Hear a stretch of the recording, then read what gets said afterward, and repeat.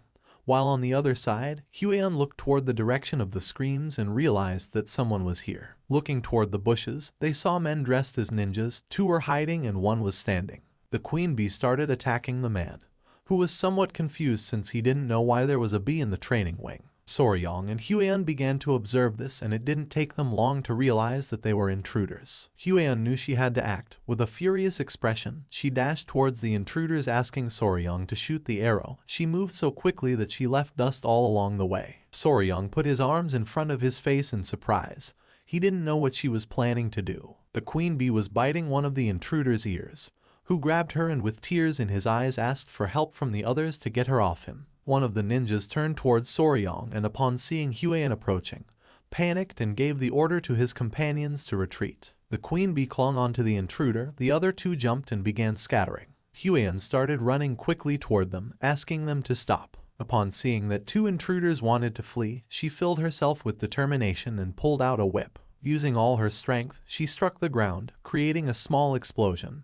But luckily, the intruders jumped and dodged the attack. Her eyes widened in surprise upon seeing that they had evaded her lash. The man who was being attacked by the queen bee drew his sword and began advancing toward her. The queen bee clung to his head. It was adorable. Soryong couldn't help but panic. He started shouting, asking Lady Huan to be careful. While the queen was sucking the man's head, he unleashed a powerful attack, but to his surprise, Huan blocked the attack without much effort using the whip. She began staring at the man with a piercing gaze. Just before the man had time to react, she counterattacked, and when the man realized it, the whip was in front of his face. The attack created a small explosion on the man's body, and the queen bee flew away. After defeating her opponent, she moved gracefully and appeared behind him. The man lost consciousness and fell to the ground. Soryong was open-mouthed and somewhat worried about her. She turned to him and with a calm expression asked him not to worry as she was fine. The man's body began to emit an evil energy, causing him terrible pain. The queen bee sat on Soryong's shoulder, his gaze fixed on the body. He panicked, not knowing who this guy was or if he was dead. Huan put the whip inside her clothes, and the strange energy emerging from the man's body caught her attention. She began to observe in silence with a curious expression.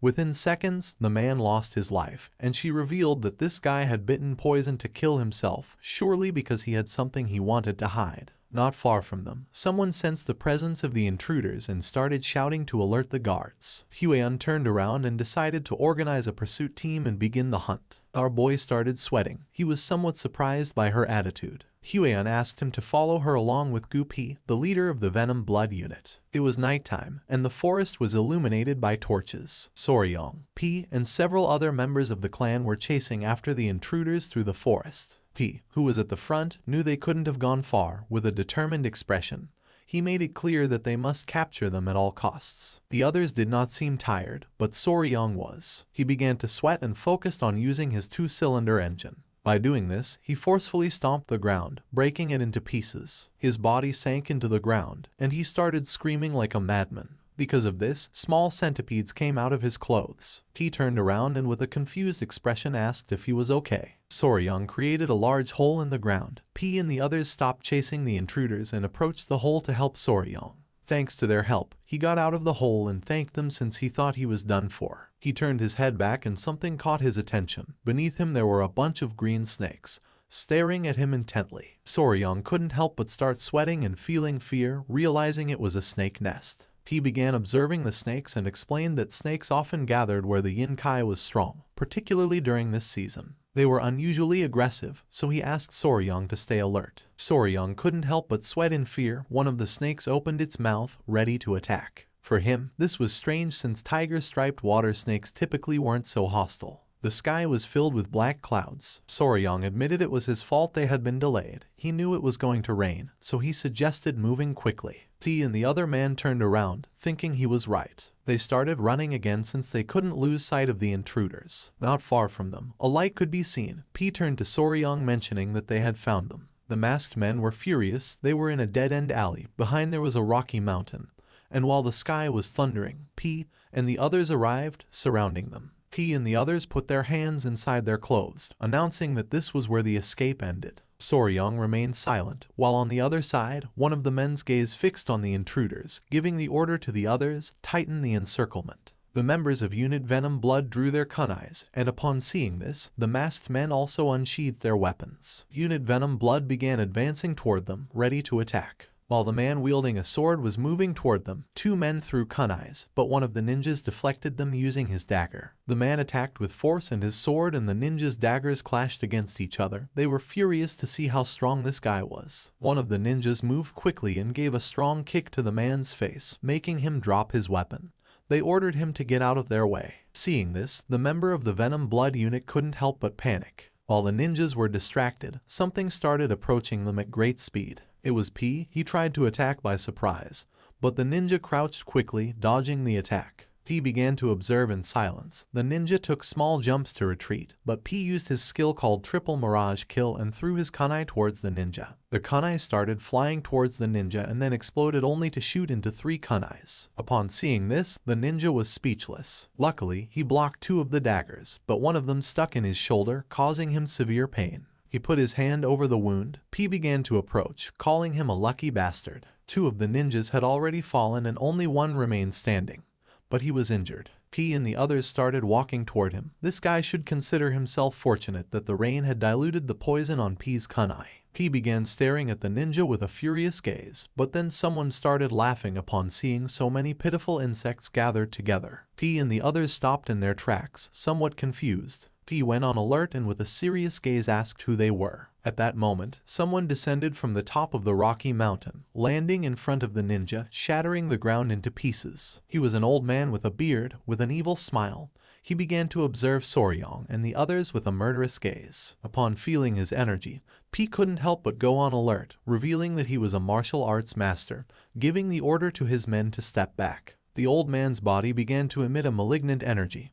He stood up and with a smile started walking towards them. He asked the ninja if they had recovered it. In response, the ninja closed his eyes and took out the book he was hiding under his clothes, explaining that it was not the original but a copy recorded by the Tang clan. This caught Soryong's attention, leaving him somewhat surprised. His eyes widened when he remembered that the great patriarch had told him that the book was something only bad people looked at. His attention fixed on the book, and it didn't take long for him to realize that this was a copy of the bad book his grandfather was reading last time. They had tied up one of the ninja's bodies. Soryong, who was sitting next to him, revealed to P that the book was a copy of Blood Hand Poison Art's secret manual, leaving him somewhat surprised. His eyes filled with rage, causing him to clench his teeth tightly. The ninja handed the book to the old man, who opened it and began reading it with a sinister smile. P clenched his fist out of anger, not knowing what kind of people would dare to covet something so sinister. He wanted the old man to reveal his identity. With a smile, the old man began flipping through page by page. It was just as he had suspected. Since it was a copy, the book contained the forms of the techniques but lacked the critical formulas. Even so, it was more than enough. After reading it, he closed the book. Although it was a bit premature, there was no better way to announce their return. He gave permission to the ninja called Bloody Glory to unleash the martial arts of cultivation, giving him the order not to leave anyone alive. Bloody Glory cracked his fingers and with a gaze full of determination, promised to fulfill the order. Next to him was the corpse of one of his companions. He extended his hand toward it and concentrated. A red energy began to emerge from his hand, and not long after, blood shot out from the corpse toward his hand. P's eyes widened in fear upon realizing what technique this guy was using. While on the other side, Soryong put his hands on his head. He couldn't believe he had just seen something so terrifying.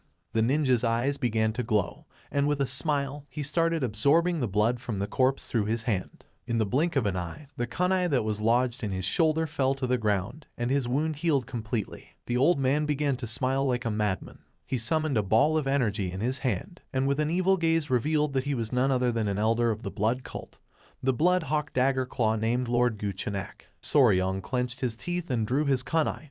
Guchenak's attention fixed on him, realizing that he was in good shape. Drool began to emerge from his mouth. He licked his lips and his eyes started to shine as it had been a while since he had tasted the pure blood of the young. It started to rain even harder. Guchenak put the book inside his clothes and with a smile gave Hyoleong the order to capture them, as there was nothing better to recover than the pure blood of a young person. The ninja nodded his head, and then the two began to rush towards Soryong and the others. He drew his kunais and couldn't help but go on alert. With an expression full of determination, he commanded his men to unleash the 5-position annihilation formation since they could not allow them to reach Soryong. Guchenak jumped, and while his body was emitting a suffocating energy, he started laughing like a madman, asking P to try to stop him. Everyone's attention focused on him, putting them on alert. Using his power, Guchenak unleashed a powerful attack, creating a great explosion in the area that shattered the ground into pieces. He knew this was bad, so he asked Soryang to be careful. The rocks were flung out, but Soryang put his arms in front of his face to avoid being hit. Just then, the ninja appeared behind Soryang and grabbed him by the neck with a piercing gaze. He began to choke Soryang using a rear naked choke, and while his eyes were glowing,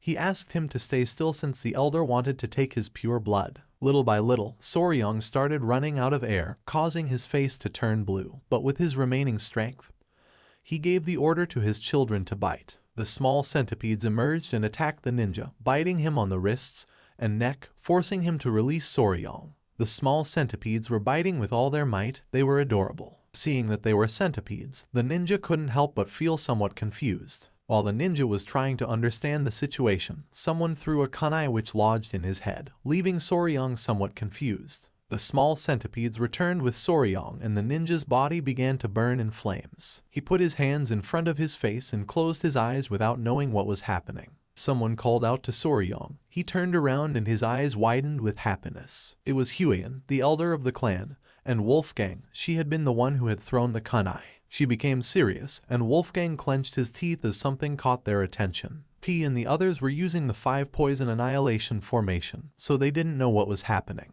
P's men began attacking Guchenak, who grabbed one of them by the neck and with a smile started releasing malignant energy. He turned toward them and with a nervous gaze revealed that they were being attacked by an elder from the blood cult. This made Huiyan's eyes widen in surprise and fear. She couldn't believe what she had just heard. She panicked, started running towards them and gave the order to everyone to assist Deputy Leader Gu P. Wolfgang began to follow her and nodded his head. With a serious gaze, he gave the order to everyone to transform the 5 poison annihilation formation into the 9 poison formation annihilation. Guchenak defeated one of the clan members and threw his body to the ground.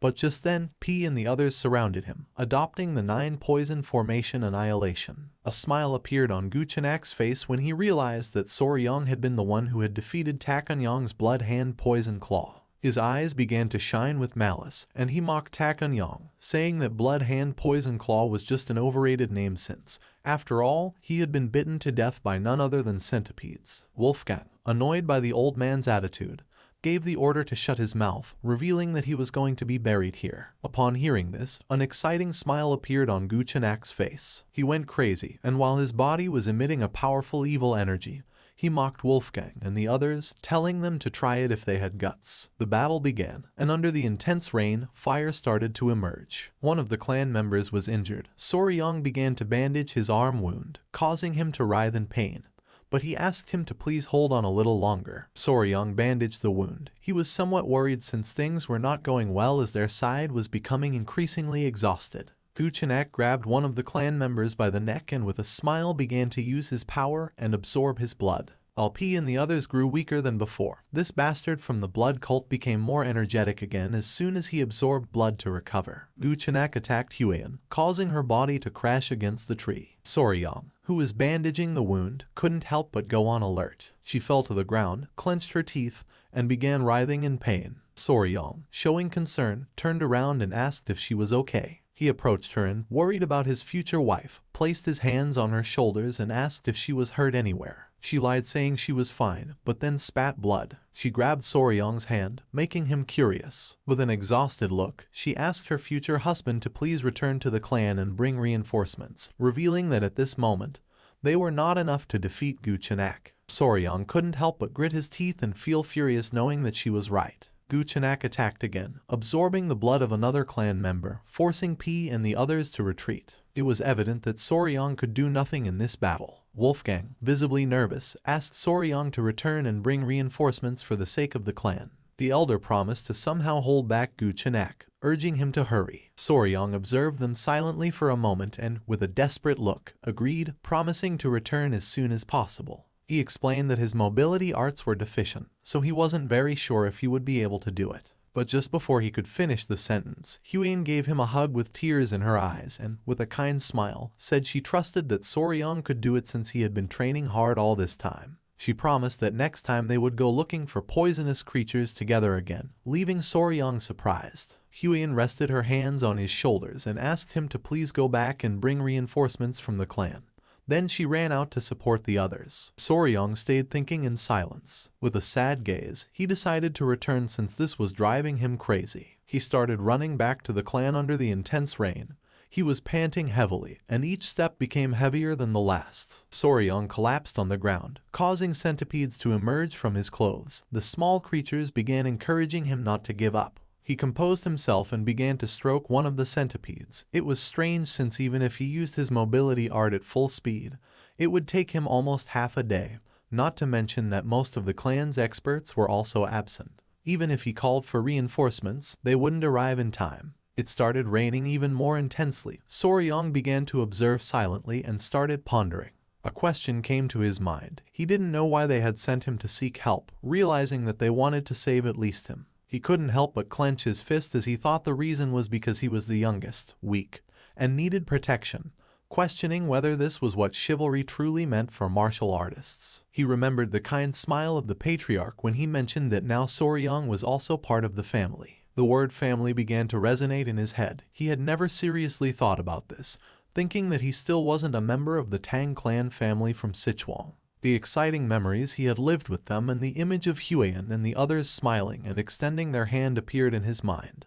Everyone thought that he was already part of the family. He couldn't help but feel somewhat embarrassed and didn't take their hand since he was the only one who thought that he wasn't part of the family yet. Soryang began to smile, and then he caressed one of his centipedes, realizing that they were too warm-hearted to be a clan of assassins. He stood up, and his eyes began to shine with determination as it was time to save Mom. The centipedes made an adorable sound, indicating that they were happy. Soryang started running. He was determined to save them. He had to think of some way. The members of the blood cult could recover energy. The forest was full of poisonous creatures like snakes and frogs and poisonous plants. Soryang continued running until he stopped. In front of him there was a nest of snakes.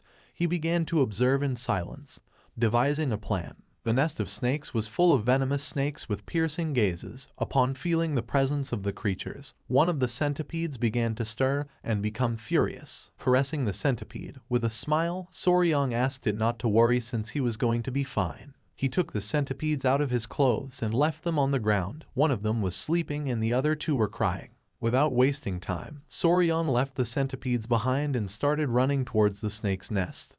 And without hesitating for a second, he jumped inside, making the snake's attention focus on him. A confident smile appeared on his face. He was spicy Fabry and had to resolve this matter in his own way. The blood-stained snakes were commonly called flower snake. They looked very cute, but they were undoubtedly venomous vipers. Soryang descended into the snake's nest, and within seconds, dozens of venomous snakes began to coil around his body, biting his hands and legs. Unlike venomous snakes that had hook-shaped fangs at the front of their mouths, these snakes had small venomous fangs in the molar area, which made injecting venom difficult. However, in terms of toxicity, they were the most poisonous terrestrial snakes in East Asia. Soryang began to sweat and with a smile asked the snakes to bite him harder. A snake bit him on the hand. His attention was fixed on it, and he clenched his teeth due to the pain. It was evident that these snakes had a stronger venom than the black mamba, but the technique for controlling internal energy of the Tang clan would help him resist the poison, so he was going to be fine for now. The little centipedes, somewhat worried about their father, peeked out and began to call for his attention. Soryang asked them not to worry and told them to stay calm since he would soon leave the snake's nest. Soryang's eyes widened in surprise as something caught his attention. His hand and arm were full of snake bites. Seeing this, he thought that this should be enough. He turned his head and with a calm expression decided to leave this place, but then he could not move, causing his eyes to widen in confusion. Once Soryang looked down, he saw that the snakes had coiled around his legs. He was in shock as he did not expect this to happen. He could not help but clench his teeth and panic since this was not part of the plan. But to his surprise, the small centipedes descended into the nest of snakes, landing on his head and shoulders, leaving him somewhat surprised. It was adorable. One of the small centipedes became enraged and began to roar. Soryang started to observe it and his eyes filled with confusion. One of the snakes began to stare at the centipede and started to hiss. This made the small centipede even angrier, who little by little began to lose patience. The small creature got down from Soryang's head, bit the snake, and with a furious gaze, slammed its body forcefully against the ground. leaving Soryang in shock. The little centipede bit another snake and started to fight. Soryang's attention was fixed on it. He was somewhat confused without knowing what was happening.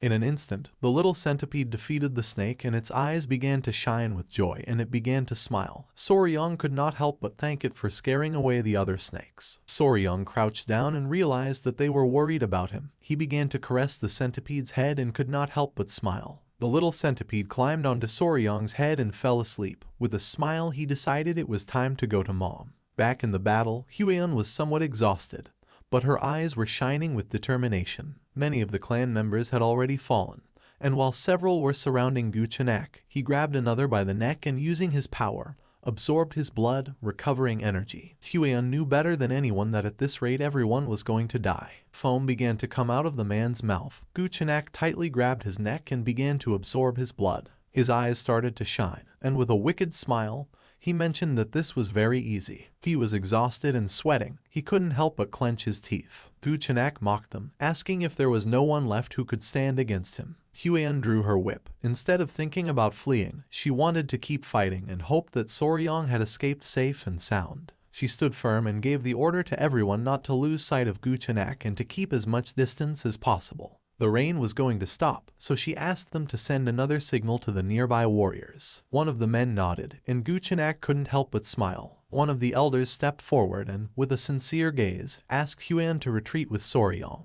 Upon hearing this, her eyes widened in surprise, and without hesitating for even a second, she refused. The men of the clan began to argue since there was no way that a direct descendant of the Tang clan could leave alone, abandoning the members of her clan while they fought. If they couldn't save her, they wouldn't be able to face the patriarch. Guchenak crossed his arms and remained silent. They asked Hueon to leave quickly, but she refused since she was not going to leave the clan behind.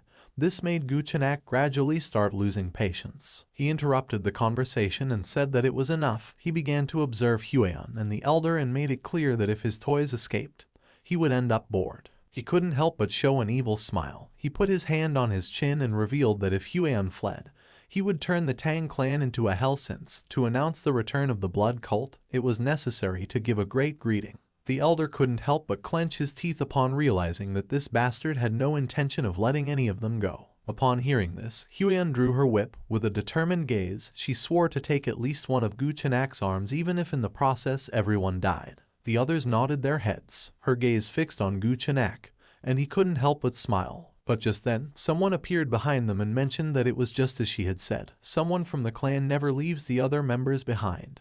This caught everyone's attention. Hueon's jaw dropped and her eyes widened in surprise. It was Soryang. With a confident smile, he began to walk towards them. The elder was speechless, and Hueon felt somewhat worried without knowing why Soryang had returned. Soryang began to remove the small centipedes from his body, closed his eyes, and asked them to wait here, then reiterated that the Tang clan never surrendered nor left its members behind. Then he took off his shirt, and his eyes began to shine with determination, making it clear that he too was a member of the Tang clan. He drew his kunais and began to charge against Guchenak. Seeing this, an excited smile appeared on his face. Hueon couldn't help but feel somewhat worried and asked Soryang not to do it. Guchenak prepared to attack. He had spared his life, and now Soryang had returned by his own means. According to him, Soryang was an idiot. Soryang lunged at him, ready to attack. Hueon was in shock as, without much effort, Guchenak grabbed Soryang by the neck. His eyes began to shine with joy.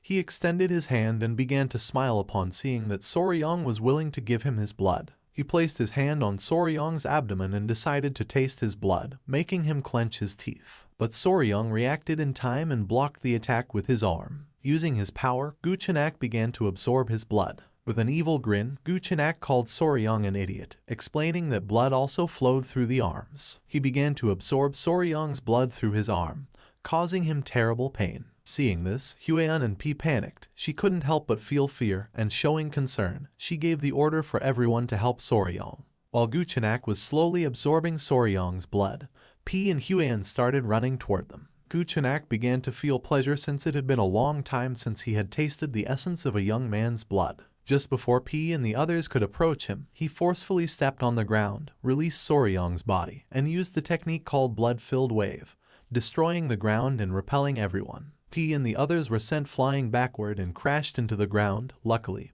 Huan reacted in time and caught Soryong. Guchenak, who had become more powerful, began to smile. They had been very annoying, throwing hidden weapons like flies, but thanks to Soryong, he was able to take care of them all at once. Soryong fainted. Huan approached and, with a desperate expression, tried to wake him up. As a form of gratitude, Guchenak decided to grant Soryong a painless death. She hugged Soryong, saying that was not going to happen. Just then, he coughed and slowly began to wake up, catching Huan's attention. Drool started coming out of Guchenak's mouth, and he demanded to know what Soryong had done. His hair began to fall like leaves, and little by little he began to grow old. With a gaze full of fear, he soon realized that this was the effect of an energy-dissipating poison. Little by little, he began to lose strength, and his body started to tremble. For him, this was impossible since the internal energy techniques of the cult should be resistant to the energy-dissipating poison. He put his hands on his face and went crazy because this made no sense. He wanted to know who the hell Soryong was. With a smile, he began to sit down and, pointing with his finger, revealed that he was his natural enemy. Huan couldn't help but feel relieved to see that Soryong was fine.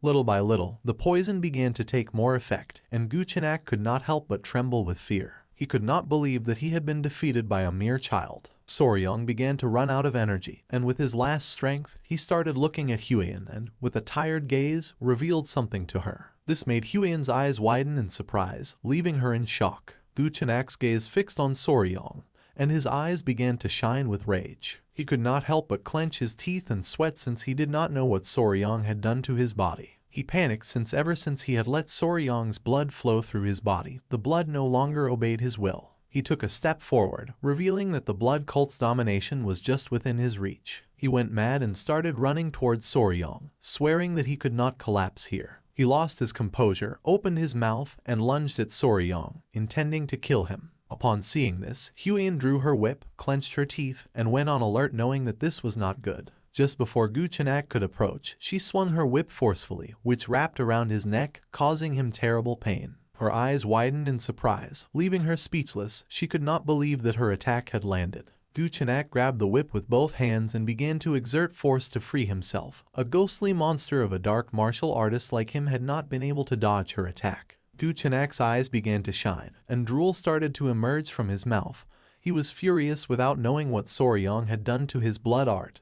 Even if he crushed his bones and drank them, it would not be enough for him to recover. He exploded with rage and started running like a madman towards Soryong, swearing to kill them all, revealing that the blood cult had returned. Huan's eyes widened with concern. She gripped the whip tightly and with a furious expression asked the old man to shut up and die. Just before Guchenak could take another step, she tore off his head using the whip. His head shot out and fell near P. His attention fixed on it, and his eyes filled with confusion, and then a joyful smile appeared on his face upon seeing that they had won. Guchenak lost his life. The elder of the clan started running towards Soryong and Huan to see if they were okay. The members of the clan began to celebrate since the lady had torn off the head of the elder of the blood cult. With a confused and surprised gaze, she asked Soryong what had happened and how he had managed to weaken Guchenak. Soryong caught her attention by calling her big sis. Upon hearing this, she couldn't help but blush and feel embarrassed. Our boy started sweating and dark circles appeared. But even so, he did not stop smiling and said he needed to be bitten by a tiger-striped water snake to treat the poison. Seeing Soryong's condition, Huan panicked and was confused since she did not know what was happening.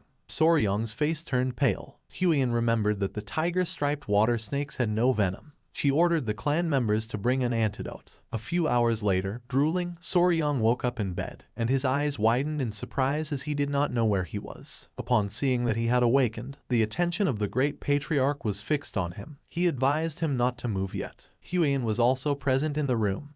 With a surprised expression, she noticed that he could not move. Soryong was face down and stiff on the bed, his eyes filled with confusion, and he asked what this situation was. The great patriarch used his power and concentrated his energy on his back. Huan could not help but feel somewhat relieved to see that he had regained consciousness. The great patriarch revealed that 10 days had already passed since Soryong had collapsed. This left our boy in shock. With a kind smile, Huan mentioned that thanks to him she had been able to cut off that bastard's head.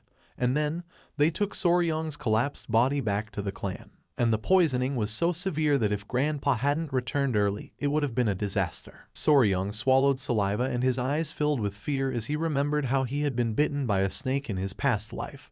He almost died twice from snake bites. A while later, the great patriarch finished the treatment, and now that Soryong had regained consciousness, he was going to be fine. He sat up with Huian's help and with a grateful gaze thanked him from the bottom of his heart. The great patriarch began to stare at Soryong and decided that it was time to talk about an important matter. He grabbed Soryong by the shoulders and with a curious gaze asked if the tiger-striped water snake really had venom and how he defeated the elder of the blood cult. Huian panicked and asked her grandfather to calm down. Little by little, our boy began to feel dizzy and decided to explain. With his hand on his head, he showed 2 fingers and with a calm gaze explained that the tiger-striped water snake was venomous and it had 2 types of venoms. One was inside of its mouth and the other came from the venom glands in the back part of its neck. Huian and the great patriarch sat next to Soryong's bed and became curious since this was something they did not know. Calmly, Soryong mentioned that it was because these snakes were shy and usually fled when they saw humans,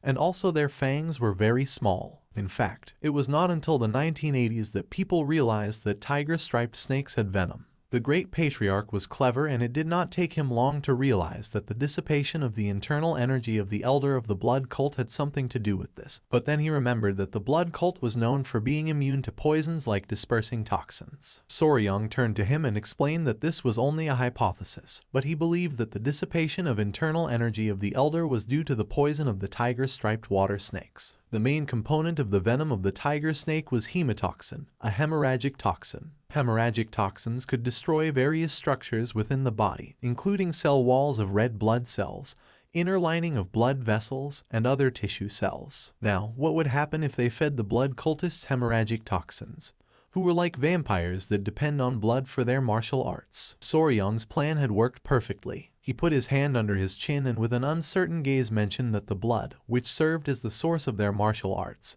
had probably been altered, leading to this result. It is not widely known that tiger-striped water snakes were venomous, but their venom was 5 times stronger than that of a viper, and if their venom was amplified with yin-kin, it became a deadly weapon. The eyes of the great patriarch widened in surprise, making him sweat. He was in shock to see that such a powerful venomous creature existed near Sichuan. Huian began to look at our boy with admiration and, with a smile, praised him for having achieved such a feat. The grandfather closed his eyes and coughed, catching the couple's attention. He crossed his arms and, with a smile, mentioned that Huian had told him that the elder of the blood cult called Soryong Nemesis of Heaven, his natural enemy. Our boy felt embarrassed because said that it sounded exaggerated, like a high school delusion. He covered his mouth with the blanket, looked away, and couldn't help but blush. Seeing this, Huian and her grandfather placed their hands on his shoulders, since he had been able to perfectly seal the elder's martial arts, then being called natural enemy fit. The great patriarch began to smile and thanked him for having protected his family. He clenched his fist and could not help but get angry without knowing how they had dared to attack his family while he was absent. He clenched his teeth and swore to uproot them once and for all. Soryong and Huian remained silent. With a serious gaze, he said that he agreed with the grandfather since they should completely crush the blood cult. Now that they knew their weakness, all that remained was to collect a large amount of venom from the tiger-striped water snakes. Soryong's eyes filled with rage at the thought of Guchenak and his subordinates. To him, they were nothing more than mosquitoes, and it was natural to strip them down to their souls. Since that day, and with the appearance of the blood cult, the Tang clan had been in a state of emergency. Many of the clan's warriors had been injured, and some had even died. Someone placed a message on the leg of a messenger pigeon. Miram's allied Orthodox factions were gathering at the Tang clan to provide their assistance. It was the great patriarch. He released the messenger pigeon and mentioned that considering they had faced someone at the pinnacle of martial arts, casualties had been minimal. But thinking about the blood that was going to flow again in Miram entirely because of the blood cult filled him with deep concern. They were not only content with kidnapping people at random to drain their blood, but 30 years ago they also committed a massacre, thus becoming the sworn enemy of the Miram as a sect. This was a very serious matter. While Soryong was distracted, the great patriarch placed his hand on his shoulder and said that this time things were going to be a little different. Soryong snapped out of his trance and became curious. With a confident look, the great patriarch revealed that the reason was that this time the Sichuan Tang clan was the natural enemy of the blood cult. Soryong couldn't help but get angry and sweat, not knowing if his grandfather was saying this on purpose. The grandfather turned towards him and showed a smile, confirming his suspicions. He put his arms behind his back and explained that he had a request, asking if he was going to be able to do it. He became curious and replied yes, and if it was something related to the clan, then he was going to give his best. The great patriarch's eyes filled with seriousness when he revealed that soon people from the Muram Alliance were going to arrive, and the military forces of the Alliance would be among those who arrived. He had planned to show them the poison that Soryong had discovered since they had finally uncovered the weakness of the blood cult. Soryong's eyes widened in surprise. He clasped his hands as a form of respect and with a smile said that if it was for the greater good, then they should do it. Upon hearing this, the great patriarch couldn't help but smile, knowing that Soryong would say that. Just before Soryong could leave, he mentioned that he had some news that was going to make him very happy. Upon hearing this, our boy's eyes filled with curiosity, and he turned around wanting to know what it was. With a kind smile, the great patriarch explained that the modifications to the Hall of 10,000 Poisons were complete and that from now on, Soryong was officially going to be in charge of managing the hall. Upon hearing this, he couldn't help but clench his fists and feel joyful. He began to imagine himself lying down and surrounded by poisonous creatures. This made his eyes widen with excitement. The great patriarch also mentioned that as he had suggested, they had also prepared a sunlit pavilion, since after all, to properly raise tiger-striped water snakes, a solid foundation was first needed. Soryong interlaced his hands and could not help but get even more excited. He had to think of it as if it were for the good of Muram and do his best effort. The messenger pigeon flew away. A few hours later, he arrived at the Hall of 10,000 Poisons, and his jaw dropped. It was beautiful, and there were 2 guards at the entrance. Soryong and Huian began walking toward the door. There was also a room called Toxic Creature Garden. Huian's attention was fixed on it. She put her hand on her chest and entered into confusion. Soryong crossed his arms and with a smile explained that it meant a backyard where all the poisonous creatures of the Central Plains gather. She became nervous and asked if he intended to gather all the poisonous creatures. With a confident look, he replied that yes, since as he had promised her someday he was going to gather the 10 great venomous creatures of the Central Plains. This made Huian blush like a tomato. She put her hand over her mouth and looked away. Without wasting time, she ran off with the excuse that she wanted to see why people were gathered. Soryong couldn't help but feel somewhat confused. Just then, a member of the clan was pleased to see that they had arrived. It was Gupi. He put his hands on his waist, and with a smile revealed that he was now commander of the Poison Division. Soryong's eyes filled with confusion, while on the other side, Huian remained still. With a kind smile, Gupi explained that it was a newly established unit under the Patriarch's orders. Behind him were several clan members. Gupi turned to them and revealed that from now on, these people were going to serve Soryong as his hands and feet. Whether it was to find poisonous creatures or raise them, he could count on them. Upon seeing this, drool began to fall from Soryong's mouth, while on the other side, Huian could not help but feel envy. The eyes of our boy began to shine with joy upon thinking that this was like having staff from a pet store, realizing that they were truly giving him all their support. This was a moment in which Soryong's dream took one more step toward reality. The messenger pigeon reached its destination. A woman with black hair received the message, and after reading it carefully, she noticed that the blood cult had returned. She began to gaze at the sky, knowing that in the once peaceful Central Plains, a bloody storm was about to break out once again. The next day, early in the morning, Jiuju and his men set off towards the Tang clan. One of the elders turned around and with a smile mentioned that they would soon arrive and assumed that they would finally have to stay at the Tang clan mansion that night. A smile spread across Jiuju's face. He couldn't help but feel happy as it was a relief to escape sleeping outdoors. He began to imagine the leader of the Muram Alliance, the Emperor of the Fist, Juyonghak, with his fist clenched and his eyes shining with rage. With a nervous expression, Jiuju realized that he had to bring at least one good piece of news.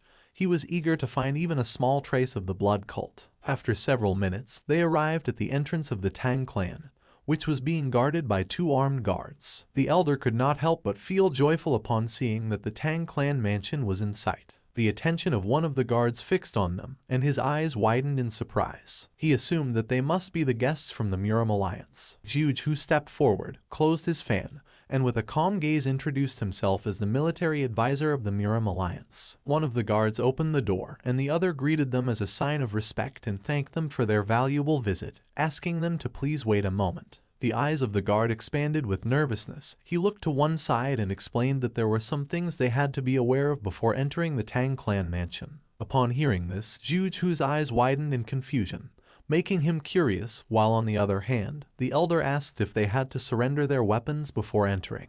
The guard began to touch his chin with his finger and with an embarrassed expression mentioned that this might sound embarrassing, but explained that no matter how small or insignificant a creature might seem, they should never take a life within the Tang clan. Jiuju began to imagine a golden statue of a Buddha and with a surprised expression wondered if the entire Tang clan had converted to Buddhism. The guard became nervous and explained that they would find out when they entered the Tang clan, but he asked them to keep this in mind. Upon hearing this, Jiuju and the leader became serious. Just then someone appeared and felt happy to see that the military advisor had arrived. Seeing this, Jiuju's eyes widened in surprise, making a smile appear on his face. They were Huiyan and Soryong. Both bowed their heads before him and greeted him as a form of respect. Jiuju also bowed his head to them and greeted them back, mentioning that it had been some time since he had seen Huiyan.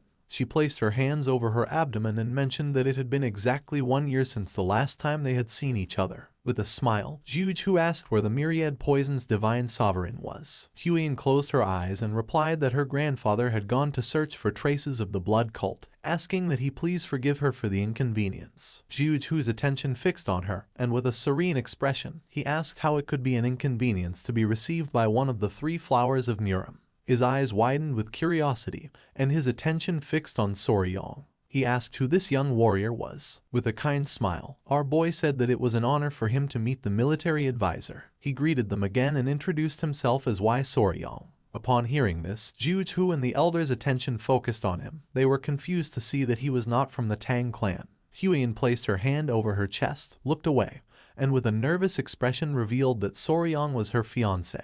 This revelation left Jiuju and the elder in shock. The men who had come with them started losing their minds and feeling jealous upon seeing that one of Murim's 3 flowers had a lover. They clenched their fists, and their eyes filled with tears. For them, this world was unfair, and they did not know where Soryong had come from. Envy also became evident in Jiuju's eyes. He opened the fan, and while gazing at the ground, he asked if they could guide them inside. He knew that at this rate, it was possible that the whole group would request a sparring match with Soryong. Just then, a strange sound spread through the air. The eyes of Jianghu and the elder filled with confusion and curiosity since they did not know where that strange sound was coming from. The men's jaws dropped. They began to look at the sky, and with a surprised expression, they caught everyone's attention, revealing that there was something in the sky. The sound came from the golden-haired king bees, which were flying around the area. Everyone's attention was fixed on them. They were in shock upon seeing that there were such poisonous creatures as these bees in the Tang clan. The men stood in front of Huiyan and the others, drew their swords, and asked everyone else to be careful. They were ready to protect Huiyan. Seeing this, Soryong couldn't help but panic and, with a serious gaze, asked them to put away their weapons. His eyes widened in fear. He placed his hand on the man's shoulder and decided to explain the new regulations of the Tang clan.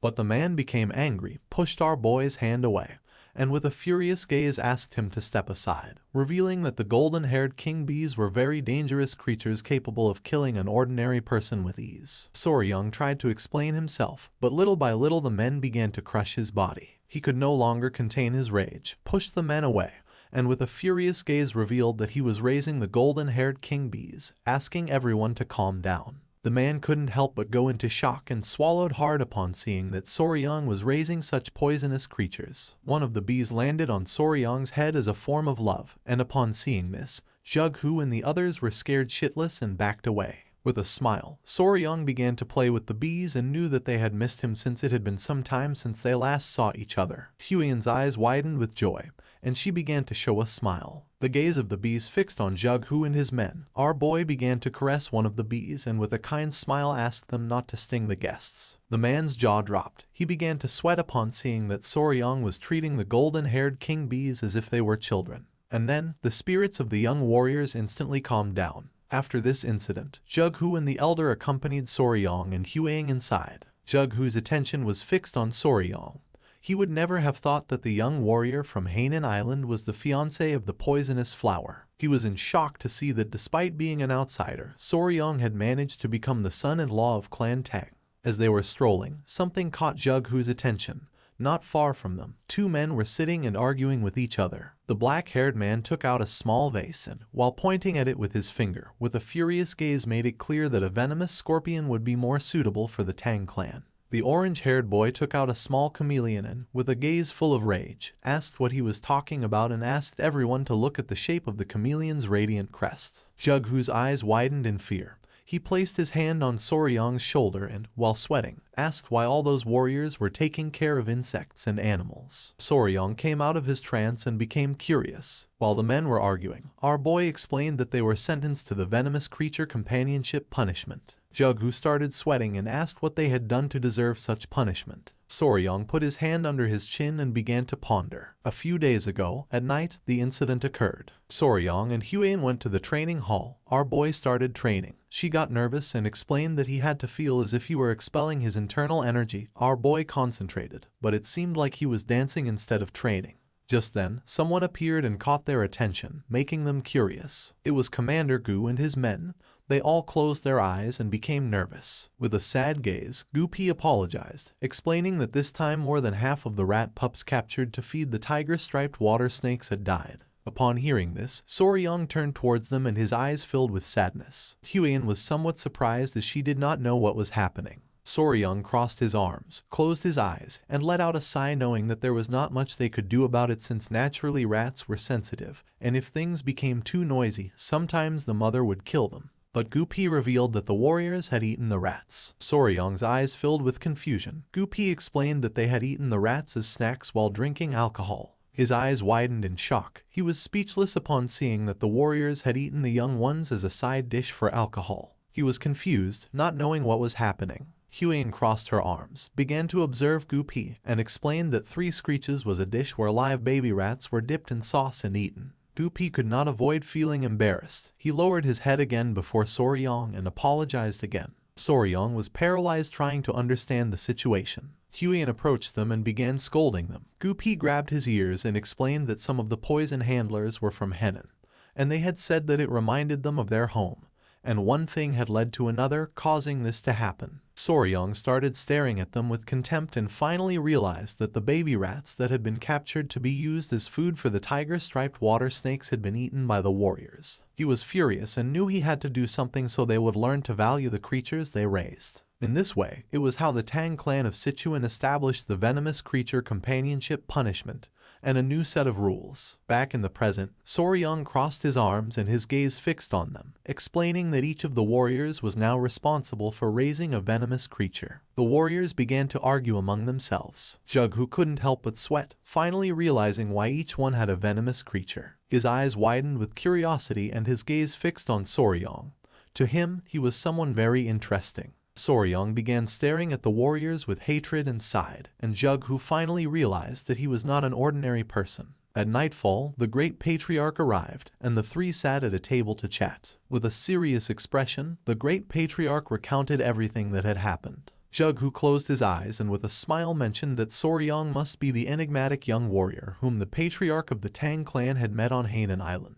The great patriarch began to observe him and with a smile asked what he thought about the treasure of the Tang clan. Jughu praised our boy, saying that calling him enigmatic did not do him justice, admitting that the golden-haired king bees were astonishing. Soryang could not help but feel nervous upon seeing that he was being praised. Jughu's eyes began to shine with seriousness. For him, it was worrisome not to have found a single clue about the blood cult. With a smile, the great patriarch turned to Soryang and made it clear that they could not sit idly by and allow the influence of the blood cult to continue growing. Soryang's eyes widened with curiosity, and he turned toward him. The great patriarch asked our boy to bring that. This made Jughu's eyes widen in confusion and curiosity. The great patriarch began to show a finger and, using his power, created a barrier around them. Then, he closed his eyes and with a smile explained that they could not risk any sound leaking out, so for this reason, he had invoked a Kai barrier. Our boy put his hand inside his clothes, and Jughu began to observe the barrier, and his jaw dropped. With a confident smile, Soryang took out a small jar and placed it on the table. Jughu grabbed the jar, began to observe it, and his mind filled with questions. He asked what kind of object required even a Kai barrier to maintain secrecy. With a confident gaze, the great patriarch replied that it was a poison that dissipated internal energy. Jughu argued that the internal energy dissipating poison was quite common and hardly seemed like something that required a Kai barrier. Soryang and the great patriarch looked at each other and nodded with a smile. He revealed that this particular poison, which could dissipate internal energy, only affected members of the blood cult. Jughu's attention fixed on the poison,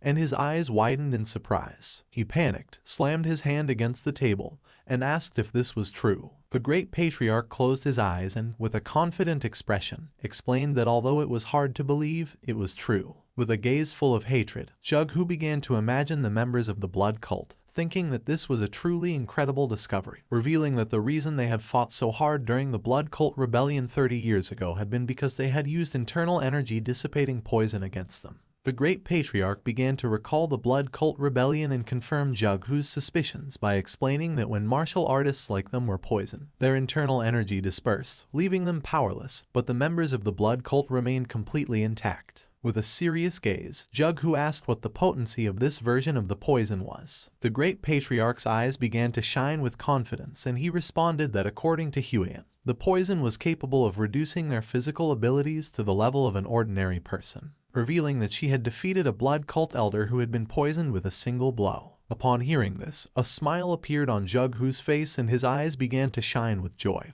realizing that this had the same effect as the internal energy dissipating poison from the past. He greeted the great patriarch as a form of respect and thanked him, since with a gift like this, even the leader of the alliance could breathe more easily. He turned to Soryong and mentioned that if Jughu wished to express gratitude, he should direct it to Soryong since he was the one who had made this discovery. He explained that Soryong had poisoned himself with the poison to lure the elder of the blood cult into absorbing his blood, and because of this, he had been on the brink of life and death for about 10 days. Jughu's eyes widened with admiration, thinking that he had great wisdom and bravery, sacrificing his own body. Our boy began to touch his neck and couldn't help but turn red. Jughu placed his hand on Soryong's shoulder, causing a confused smile to appear on his face. With a grateful gaze, Jughu said that if Soryong had any wish, he could ask him for it. Whatever it was, he would personally tell the leader of the alliance. Jughu started to smile, waiting for an answer. Our boy lowered his head and began to ponder. He started to touch his chin and with a nervous gaze, asked if it would be possible to obtain information about toxic creatures. Jughu was confused to see that Soryong was interested in information about toxic creatures and not in martial manuals, elixirs, treasures of gold and silver. His eyes filled with confusion, and he couldn't help but sweat. Seeing this, the great patriarch began to laugh. Jughu closed his eyes and realized that Soryong was unique since, even in Muram's long history, this was the first time he had seen such an eccentric person. He opened his eyes and, with a smile, explained that it might not be exactly the toxic creature he was looking for. He asked if our boy was interested in a mystical stone lizard. It was daytime, and somewhere on the island, there was a beautiful waterfall. Several men arrived at the area. The long-haired man turned around and told his uncle that they had arrived at the place. His uncle was none other than Jughu. They were on Mount Ganga in Sichuan. With a smile, the nephew mentioned that it was just as their ancestors had described. The waterfall, the turtle-shaped rock, and further in the distance, one could even see the summit of Mount Ganga. Jughu approached the water and touched it gently with his finger. He began to observe the water and, with a sincere expression, admitted that since this water came from the melting of perennial snow, it was freezing cold. He stood up and with a cheerful expression asked his men to stay here and his nephew Chen to stay close and follow him carefully. The men nodded their heads, and Chen's eyes widened with joy, making an excited smile appear on his face. Jughu gained momentum and jumped. Taking small jumps over the water, he began to move towards the waterfall. Chen did not fall behind, and imitating his movements,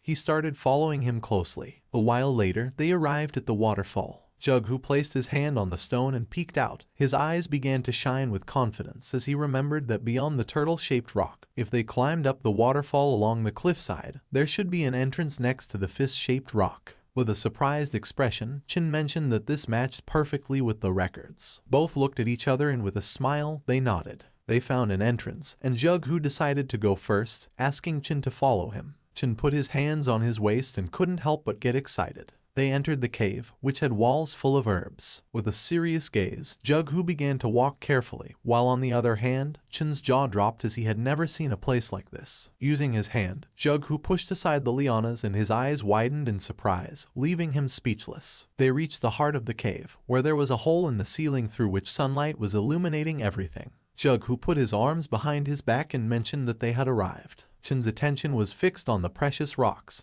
He would never have thought to see such an impressive view inside this cave. For him, This was mystical. This place was filled with herbs. Jughu's attention focused on them, realizing that this was the perfect environment for spiritual herbs to thrive. Chen was amazed to see how precious this cave was. Jughu's eyes widened in surprise, and his attention fixed on a flower-shaped herb. It was the century-old snow ginseng, a spiritual herb that had absorbed extreme yin energy. Chen approached the herb and mentioned that they needed to exchange this snow ginseng for the dark wolf flower from the Namgung clan. Jughu began to observe the precious herb and nodded, explaining that with this, the severe meridians of the Namgung clan's daughter should also improve, and in turn, they would obtain the 200-year-old dark wolf flower. Jughu approached the herb, closed his eyes, and decided that it was time to collect it. He began to extend his hand toward the herb, which was emitting a powerful aura. Just then, a whistle was heard, and this immediately made Jughu's expression change and his eyes widened in alert. Something that was hidden behind the rocks began to move quickly toward Jughu. He could not help but clench his teeth tightly, knowing that this was not good.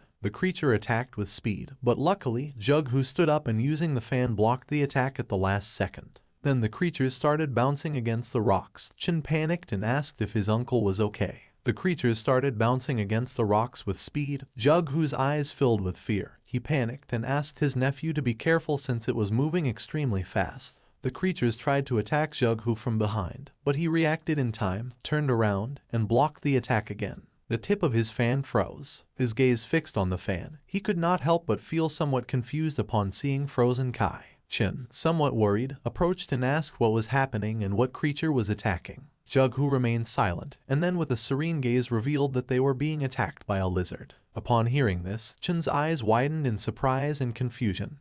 He could not believe that this was true. The blue-colored lizard emerged, ready to attack again. Jughu told this adventure to Soryong. Our boy's jaw dropped and his eyes widened in surprise, as it was extremely rare to find a blue lizard. The great patriarch could not help but smile, thinking that Soryong was a lover of poisonous creatures. With a serious expression, he mentioned that the lizards were not poisonous, and asked if he was sure that if it was safe. The mouth of our boy watered and his eyes began to shine with joy. With a smile he said that it was fine, revealing that the lizards had poisonous Kai in their eyes. The great patriarch was surprised, and despite having no idea what our boy was talking about, he praised him anyway. Jughu began to show a forced smile, realizing that Soryong was certainly an eccentric. It was night and the sky was beautiful. Jughu explained that if he received any new information about other toxic creatures, he would let Soryong know immediately. Soryong's eyes began to shine with joy, and he couldn't help but thank him from the bottom of his heart. The next day, the patriarch returned. He was very worried, and the first thing he did was enter the mansion to check if Soryong was okay. Soryong, Huang, Jughu, and the great patriarch were sitting and having a cup of tea. Seeing that the patriarch had arrived, everyone's attention turned to him, and our boy asked if there was any problem. Chiolson grabbed Soryong by the mouth and head and with a worried expression began to turn his head to see if he had any injuries and asked if he was okay. Huan stood up, and upon seeing this, she couldn't help but feel somewhat confused. Soryong was just as confused as she was and explained to the patriarch that he was fine. With a smile, he began to show all the snake bites he had on his arms and explained that although he had woken up after 10 days with scars on his arms, at least he was alive. The patriarch's eyes began to shine with rage, and smoke started to emerge from his nose. He was furious to see that the bastards of the blood cult had dared to harm Soryong. Just then, something caught his attention and his eyes filled with surprise. He turned to Huan and with a furious and worried expression asked if she was okay. Seeing this, Huan panicked and asked her father to calm down. With a confident smile, she admitted that she was fine, revealing that Soryong and the family members had saved her. The great patriarch coughed and with a smile caught everyone's attention, revealing that Soryong had done something incredible. He revealed that after knocking out the elder, Soryong said that he was his natural enemy. Our boy looked away and couldn't help but feel embarrassed, while on the other hand, a proud smile spread across the patriarch's face. Soryong joined his fingers and, while blushing, with a nervous expression explained that everything had gone well since his plan had worked. The great patriarch joined the conversation, revealing that thanks to that, they had discovered the weakness of the blood cult. Jughu, who was sitting at the table, raised his hand and with a kind smile caught the patriarch's attention by asking how he had been. Seeing that Jughu was also present, the patriarch shook his hand. Since Jughu had risen to a high position, They had not been communicating much, and now they had only met under these circumstances. With a smile, Jughu apologized, explaining that he had been very busy. Soryong and Huiyan's attention was fixed on them, making a smile appear on their faces. She adjusted the strand of hair and mentioned that they were childhood friends. Our boy couldn't help but feel stressed, as this was very chaotic. Jughu asked the patriarch to take a seat since they had much to discuss, starting with the blood cult. The patriarch did not refuse but asked Soryong and Huiyan to sit as well since they needed to discuss this in more detail. Soryong became nervous but nodded his head, while on the other hand, Huiyan began to smile. Everyone sat at the table, and the patriarch asked how the progress of the search for the secret agent was going. Soryong's eyes filled with curiosity. He interrupted the conversation and asked which secret agent they were talking about. He didn't know if by secret agent they were referring to a spy or something similar. The patriarch rested his head on his fist, and his eyes expanded with joy. Then he closed his eyes and, in a serious tone, asked if Soryong hadn't mentioned that the bastards from the blood cult had interrupted to steal the secret manual of Blood Hand Poison Claw. With a surprised and sincere gaze, our boy explained that for them it was extremely valuable. The patriarch opened his eyes and asked how our boy believed they had discovered that the Blood Hand Poison Claw manual was with the Tang clan of Sichuan. Soryong's eyes widened in fear. He couldn't help but clench his teeth and start sweating. Placing his hands on the table, he stood up and with a furious expression made it clear that this was a big problem since there could be someone inside the clan leaking information to the blood cult. Huiyan and the patriarch's attention focused on our boy, leaving them somewhat surprised. The eyes of the patriarch and Jughu filled with confusion. He placed his hand on the patriarch's shoulder and with a smile asked him to educate his son-in-law a little, since as a newcomer to the family, he was unaware of certain things. But even so, he was hearing some rather amusing stories. The patriarch began to stroke his mustache and could not help but feel somewhat disappointed. Soryong could not help but sweat upon realizing that he was the odd one out. With a kind smile, Huiyan explained to her future fiancé that secret agents could never exist in the Tang clan. Soryong turned somewhat surprised and asked if this was true. With a calm gaze, the patriarch explained that even when selecting a simple servant, they conducted exhaustive background checks on all their direct relatives and even distant relatives. Then, if they considered them acceptable, they incorporated all their direct relatives into the clan. With a confident smile, he made it clear that all their children were raised within the Tang clan, so under such circumstances, no one would dare to betray them. Our boy couldn't help but go into shock upon seeing that they took such extreme measures. He began to sweat, and his eyes widened with curiosity, and then he asked who the secret agent was. Somewhere else, someone broke a teacup. A muscular man grabbed a woman tightly by the neck, making her clench her teeth. She tried to break free, but it was in vain. The man was Ju Yoonghak, and his eyes were full of rage. He began to strangle the woman, making her face turn pale. She was a servant of the Murim Alliance. Jughu showed a finger and, with a confident smile, made it clear that within the alliance, only 3 people had knowledge of this matter, and he was confident that by now, the leader of the alliance should have already captured her. It was daytime, and the sun was high in the sky. While the situation in the clan was stabilizing, an unexpected guest arrived at the gates of Tang Clan Manor. Upon seeing the guest, the guard couldn't help but tremble with fear. The guest mentioned that he had finally arrived, explaining that running all the way from Hebei to Chengdu without using mobility arts had been quite fun. He struck his fist against his chest and, with an excited smile, asked the guard to inform his patriarch that Peng Muwen, head of Clan Peng, had arrived. Someone shot an arrow into the air, and upon seeing it, Soryong and Huiyan started running towards the entrance of the clan. Everyone's attention was fixed on them. They were all somewhat surprised without knowing what was happening. With a curious expression, Soryong asked Huiyan if it would be okay for them to go out to welcome them. Huiyan turned around and, with a kind smile, explained that her father and the others were discussing something important. Her eyes began to shine with confidence, and with a nervous smile, she mentioned that as the son-in-law of the Tang clan, Soryong should have a little more confidence. Our boy couldn't help but get nervous. Soryong arrived at the doors of the manor and with a smile began to open the door, thinking that they must be guests from another clan. So there was no need to be scared, while on the other side, the guard was scared shitless. Upon opening the door, Soryong saw Peng Muwen and his men staring at him intently with a serious expression. This made our boy frightened. Peng Muwen's eyes widened in surprise and confusion. He placed his hands on his waist and couldn't help but smile upon seeing Huiyan. She joined her fist with her palm and greeted the head of the Peng clan with respect. With a smile, Peng Muon said that some time had passed. He had seen her when she was little and now she had grown so much that he could hardly recognize her. Huyen closed her eyes and with a forced smile mentioned that had been 5 years ago, realizing that indeed a lot of time had passed. Peng Muon's eyes filled with seriousness and his attention focused on Soryong. He wanted to know who he was. Upon feeling the gaze of the head of the Peng clan, Soryong began to sweat like crazy. Huyen started observing him and couldn't help but feel somewhat confused. With his face sweating, our boy greeted Peng Muon, introducing himself as the son-in-law of the Tang clan. Why Soryong? Peng Muon began to stare at our boy and while touching his chin, he began to ponder. He grabbed Soryong by the cheek and with a curious gaze asked if he was Huyen's fiancé. Soryong panicked, not knowing what to do. Huyen placed her hand near her mouth and nodded with a smile. This made Peng Muon's eyes fill with seriousness. Soryong began to sweat and, with a nervous expression, looked away. Peng Muon's attention was fixed on our boy.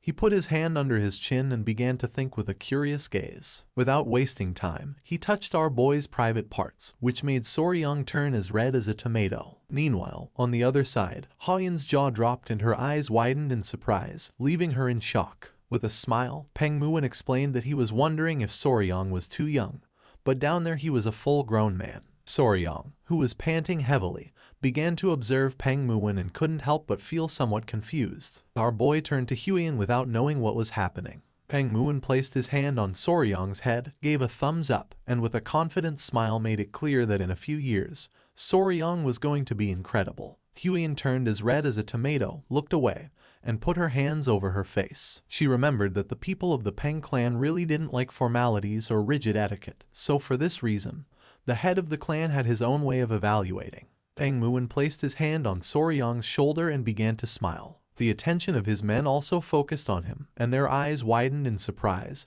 thinking that he was incredible. One of the men even put his hand on his chin, bent down, and began to curiously observe the intimate parts of our boy. Soryong's eyes filled with confusion. He looked away and felt somewhat depressed. But then he thought that this was their style. For him, it was expected to see one man recognizing another man. He greeted Peng Muon, and while his eyes were shining with joy, he smiled and thanked the head of the Peng family for the compliments. Peng Muon started laughing, thinking that Soryong was different from the useless brats of other noble clans. He hit our boy on the back and introduced himself as Peng Muon, head of the Peng family. The slap was so strong that it hurt our boy a little. He welcomed everyone to the Tang clan, and while they were conversing, Huyen began to observe them and couldn't help but start sweating. Huyen caught Peng Muon's attention by saying she had a doubt. He became curious, turned to her, and asked what doubt she had. Her eyes widened with curiosity. She thought they had come from distant Hebi just to help her family, asking how they had arrived so quickly. Peng Muon's eyes widened with seriousness. In reality, they had not come to help, so he asked if the Tang clan had problems. With a surprised expression, he began to inspect Soryong's hair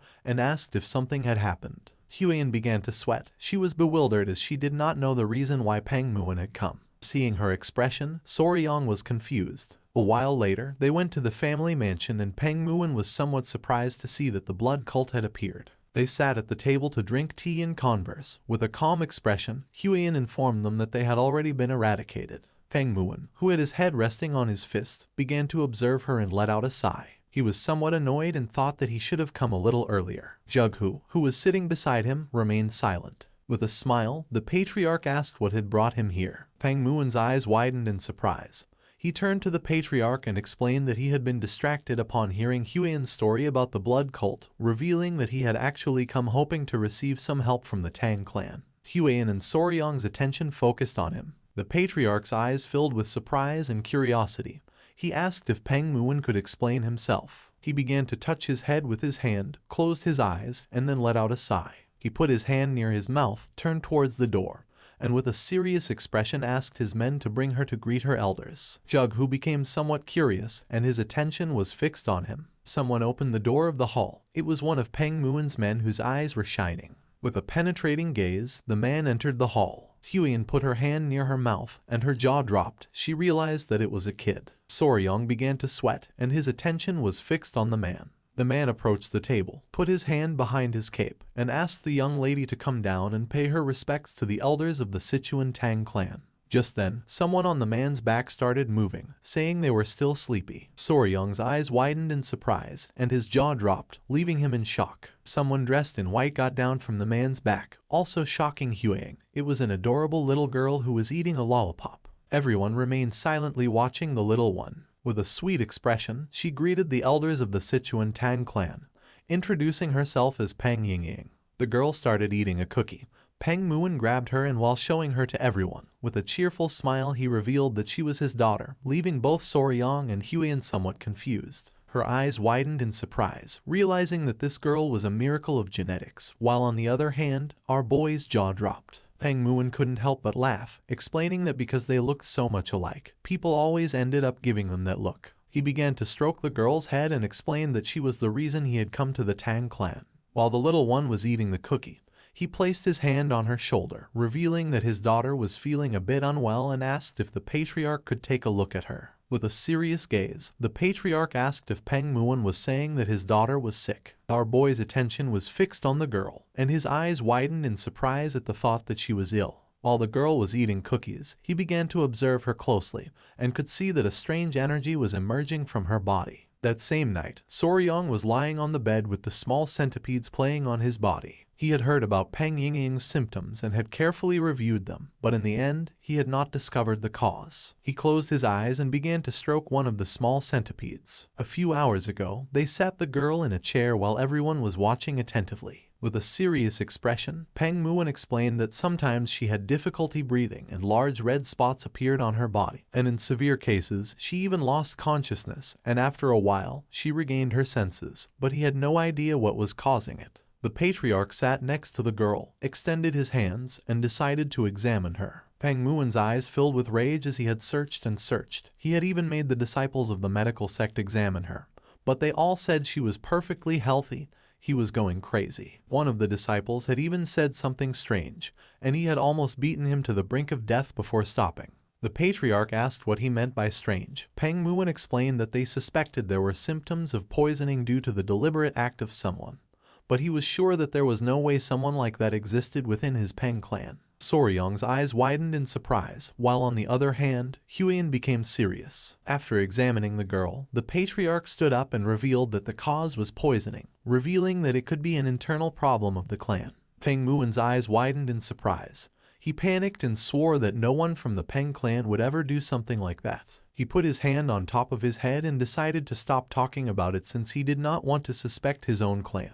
Jughu nodded and mentioned that it was still uncertain, so it was not good to jump to conclusions hastily, revealing that poisoning did not always necessarily occur because someone deliberately administered poison. The patriarch's gaze fixed on the girl who was absorbed in eating the cookie. He decided to provide them with an empty courtyard in the guest residence, asking them to stay there for now since he wanted to observe the girl's condition to determine whether it was poisoning or some strange illness. With a grateful expression, Peng Muin thanked the patriarch of the Tang clan, deciding to let his daughter be under his care for a while. Back in the present, Soryong began to imagine the girl eating sweets, no matter how he looked at it. That was childhood diabetes, realizing that sugar was literally multiplying inside her body. He sat on the bed and began to think, not knowing if diabetes caused red spots, and if there had been obvious symptoms, it should have been easier to recognize. Just then, someone knocked on his door. Our boy's eyes widened in surprise, and someone revealed that there was a big problem. Soryong became curious, opened the door to his room, and asked what the problem was. The maid who had knocked on his door became nervous, revealing that little Peng Yingying had collapsed. Upon hearing this, our boy went into shock. It was nighttime, and the moon was high in the sky. He put on his clothes and ran to the place where Peng Muin's daughter was. Upon arriving, he saw Huiyan and Muin's men with a worried expression.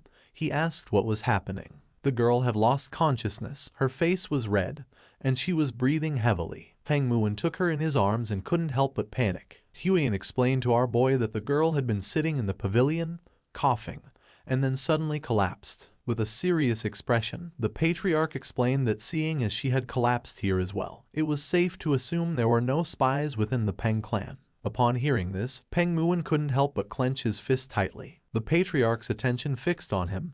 He became confused, not knowing what was happening. Without hesitating for a second, Peng Muin punched himself in the jaw with a powerful blow, leaving the man behind him in shock. The punch was so strong that a tooth flew out of his mouth. With his nose bleeding, Peng Muin closed his eyes and, with a smile, apologized since, even though he had said those words, he could not forgive himself for having suspected even momentarily of his own people. Now he knew that if Ying collapsed again, it had to be for another reason. One of his men put his arm over his face and couldn't help but cry. Meanwhile, on the other side, Soryang's jaw dropped upon seeing that Peng Muin had lost a tooth. Peng Muin's men began to hit themselves in the face because despite being there, they had failed to prevent the young woman from collapsing, admitting that their sin was also great. The patriarch's eyes widened in surprise, and his jaw dropped. He reached out to them and asked them to calm down.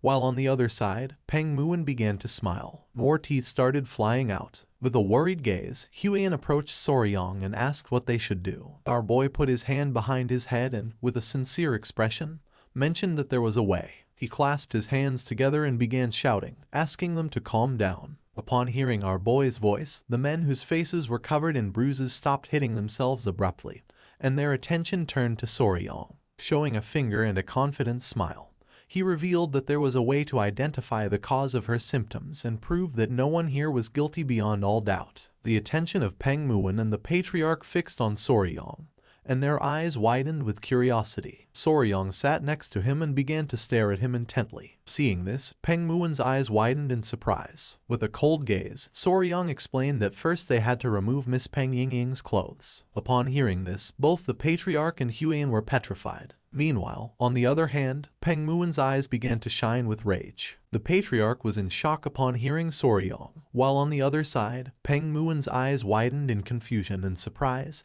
He asked what Soryang had just said. Our boy's eyes widened in surprise and curiosity upon seeing their expression.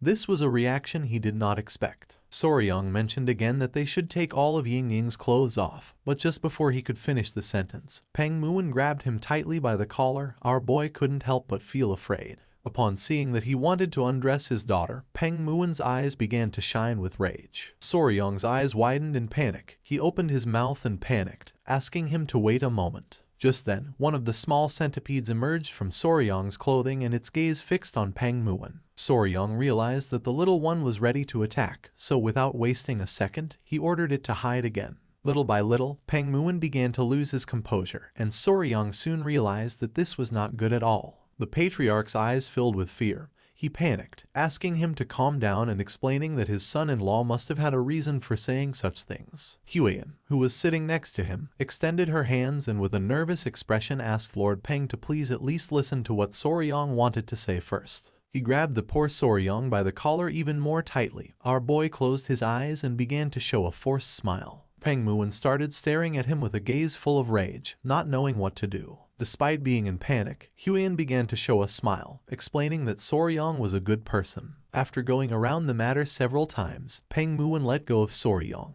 Our boy had dared to suggest stripping his daughter, who had not yet reached her prime, so he decided to listen to any justification that Soryang could offer. Our boy opened his mouth and began gasping heavily, feeling somewhat relieved. He sat on the floor in front of Peng Muin and with a serious tone asked him to please calm down and listen until the end. Peng Muin crossed his arms and closed his eyes, deciding to trust him. Showing a finger and a sincere expression, Soryang explained that what he meant was to take off all of Lady Peng's clothes and change her into something else, as it was possible that something in her clothing or personal belongings was the cause of her collapse. Upon hearing this, Peng Muin's eyes widened in surprise and his jaw dropped. He was in shock, realizing that he had misunderstood Soryang. He lowered his gaze, clenched his fist tightly, and prepared to hit himself again for having doubted the words of our boy. Soryang's eyes widened in fear, making him panic. He began to shake his hand, asking him to calm down. He was sure that his daughter's sudden collapse must have left him shocked.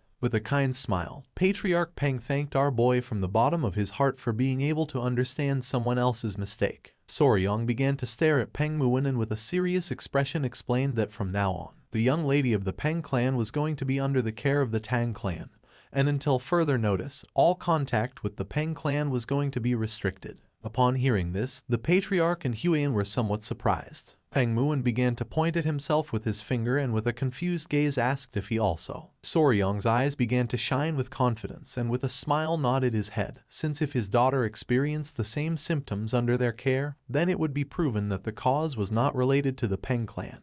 This was the method called controlled environmental adjustment, a technique commonly used by breeders who raised poisonous insects, snakes, and amphibians. In his past life, one day he took his little chameleon out of the terrarium. The little chameleon tried to converse with our boy by asking if he could add some vitamin D to the food. Soryong's eyes expanded in confusion, leaving him in shock. If only the creatures they cared for could tell them this part hurts, things would be much simpler. But there was no way since humans could not communicate with them directly. That's why they systematically changed aspects of their environment, such as habitat and food, to identify what was making the creature feel sick. Back in the present, Ying, who had collapsed, had a red face and was breathing heavily. Soryong planned to use this method to diagnose her. He wanted to completely reset her environment and gradually reintroduce elements to identify the trigger since they couldn't just sit and let her keep collapsing without knowing why. The patriarch began to touch his beard and with a curious expression realized that Soryong was right since, with some time, they would be able to discover the cause of her condition. He could not help but praise his son-in-law for having such a good idea. Soryong's eyes widened in nervousness, making him panic, while on the other hand, Huyen closed her eyes and felt relieved. Peng Muin understood Soryong's plan, and his body began to tremble. He hugged his daughter and, with tears in his eyes, asked Soryong to please take good care of her. Our boy's eyes began to shine with confidence. He placed his hand over his chest and, with a smile, asked him to trust him. What no one knew was that he had raised countless creatures, and a little girl was nothing in comparison. The next day, little Ying woke up and her eyes filled with tears. This was not going to be as easy as Soryong had hoped. Ying started crying. And upon seeing this, our boy panicked, not knowing what to do. Ying started crying even more. Soryong put his hands on top of his head and his eyes widened in confusion since the moment she had regained consciousness, she had begun to cry. Meanwhile, Lady Huyen and Soryong's mother-in-law were outside gathering essential supplies to care for Ying, so Soryong was left alone with an unpredictable little child. He approached the bed and with a confused expression asked if she was sleepy or hungry. He didn't know what to do. Several minutes passed and Ying did not stop crying. Soryong put his hands together and with a confused smile asked if she was crying because Lord Peng was not here. Pointing outside, he explained that her father had gone to get medicine for her, promising that he would return soon. Still with tears in her eyes, Ying puffed up her cheeks and said that she wanted sweets. Our boy started sweating in surprise upon seeing that she was crying because she wanted sweets, and not because her father was not here. Ying started crying even more since all her sweets were gone and now she was all alone. Soryong remembered that when Huyen had changed her clothes, she had discovered that she had a lot of hidden pockets just for sweets, leaving her somewhat surprised. With a kind smile, he asked her to calm down, explaining that she had just woken up after collapsing so she shouldn't eat sweets right now, advising that for now, she should eat some rice porridge since later he was going to make some sweets for her. Upon hearing this, she stopped crying and with a surprised expression asked if he was really going to make sweets for her. Soryong began to show one finger and explained that if Lady Peng ate her porridge well and was obedient, he would make candied fruit skewers just for her. The little girl's eyes widened in surprise. She closed her eyes and with a tender smile decided to make a promise with him. She clenched her fist and with a smile revealed that the Peng clan always kept its promises. If she broke hers, he could hit her in the face. Soryong lowered his head and couldn't help but feel somewhat disappointed, not knowing why the damn Peng clan taught these kinds of things to children. It was daytime and the sky was clear. Somewhere in the manor, Peng Muin was hiding among the bushes. His eyes were full of seriousness as lately he had been burdened with worry. Ying, who was playing with one of the bees, and Huyen passed in front of him. Peng Muin's eyes filled with tears as he could only see Ying from afar. You see, due to the rule of no contact with the Peng clan, he could not see his daughter. Soryong's attention was fixed on him. He put his hand over his mouth and with a confused expression asked what he was doing here. Upon hearing our boy's voice, Peng Muin went on alert, and without wasting a second, grabbed Soryong and pulled him into the bushes. With a worried gaze, he asked how Ying was doing. Soryong's eyes, as he lay on the ground, widened in confusion. He sat in front of the patriarch and mentioned that she was eating well and was obedient. Upon hearing that she was eating well, the patriarch's jaw dropped in surprise. Our boy revealed that she had devoured an entire plate of fried pork. Peng Muin was in shock, not knowing how Soryong had made her eat, to which he responded that she had eaten it by herself. Peng Muin's eyes widened in surprise and confusion. Just then, someone wearing a red dress appeared. Their attention was fixed on it, and their eyes expanded in surprise. It was Huiyan. With a kind smile, she greeted the lord of the Peng clan with respect. In response, with a grateful smile, Peng Muwen thanked her for taking care of his daughter. With a calm gaze, she mentioned that Yingying was asking where older brother Soryang had gone. Upon hearing older brother, Peng Muwen couldn't help but feel furious, while on the other hand, Soryang was somewhat confused. Peng Muwen's eyes began to shine with rage since not even he had had a proper conversation with her, without knowing when they had become so close. Seeing his expression, our boy's jaw dropped in fear. Peng Muwen exploded with fury, wanting to know since when she had started calling him older brother. Soryang clenched his teeth and without wasting another second, ran out of the place. Peng Muwen put his hands on top of his head and started going crazy. Huiyan turned towards him and with a cheerful smile asked if he was heading to the training grounds again. Our boy explained to her that after playing a little with the golden-haired king bees, Yingying was more obedient. Soryang started running towards the training grounds, realizing that the golden-haired king bees also felt affection for Yingying. A few minutes later, he arrived at the training grounds where little Yingying was playing with one of the bees. She held the bee in her arms and with a cheerful smile greeted our boy. Yingying started playing with the bee and then more bees began to arrive. One of them climbed onto her head and another started licking her cheek. She couldn't help but smile as she felt ticklish. Soryang's attention, who had his arms crossed, was fixed on her, and a smile appeared on his face since thanks to these little creatures,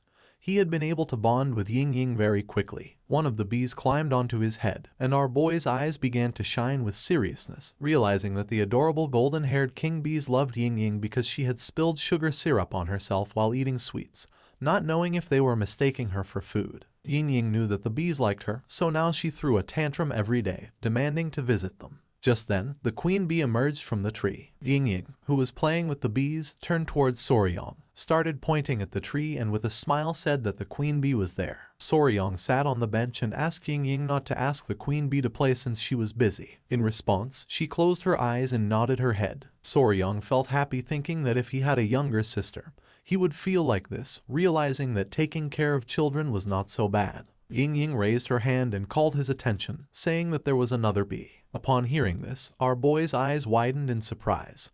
He brought his hand to his mouth and with a worried gaze asked her to be careful since some bees stung. Just then, she started screaming as she had been stung. Soryang panicked and started running towards her, asking if she was okay. She had a small sting on her arm. With a worried gaze, our boy explained that she should be careful.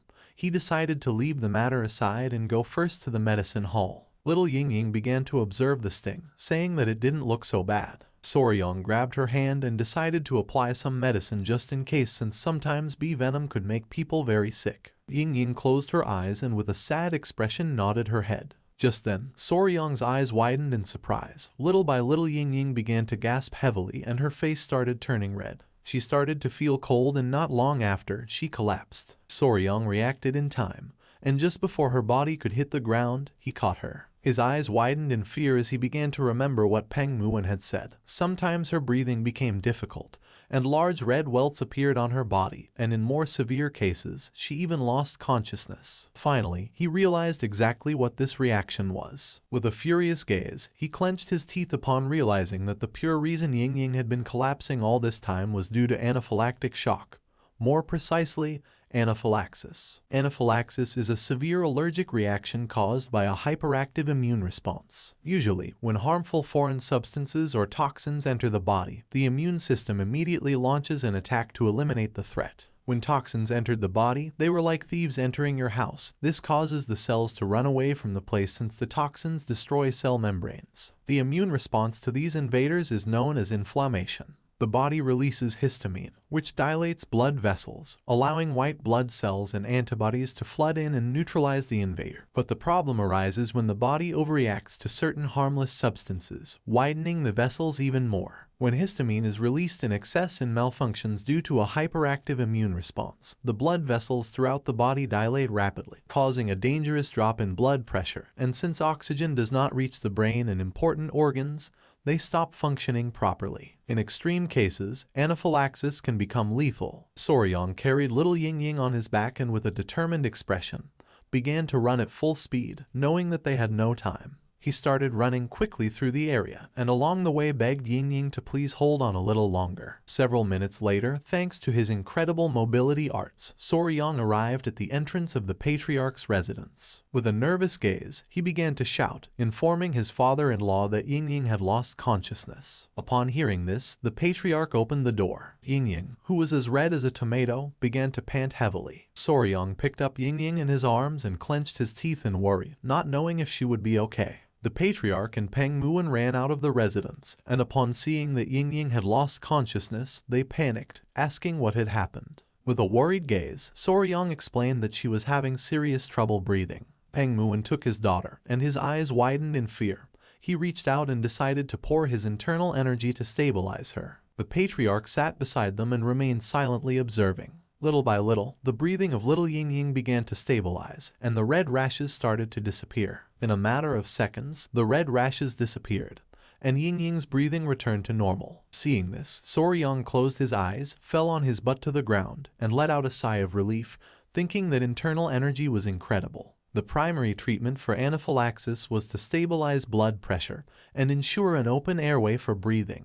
In modern medicine, this was done using epinephrine, steroids, and antihistamines, and in more severe cases, intubation was required to help with breathing. But in this world, Kai-based techniques solved everything, and it was no surprise that Soryang found it impressive. The patriarch's gaze fixed on Ying, and his eyes filled with seriousness as he realized that the symptoms were the same as last time. He turned to Soryang and, remembering that he was with her, asked if he had seen what had triggered the reaction. Peng Muon's eyes widened with curiosity. He asked if Soryang knew what had caused her to faint. Our boy sat in front of them and nodded his head, explaining that he had seen it clearly. With a confident expression, Soryang began to show a finger, revealing that Ying had collapsed after being stung by a bee. Upon hearing this, Peng Muon and the patriarch's jaws dropped in surprise. They could not believe that a bee had been the trigger for the allergic reaction. The patriarch began to stroke his beard and thought that although it was rare, there were cases of people fainting after being stung by a bee. But he knew that this did not explain why she had collapsed all those other times. Peng Muon's eyes widened in surprise. He thought that the patriarch was right, since if a bee sting were the cause, she would not have made it this far. He was somewhat confused because this meant that they still did not know what the cause was. The patriarch let out a sigh as they could not find any clear connection.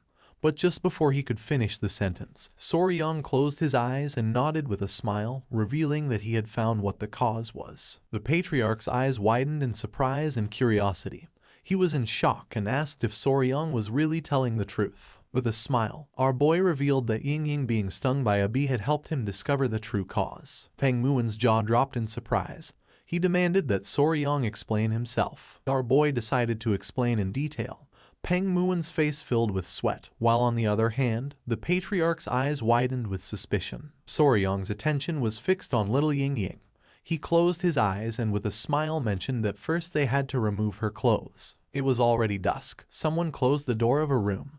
It was Huan, who turned around and with a sincere gaze admitted that it was just as Soryang had said. Those eruptions on her body made it difficult to see at first, but beneath them there were some old marks, and now new ones had appeared. Behind her were Soryang, who had a bump on his head, the patriarch, and Peng Muon. The patriarch, who had his arms crossed, began to smile, while on the other side Peng Muon's eyes widened with happiness, thinking that Soryang was right. Just then, the matriarch opened the door and with a serious gaze asked everyone to remain silent since she had not yet regained consciousness. Upon hearing this, everyone nodded their heads. Peng Muon brought his fist to his mouth, closed his eyes, and coughed, admitting that it was just as Soryang had mentioned.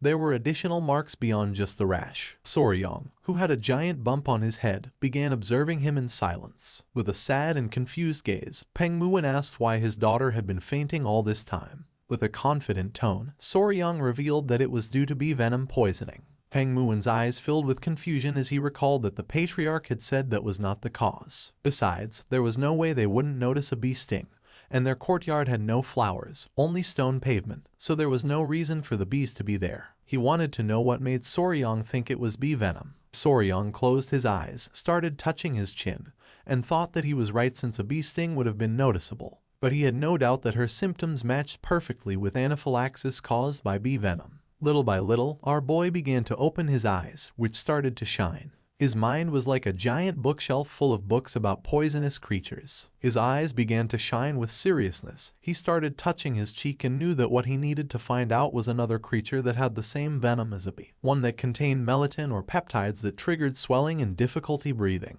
He began to imagine the forest of Hebei province in China, which had a temperate western climate. Several poisonous creatures appeared in front of him. Among them was the white-lipped pit viper known as the Chinese cobra, the Chinese scorpion, the Chinese red ant, and the red-chested ant. Soryong began to touch his chin and decided to discard the snakes and scorpions. Peng Muin's and the patriarch's attention focused on him, and their eyes widened in confusion. They did not know what he was doing. He began to imagine little Ying-Ying eating sweets. He had to find an environment where she would often be bitten by that creature, something she did frequently. He remembered that she loved to eat sweets. His eyes widened in surprise as he recalled that Ying-Ying had a secret pocket in her clothes to hide sweets. He couldn't help but smile as he found the cause. He stood firm with his decision, mentioning that he was sure it was bee venom, asking them to trust him. Huiyan's attention was fixed on our boy, and her eyes filled with confusion. Peng Muin was somewhat furious and mentioned again that there were no bees in the Peng clan residence. Soryong turned to them and with a confident smile said that those from the Tang clan would know, the venom does not affect everyone in the same way. For some, even an infinitesimal amount could be lethal, while others could withstand 10 times that amount without problems. Peng Muin's jaw dropped, and he began to sweat without understanding a single word. The patriarch reached out to him and, with a sincere gaze, argued that Soryong was right since even with the same poison, the effects varied from person to person. Soryong extended his hands, explaining that as they had seen, Ying-Ying was particularly sensitive to bee venom. Huiyan remained silently listening, while on the other side, Peng Muin and the patriarch nodded their heads. Soryong's eyes began to shine with confidence. He started touching his head with his finger and said that one thing was certain, she was vulnerable to bee venom. But since there were no bees in their house, that only left one possibility. Peng Muin started to observe our boy and couldn't help but sweat. Somewhere in the manor, the queen bee was lying on the ground with a tender gaze next to another bee. Soryong revealed that the culprit was in fact a bee, but a very special kind. Several hours later night fell. Soryong was crouched on the ground next to some rocks. Huiyan was illuminating the area with a fire lamp and behind were the patriarchs. The patriarch started to observe our boy with a confused gaze. Peng Muin's eyes expanded with curiosity, and he asked if Soryong was sure that it was here. Soryong's eyes began to shine with confidence. With a smile he said that he was sure this was the place. He asked Huiyan if she could illuminate the area a little. Huiyan's eyes, who was holding the fire lamp, widened with curiosity, and she nodded her head. Soryong left a candy on the ground and not long after, several small ants emerged from the stones and began to devour the candy. One of the small ants started eating another ant, which began to call for help. Using some chopsticks, Soryong grabbed the ant and with a confident gaze revealed that this guy was the culprit. The attention of Peng Muin and the patriarch was fixed on the ant. They were in shock since this insect was an ant and not a bee. Soryong asked them to look closely since, after all, this ant was a collateral relative of the bees. Peng Muin began to observe the ant carefully, not knowing what Soryong was talking about. Several seconds later, the patriarch's eyes widened in fear, leaving them in shock. The little ant was furious and upon looking closely they noticed that it had a massive stinger on its backside. They could not believe that an ant had such a large stinger. The patriarch finally realized what Soryong meant by them being collateral relatives, while on the other hand, Peng Muin was left open-mouthed upon seeing an ant with such a large stinger. Soryong began staring at them, revealing that this creature was the collateral relative of the bee that had caused Ying-Ying to collapse, a real stinger ant. Peng Muin's gaze fixed on the ant, and he couldn't help but sweat, while on the other hand, the patriarch was in shock. This ant was the true culprit behind Ying-Ying's condition, belonging to the order Hymenoptera, family Formicidae, known as the Asian needle ant. The king stinger ant or Pachycondyla chinensis was from the order Hymenoptera, from the family Formicidae, and from the subfamily Ponrani. Many must be wondering what the hell ants had to do with stingers. It was simple. These stinger ants had evolved from the same ancestor as bees, which meant that they had retained many characteristics similar to those of bees. In fact, studies on the venom of stinger ants and bees had shown that people who suffered anaphylaxis from stinger ant venom also tended to react in the same way to bee venom. Soryang grabbed the ant with the chopsticks, making it become furious, pointing at it with his finger. And with a smile, our boy mentioned that he didn't believe the ant was targeting Ying specifically. According to him, it had probably appeared to feast on the demon beasts that had invaded the Tang household, revealing that the King Stinger demon ant fed mainly on other demonic creatures. After being stung by the ant, one of Peng Muen's men carefully analyzed the sting. The mark looked like a common rash, so then they had no way of knowing what had really stung her. And by the time Ying regained consciousness a few days later, she simply assumed it was a residual spot from something insignificant. Peng Muen's eyes widened in surprise and his jaw dropped. Now everything made sense, and no one would have thought that Ying had collapsed because of such a pathetic and small creature. With a curious expression, he turned to the patriarch and asked if he could make an antidote. The patriarch closed his eyes and began to think. He opened his eyes, which were filled with seriousness, revealing that there was an antidote for bee venom. But cases like Ying's, where the body was highly sensitive to the toxin, often it did not work effectively. Peng Muen's eyes widened in surprise and his jaw dropped. The patriarch made it clear that just knowing the cause was a step forward, since at least now they could be careful before she collapsed again.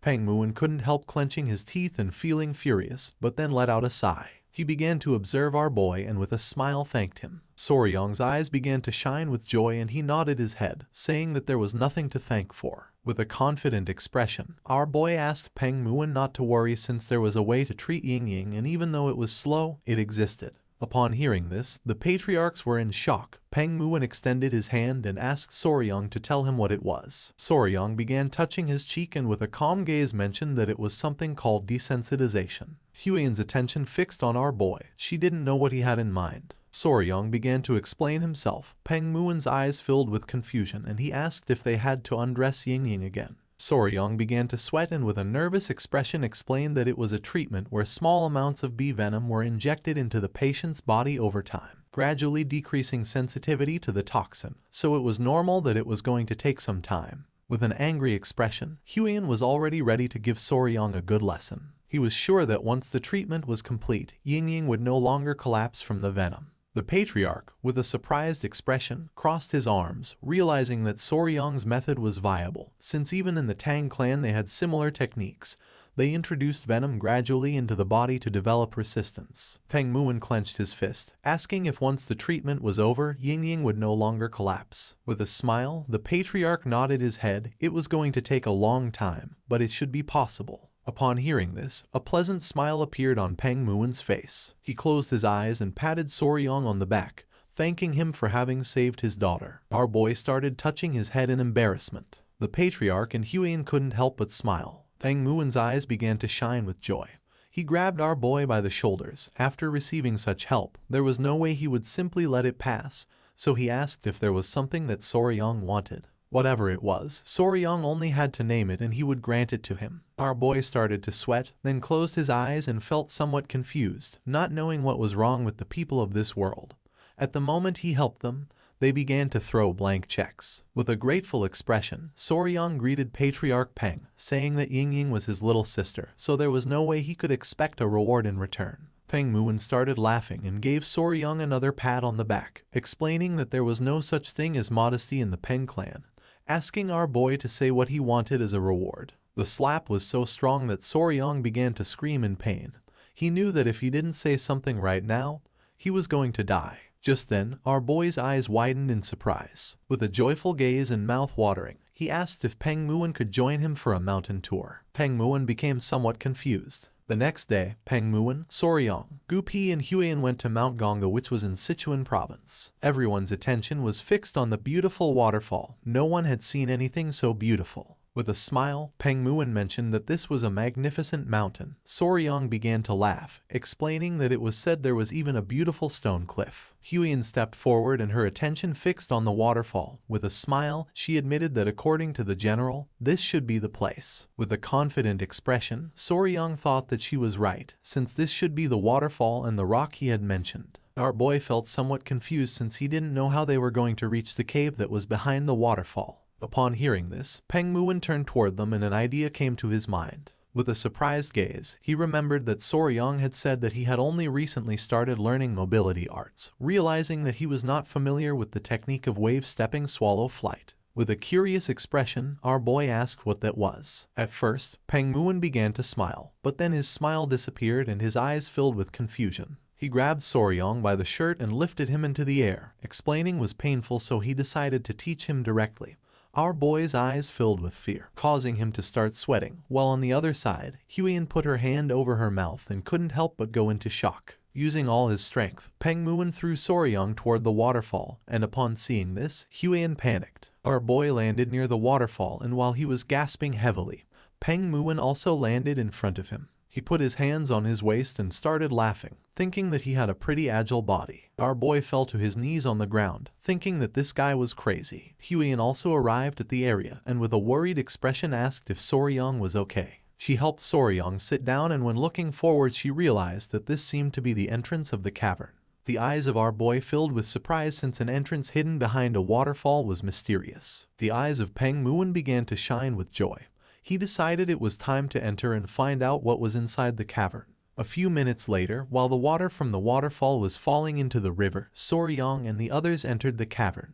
The eyes of our boy and Huiyan widened in surprise, leaving them in shock. With a worried gaze, he admitted that something felt strange. Huiyan, who was beside him, began to observe the place and nodded her head. In front of them were small rocks, and on top there were bright crystals, surrounded by dead plants. They knew there was no way that the general had lied. The interior of the cavern was nothing like what they had expected. Soryong sat next to the crystals and began to observe them carefully. This was how Yeagle, who, the general of the Muram Alliance, had described it. A ray of light falls in the center of the cavern, and the ground is covered with countless nameless flowers in full bloom. It is mysterious and strange beyond words, like another world, a paradise. Peng Muon and the others began to walk around the area. Our boy's attention was fixed on the dead plants. For him this was like hell, nothing like paradise. Huiyan, who was walking behind them, admitted that although light entered through the hole in the ceiling of the cavern, there were no blooming plants. In fact, they all seemed withered and wilted. With a serious gaze, Peng Muon realized that a sacred beast was altering the environment around it. His attention fixed on the rocks,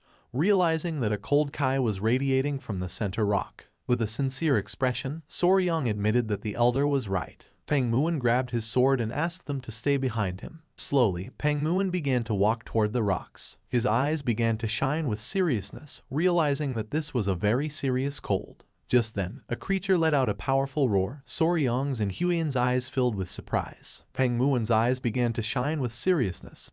He unsheathed his sword, revealing that the creature was ahead, asking them to stay just behind him. Soryong's eyes began to shine with joy, since for him the roar had been amazing. At that moment, a creature with bright eyes began to emerge from the rocks. It began to stare at our boy and let out another roar. Our boy's eyes widened in surprise and amazement, causing his jaw to drop. The creature was a chubby-tailed gecko. The creature began to walk toward them, and its body began to emit a cold kai. It was approximately 1 foot long. It had small and round yellow eyes and a chubby little tail. Soryong put his hands on his cheeks and his eyes expanded with love. The gecko was so cute that he was about to lose it. Huiyan put her hand near her mouth and with a smile admitted that the blue lizard was very beautiful. Our boy clenched his fists and couldn't help but smile, since he knew she was capable of recognizing its value. While on the other side, Peng Muon began to sweat, but then clenched his teeth as he realized something. Then the gecko began to roar. Upon seeing this, Peng Muon tightly grabbed the sword, revealing that there was another gecko deeper inside. Upon noticing there was another one, Soryong couldn't help but wonder if they were pair. Smoke began to emerge from his nose and his eyes widened in surprise when he thought that they could even have offspring out of this.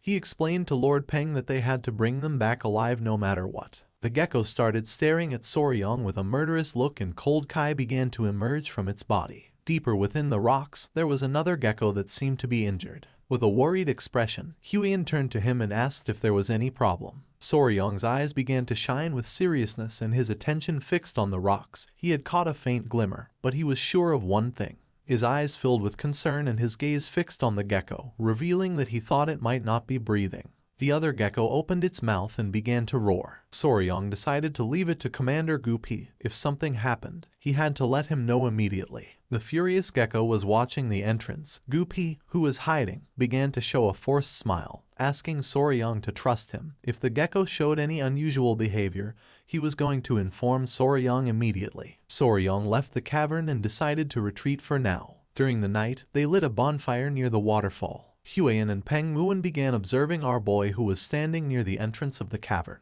They knew nothing about its habits, and trying something reckless could harm the already injured creature. While the centipedes were playing with Huiyan, she adjusted her hair and with a loving expression asked our boy to come down and eat. Soryong closed his eyes and began to imagine Huiyan as his wife, preparing food for him. He couldn't help but blush since for him this was kinda sweet. Using the campfire, they started cooking the food. Peng Muon sat on the log, and with a curious expression asked if there had been any progress. Soryong, who was sitting next to Huiyan, began to ponder in silence, and then revealed that the creature hadn't moved at all. With a serious gaze, Peng Muon mentioned that when he had checked, the thing hadn't moved even a little bit. He asked if living creatures shouldn't at least be eating something. Soryong's attention was fixed on the campfire. For him it was strange, since usually geckos or common lizards fasted for several days when they were stressed. Especially fat-tailed geckos. They stored energy in their thick tails. If it hadn't eaten anything, it was likely surviving only on stored energy. They were reaching the point where a decision had to be made. With a serious expression, Soryong suggested checking on the gecko that wasn't moving. Peng Muon couldn't help but smile, thinking that they were finally going to catch the gecko. Soryong clarified that they were not going to catch it. He believed that they needed to check where it was injured, and if it got hungry, it could even eat something. He wanted Peng Muon to lure out the gecko that was watching the entrance. Upon hearing this, he couldn't help but feel somewhat surprised. Showing his bicep and a smile, Peng Muon asked if it wouldn't be easier to knock it out with a single blow. That way they would get both the healthy one and the injured one. Our boy started sweating, knowing that the gecko was going to die on the spot after being hit by those muscles. With a forced smile, our boy explained that if Peng Muon smacked it, even the rock thing that repelled General Jekyll, whose men could drop dead on the spot.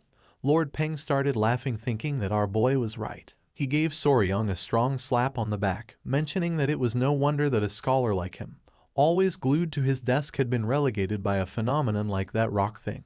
He thought that if he hit the gecko, he could kill it. With a serious gaze, Peng Muon asked if the plan was to subdue the gecko gently. Showing one finger, Soryong said that was the best move. With the help of a stick, Soryong began to draw on the ground, explaining that first, Peng Muon was going to lure out the lively gecko, then he and Huiyan were going to check on the one that seemed to be injured during that time. Huiyan threw some rocks on the ground, explaining that in the meantime, the poison division could block the path to Soryong.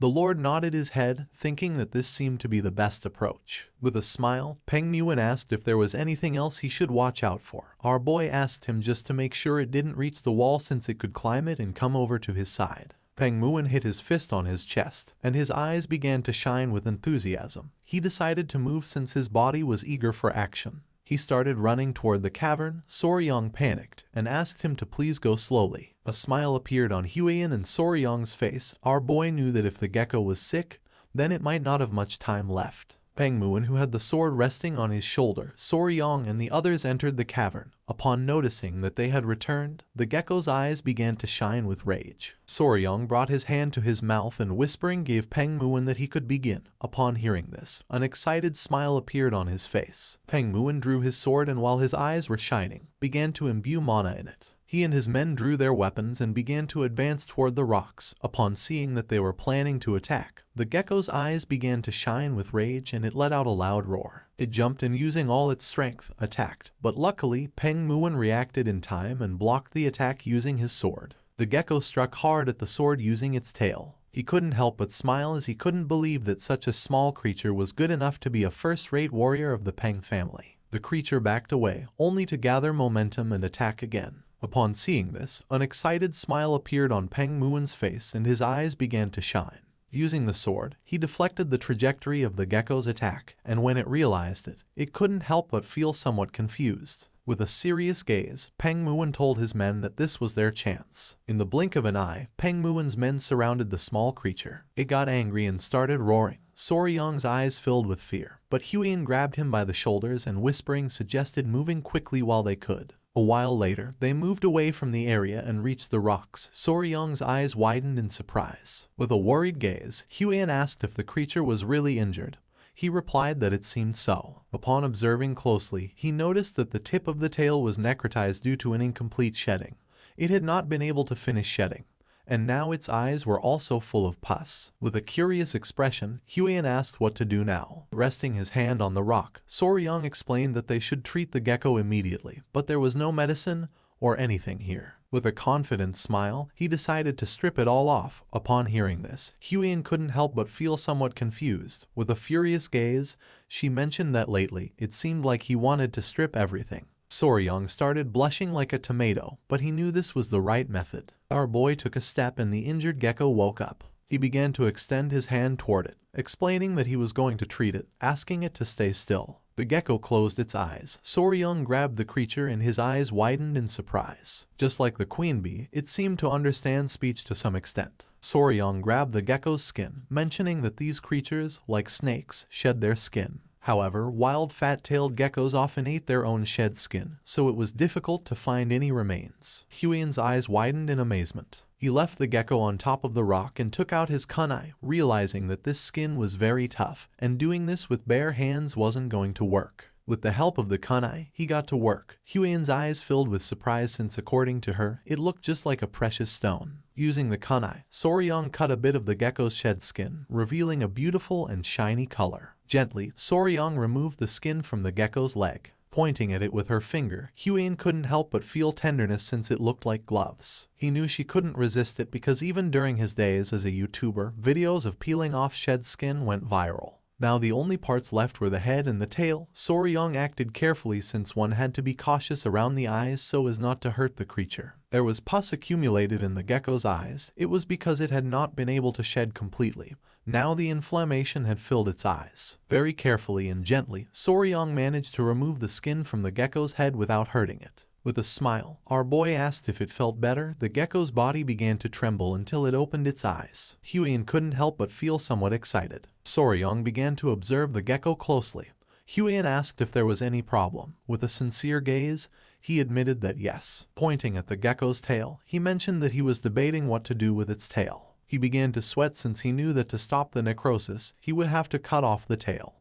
But in its current state, cutting it could kill it instead. Just then, Pengmuan began to shout, asking Soryang to be careful. Upon hearing this, he and Huiyan went on alert. Pengmuan revealed that they had lost the gecko. Just then, the gecko appeared behind them. The creature's eyes began to shine with hatred. Upon noticing this, our boy panicked and asked it to calm down. Showing the kunai and holding the gecko in his arms, Soryang explained that he was only trying to help and treat its friend.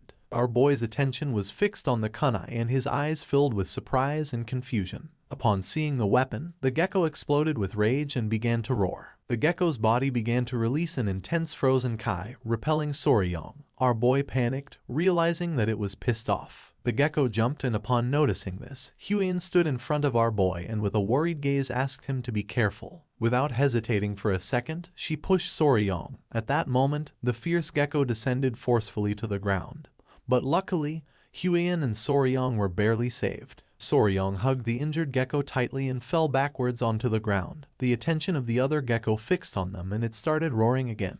The gecko's eyes began to shine with rage. Soryang extended his hand toward it and with an expression full of fear asked it to wait a moment. With a serious gaze, Soryang admitted that this was not what it seemed, asking the creature to calm down. Just then, Soryang's eyes widened in confusion. The female gecko that Soryang was holding in his arms began to make sounds, leaving our boy somewhat confused. With eyes shining with fury, the gecko prepared to attack.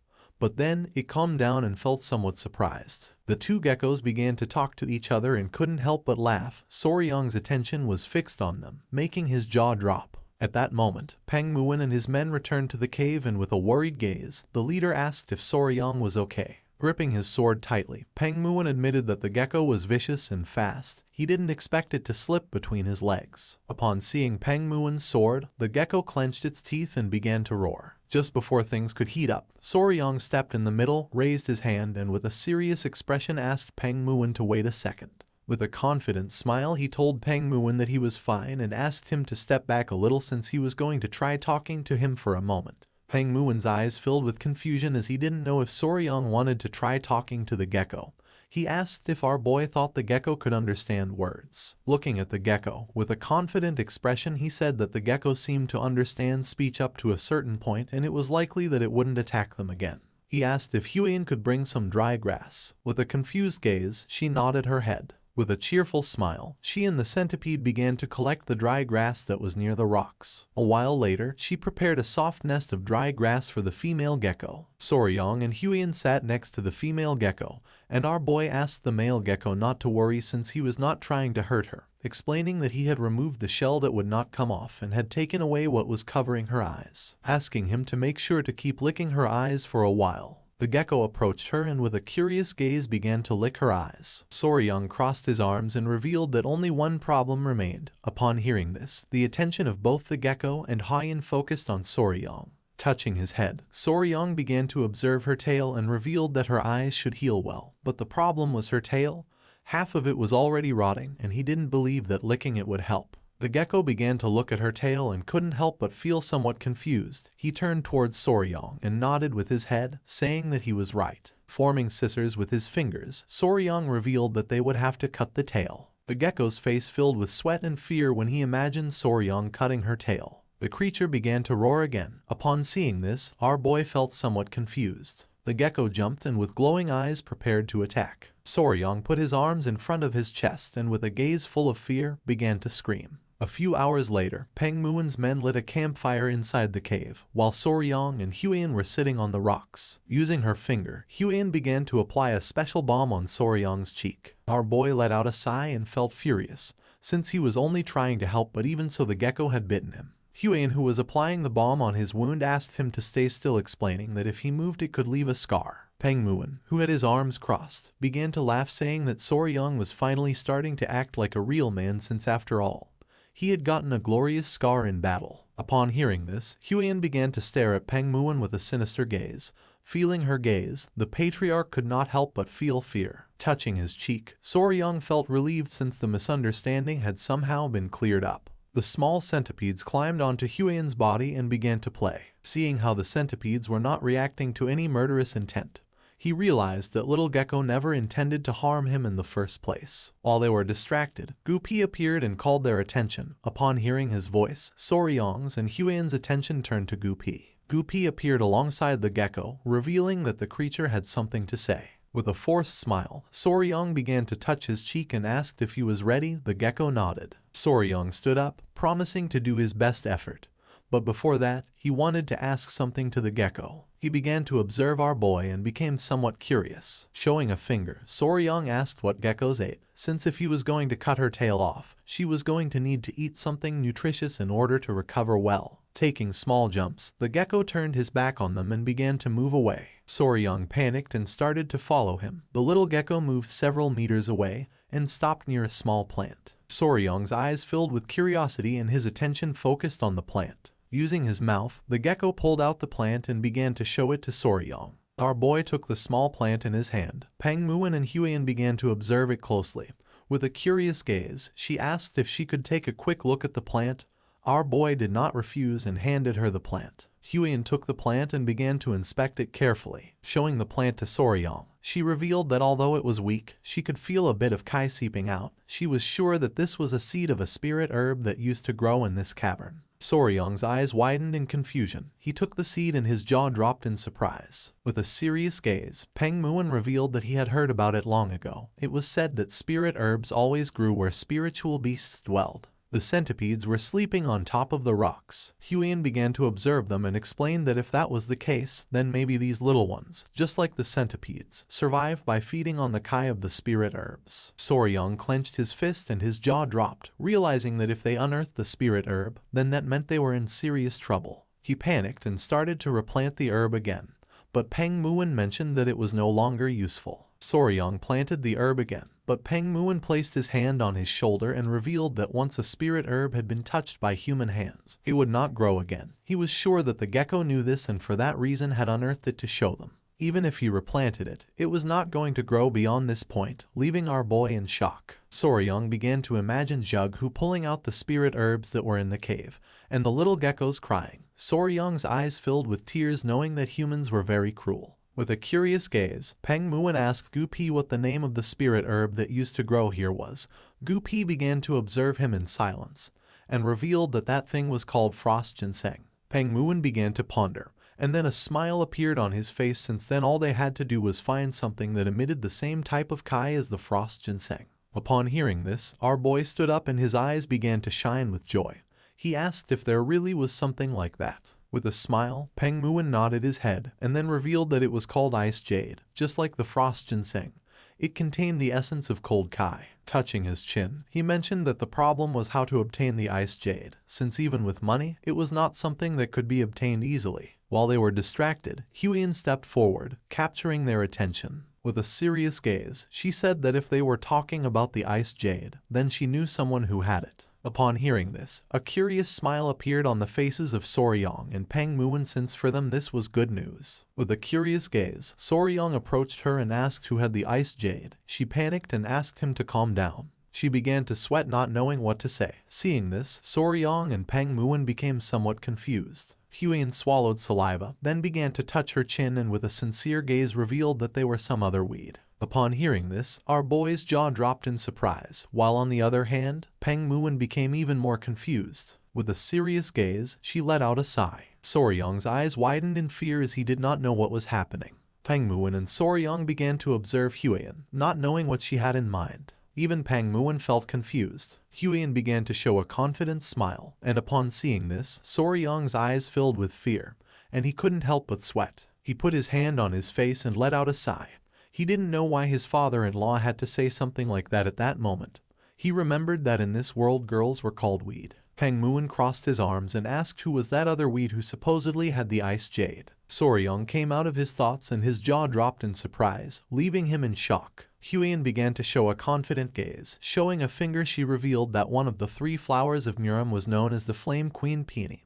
Her real name was Namgung Xiao, the daughter of the Namgung clan. From what she had heard, Xiao had the ice jade, but she really didn't need it. Upon hearing this good news, a smile appeared on Peng Muin's face, while on the other hand, Soryong's jaw dropped in surprise. While they were conversing, the little gecko appeared and started making chirping sounds to get Soryong's attention. Upon hearing the gecko's voice, our boy became curious and turned around. The little gecko's eyes filled with tears and sadness. Huiyan asked what he was saying, and Soryong revealed that he was asking them to quickly treat the injured gecko. Soryong reached out his hand and decided to save the rest of the conversation until after treating the gecko. Huiyan nodded her head, noticing that the little gecko was nervous. She thought that was for the best. Soryong peeked his head between the rocks and saw the little gecko sleeping.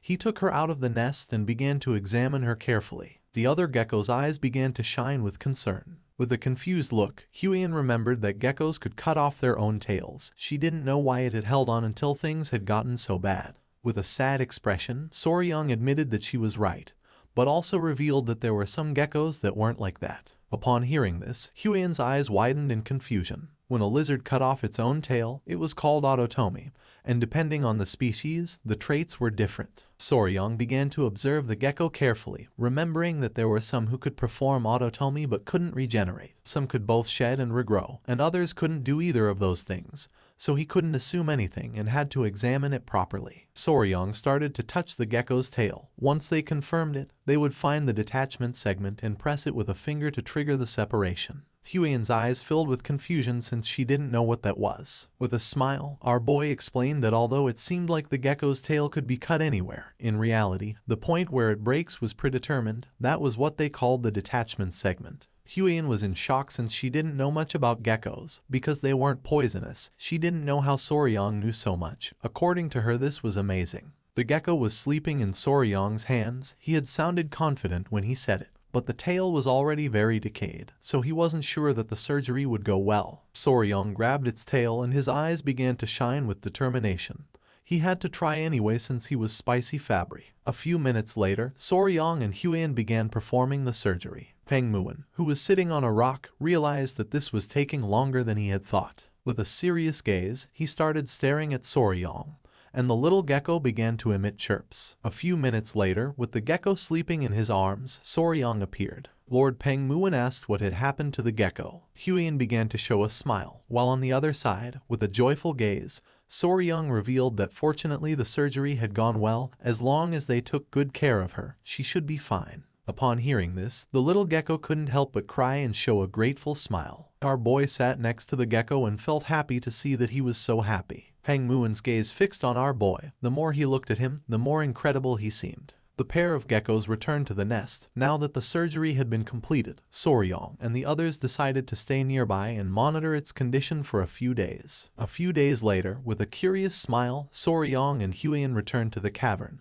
and began to run toward the rocks. Near the nest was the pair of geckos playing happily. Seeing that her condition was better, Soryong couldn't help but smile. The little geckos began to show tender looks. Soryong clenched his fists and couldn't help but feel excited, realizing that they had gone from being kittens to being lizard puppies, knowing that if this had happened in his past life, it surely would have gone viral. Soryong's attention was fixed on the female gecko, realizing that the injured girl had also regained some strength. Now that her condition was better, Soryong decided it was time to leave. Upon hearing this, the gecko's eyes widened with sadness. With a smile, Soryong explained that they were not going away forever. They were just going to get some food for them and then come back. Until then, he asked the gecko to make sure to preserve the seed's kai. The two geckos nodded their heads. Soryong turned around and with a confident gaze told Huion that it was time to return to the Tang clan.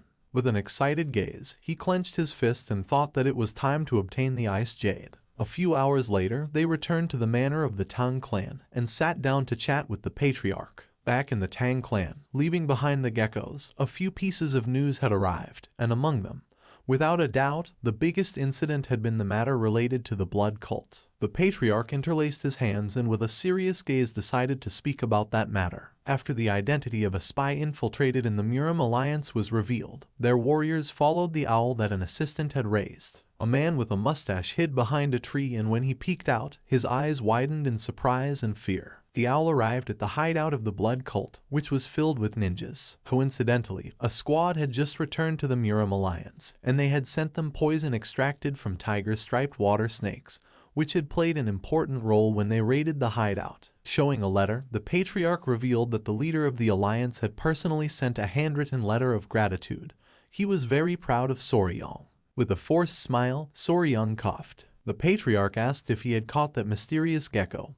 He decided to stop by the toxic creature garden himself to see how it looked. Soryong began to sweat and with a nervous gaze mentioned that one could say they had half caught the gecko. Upon hearing this, the patriarch felt somewhat confused. Just then, with a serious expression, Huion decided to explain everything that had happened so far to her father. The patriarch put the cup of tea on the table. He began to stroke his beard and started thinking about the ice jade. Resting her hands on the table, Huion stood up and explained that for that reason, they had planned to go together to Anhui province to visit the Namgung clan. After thinking, with a calm gaze, the patriarch gave them permission to go. For him this was very convenient since he needed them to deliver something along the way. The timing wasn't the best because of the blood cult, but if Soryong was with her, he could be at ease. Soryong let out a sigh and his eyes filled with confusion since he didn't know if that had been a stealthy way of assigning him a task. Just before they could leave, with a serious expression, the patriarch asked them to wait a moment. He closed his eyes and revealed that some disturbing rumors had been circulating lately about the Namgung clan. Soryong and Huion began to look at each other and their eyes widened in surprise. It was nighttime and near the Namgung clan was Yellow Mountain. Two men were walking around the area. The bald man's eyes filled with surprise and he couldn't help but sweat when he asked if his friend was joking. With a confident gaze, his friend said that he was telling the truth. He again mentioned that the young lady from the Namgung clan was not normal. With an angry gaze, the bald man asked his friend to stop saying nonsense and not to make up dirty and scandalous rumors. His friend's attention was fixed on something. Not far from them there was a man lying on the ground. Upon seeing this, their eyes widened in fear. They began to run toward the man without knowing why someone had collapsed here. The friend placed his hand under the man's head without knowing if he was dead. Just then, the man began to smile. Their attention was fixed on the man and they could not help but feel even more confused. The man had not collapsed. Blood was coming out of his nose. He was red like a tomato and gasping heavily, as if he were in love. The men began to look at each other and felt even more confused. They carried the man on their back and decided to take him to the village thinking that he must be drunk. Not far from them, there was a woman hidden behind a tree, watching everything. The woman's body began to release a strange aura. Her shadow became larger. She was like a spider hanging from its web. It was night and under the light of the moon, a woman was practicing with the sword. She concentrated and her eyes began to shine with determination. With precision and elegance, she swung the sword several times, cutting the leaves of the trees. At that moment, her body began to tremble, and the woman began to gasp heavily and felt frustrated. She had not managed to cut all the leaves, so she thought that she still needed more training. A woman with pigtails who was holding a lamp appeared and addressed the woman as Unai. She was Namgoon Yoon from the Namgoon clan. With a serious expression, she suggested returning now, since if they arrived late, they were going to be caught. Yoon knew that her father was going to scold her if they were caught this time. She admitted that the sword handling was great, but as the eldest daughter of their family, Unai had to take better care of herself. Unai began to observe Yoon in silence. Using her hand, she took off her hat and with a sincere gaze admitted that Yoon was right. She was the eldest daughter of the Namgoon clan, also known as the Flame Queen Peony or Soul. At that moment, she began to cough strongly. Seeing this, Yoon's eyes filled with concern since she did not know if Seul was okay. Unai clenched her fist and her face turned pale, since she suffered from the disease called overflowing Kai deviation.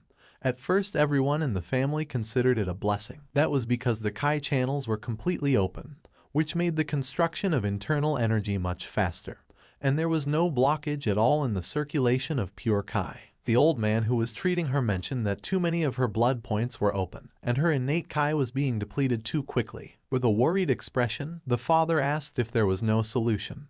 The old man put his hand on his chin and began to ponder. With his face sweating, and with a sincere expression, the old man revealed that she needed yin energy, pure and strong yin energy, which should be used before her innate Kai or her life could be shortened. Back to the present, Unai began to pant heavily and little by little began to run out of energy. Yoon approached her and with a worried gaze asked if she was okay. With a smile, Unai asked her not to worry and suggested going back. With a confused gaze, Yoon asked if she was sure. Just then, Unai's attention was fixed on the lamp. She felt identified and thought that she was like the oil flame inside this lamp. She began to stare at the lamp, knowing that she was a being who would disappear once the oil was consumed. She began to look towards the sky, knowing that she had to hurry and master at least the Emperor's sword style as soon as possible. Her attention was fixed on the moon, and while the wind was blowing, she thought that she should master the style before her body burned and disappeared. It was daytime, and somewhere on the Yangtze River there was a boat. On the boat were Soryang, Huan, and Gupi. Gupi began to point towards the water and asked Soryang to look, since the Beiji dolphin had appeared. Upon hearing this,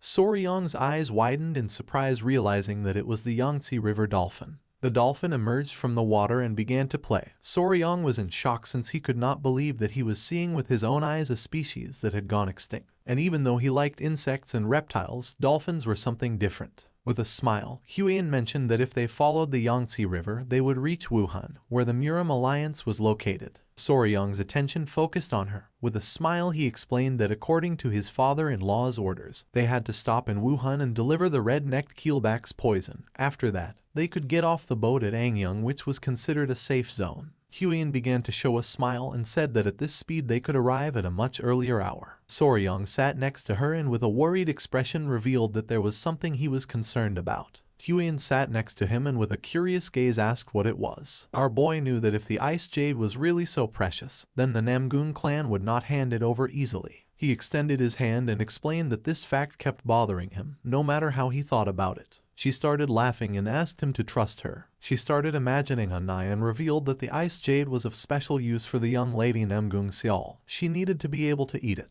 but the ice jade could not be eaten. She started to point at our boy, being sure that now that they had that, they were going to trade it for the ice jade, since after all, that could be eaten. Soryang put his hand into his clothes. Then he started to touch his chest and mentioned that she was not entirely wrong about that.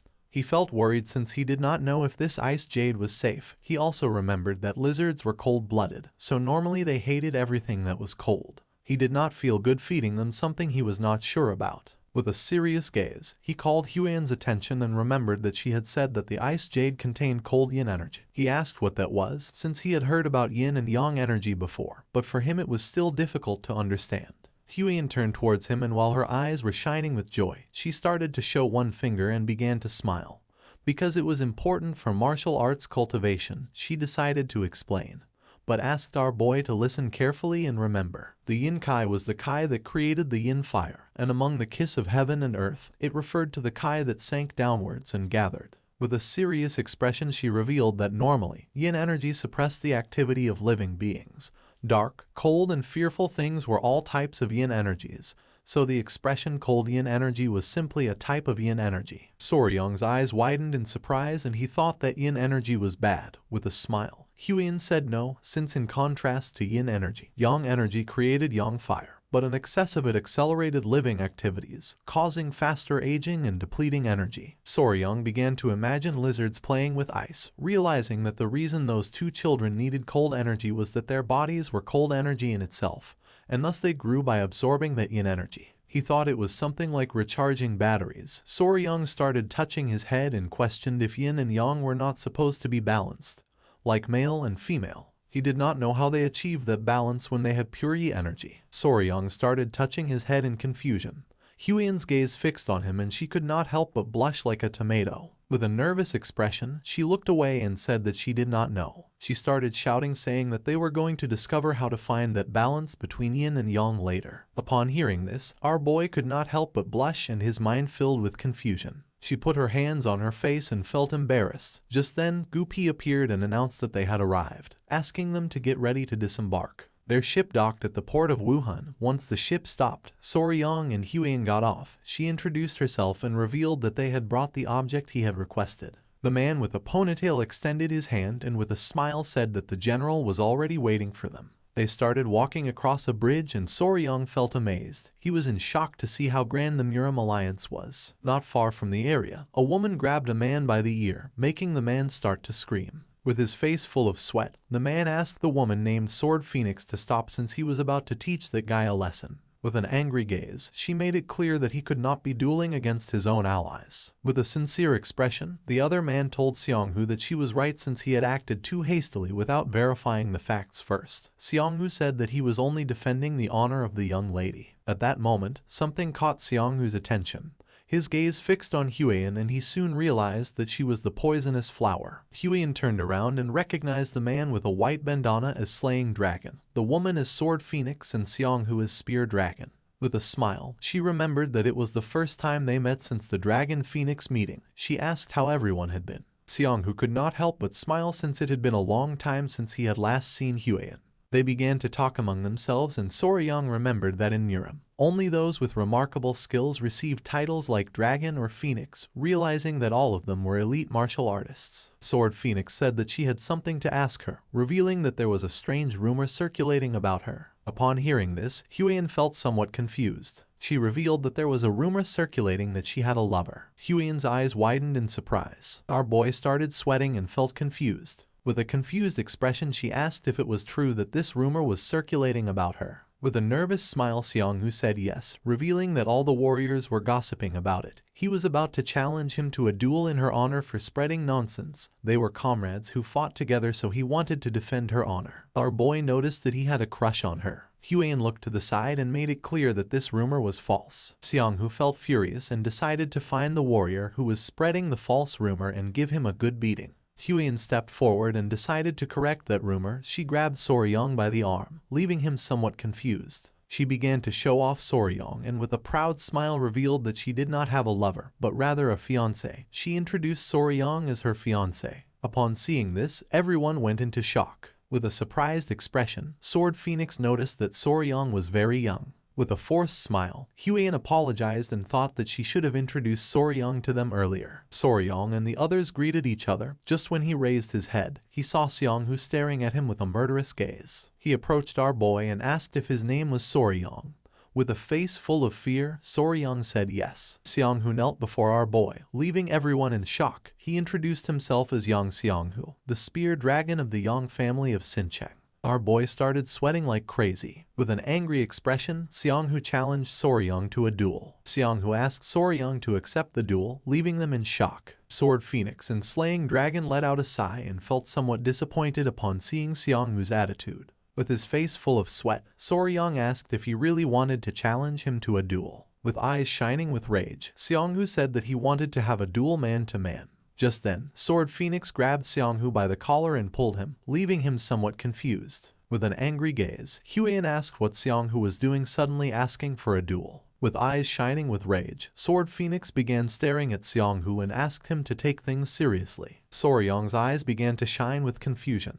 He couldn't believe that Xianghu wanted to have a duel with him as soon as they had met.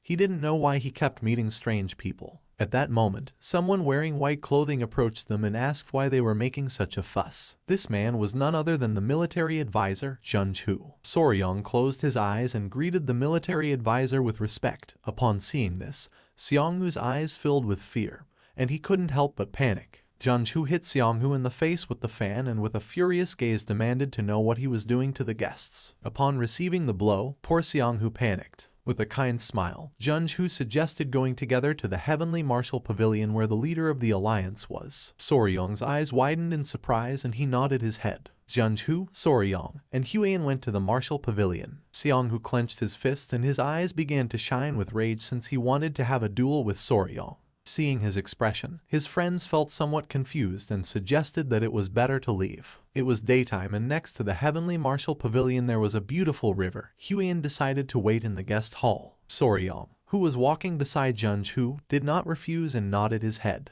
A girl who was in the guest hall began to sweat and with a nervous expression started pointing out the way, saying that first they had to go greet the leader of the alliance. Soryong's attention focused on her and he soon realized that she was a rookie and seemed a little lost. Junju began to smile and mentioned that they had caught that guy thanks to Soryong and explained that she was the one they had brought to replace the previous maid, who had turned out to be a spy, and because she was new, she was still somewhat inexperienced. Our boy began to show a forced smile. The maid closed her eyes and informed the leader that the general and the young warrior from the Tang clan had arrived. Upon hearing this, the leader gave them permission to enter. The door of the hall opened. The leader of the alliance was standing on the balcony enjoying the views. Junju and Soryong bumped their fists against their palms and bowed their heads to him as a sign of respect. Our boy introduced himself as Y Soryong from the Tang clan of Sichuan. Upon hearing this, the leader's eyes filled with surprise. With a kind smile, he asked them to come in since he knew that Soryong must be tired from such a long journey. Just then, something caught his attention, putting him on alert. He began pointing at our boy with his finger and with a serious expression questioned whether those little guys on his wrist and waist didn't bite just anyone.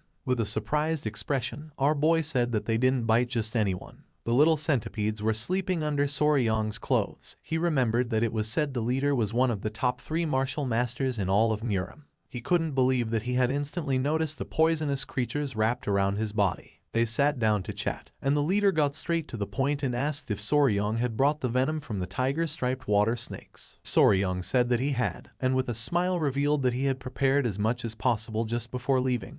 He had brought 3 bottles. Junju was in shock, and with a calm expression mentioned that when he was in Sichuan, he had seen the process of extracting that venom. A complicated task. It required a lot of work and effort to collect. He didn't know how to thank Soryong for having brought 3 bottles. The leader began to look at our boy and mentioned that he had heard that he had become the son-in-law of the Tang clan. Soryong turned his head toward him and nodded. The leader decided to ask about his parents, and Soryong revealed that he had no family.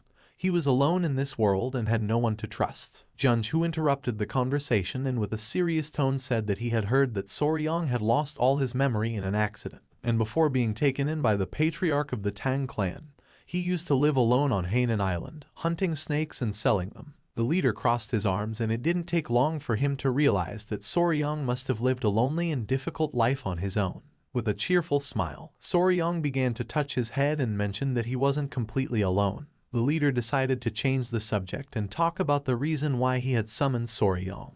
He knew that our boy had played an important role in the recent blood cult incident and wanted to grant him a reward. The eyes of our boy widened in surprise. With a nervous gaze, he mentioned that he had already told the general what he needed the last time. Junju began to show a smile. What Soryong had discovered was something enormous, enough to ensure that those disgusting leeches from the blood cult would never set foot on the Central Plains again. And according to him, this kind of service deserved more than just a simple reward. With a nervous expression, Soryong began to shake his hands in denial, revealing that it had been something he had stumbled upon while trying to save his people from them. If it was that gift which had already been promised to him, according to him that was more than enough for him. The eyes of the leader and of Junju began to shine with seriousness. The leader placed his hand on the table and asked if he had really stumbled upon it while trying to save his people. He stood up, crossed his arms, and couldn't help but smile, as he had been wondering why he felt a sense of closeness with Soryong. Now he had realized that it was because they were alike. Soryong's eyes filled with confusion, and the leader clarified that he wasn't talking about their faces. With a serious gaze, he revealed that he had lost both his clan and the one he loved because of those bastards from the blood cult. He was struggling, doing everything possible to save even a single remaining member of the family, and at some point along the way, he reached enlightenment and achieved martial mastery. The leader began to observe our boy and mentioned that he had heard that Soryang had thrown himself against an elder of the blood cult while he was poisoned in order to save his people from the Tang clan. With a smile, our boy said it was true. A smile appeared on the leader's face since he had done the same thing 30 years ago. He began to walk towards Soryang. Despite being imposing, he had thrown himself in completely, with nothing but desperation in his heart. He placed his hand on our boy's shoulder, leaving him somewhat confused. With a smile, as a reward, he decided to grant our boy his unique martial art, called Iron Coffer Technique. The jaws of Soryang and Junju dropped in surprise. The leader couldn't help but smile and with a confident gaze revealed that he had never taken a disciple before. And when he died his martial art would disappear with him. He had no intention of pretending to be his master, so he decided to let the Tang clan know they didn't need to worry. Junju stood up and his face was covered in sweat. Our boy was open-mouthed and sweating like crazy. From the bottom of his heart, he thanked the leader and swore to make sure not to bring shame to his great name. Upon hearing this, a kind smile spread across the leader's face. Once night fell, Soryang was walking around the area carrying a heavy book. He held the book tightly. The alliance leader was granting him his own martial art. For now, Soryang had to keep it secret from everyone except for the elders of his clan, since if it were found out, he could become a target of the blood cult. He decided to return to the guest hall and thought that if he told Huyen she would be delighted. Just then, a man appeared and began watching him in silence. The man asked our boy to wait. With a curious gaze, Soryang turned around and saw the furious Xianghu staring at him. Soryang couldn't help but tremble. Xianghu took a step forward and with a serious look said that he had heard that Soryang had passed through the heavenly martial pavilion. He had come since he still hadn't received an answer regarding their duel. Our boy was in shock to see how persistent this guy was. With a sincere expression, Xianghu admitted that he wanted to know if Soryang was a man worthy of marrying Huyen.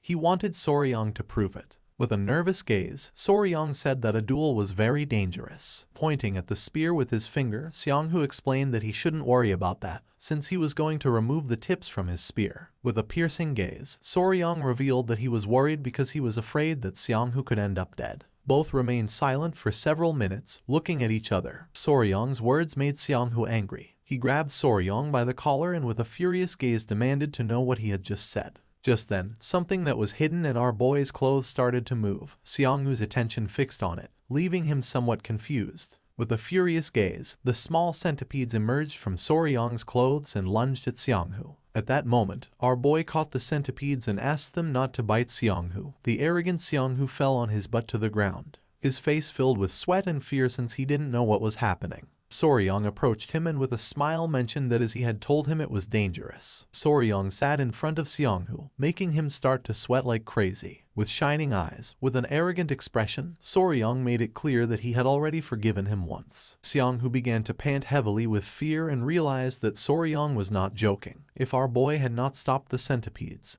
he really would have died. Soryang stood up and began to show a penetrating gaze. Xianghu realized that he was a fearsome man. In Yan Xianghu's eyes, Soryang was like a monster. Our boy asked if he was okay, and at that moment, Hayan appeared and with a confused gaze asked what they were doing. Upon hearing her voice, Soryang's eyes widened in surprise, making him panic. With eyes shining with rage and a murderous intent, she questioned whether Xianghu was planning to harm Soryang. Resting his hand on Xianghu's shoulder, with a forced smile, Soryang explained that there had been a misunderstanding. He had gotten lost after leaving the pavilion, and at that moment Xianghu had appeared and offered to show him the way, so for this reason, they were together. Huyen began to ponder in silence. She did not know whether to believe that Xianghu had offered to show Soryang the way.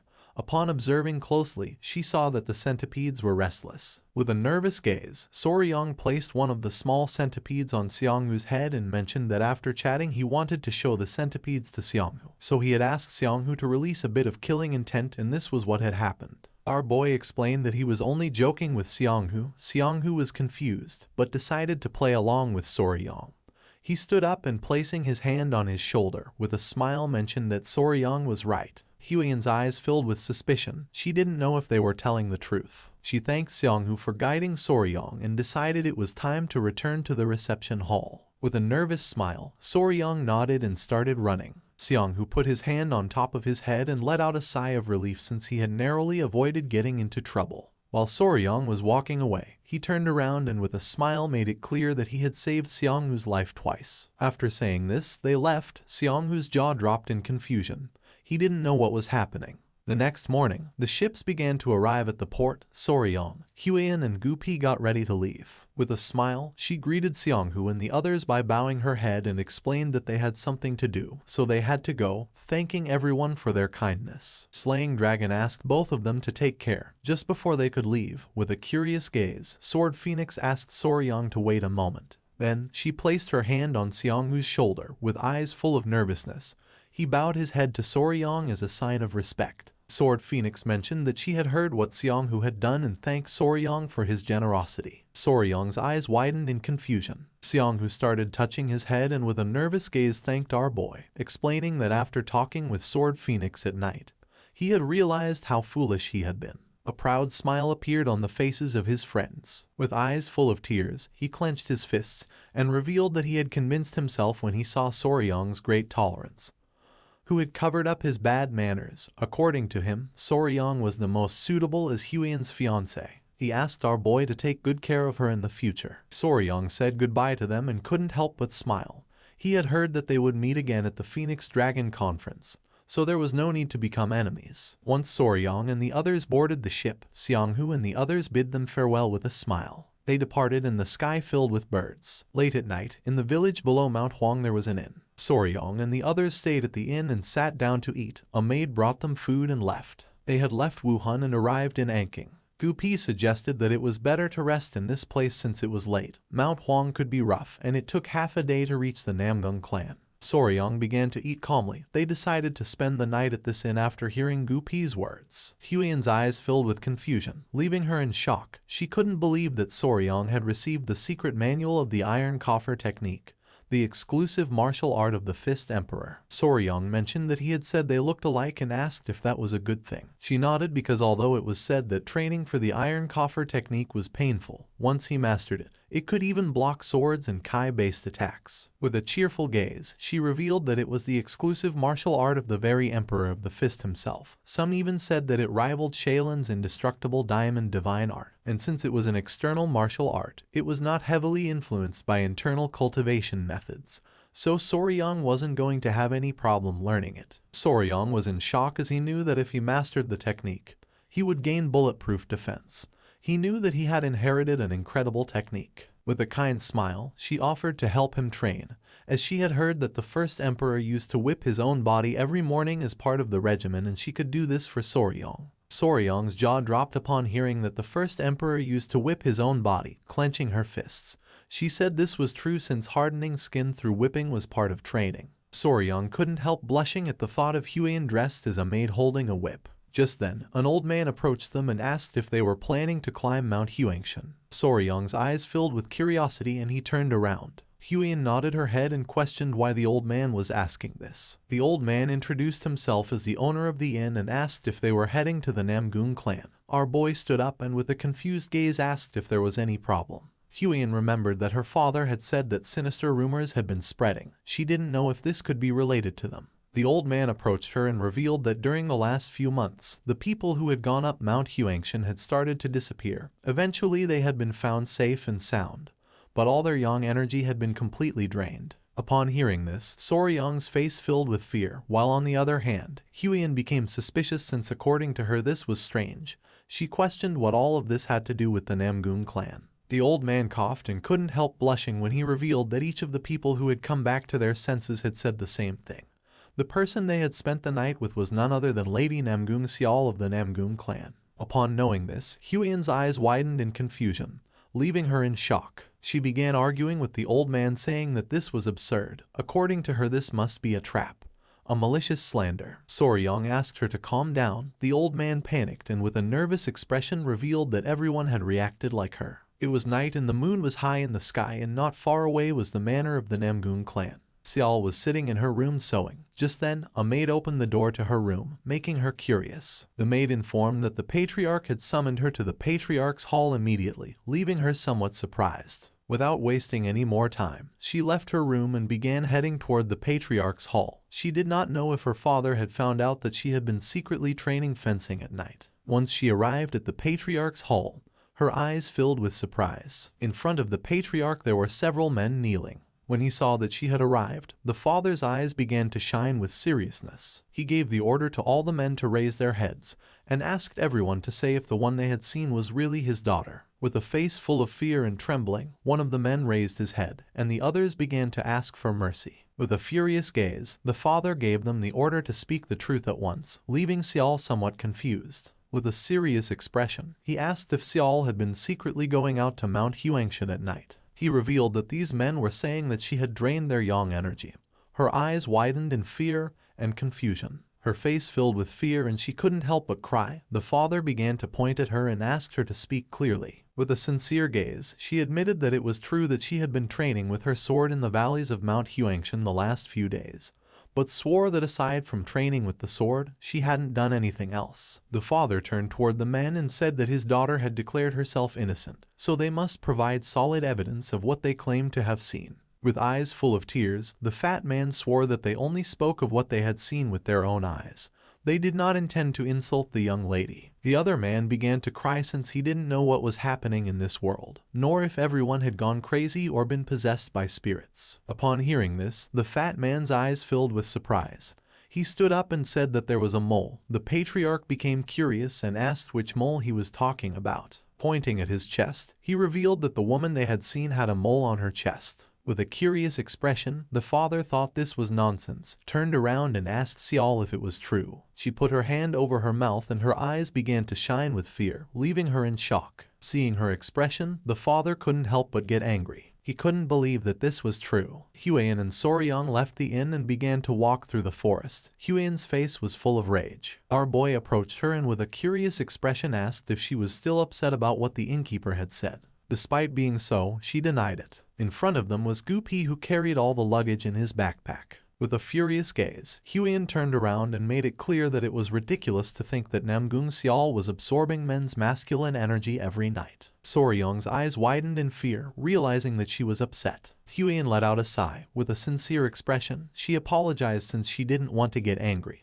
But according to her, those rumors were nonsense. She revealed that Namgung Xiao could not have contact with men, leaving Soryang in shock. With a face full of sadness, Huiyan revealed that Xiao had a strange illness, and if she didn't constantly receive yin energy, her life expectancy would shorten. Due to that type of body, yang energy was like poison for her. That's why she was careful not to let any man get close to her. So spending each night with men was something impossible for her. With a confused gaze, Soryang realized that this scenario was like that of a fantasy heroine. He didn't know if this was going to end well. Several hours later, they arrived at the entrance of the Namgung Manor. With a serious gaze, the guard began looking at Soryang and asked what they had come for. Huiyan began whispering and her eyes started shining with seriousness, realizing that the family atmosphere in the Namgung clan wasn't good. So it was possible that the guards wouldn't allow them, and if they said they came to see Xiao without any reason. So she asked our boy to make something up. With a curious expression, Soryang decided to listen to her. Our boy approached the guards, coughed, and with his eyes shining with confidence said they had come to make a deal. The guards said nothing, and upon seeing this, Huiyan panicked since she didn't know what Soryang was saying.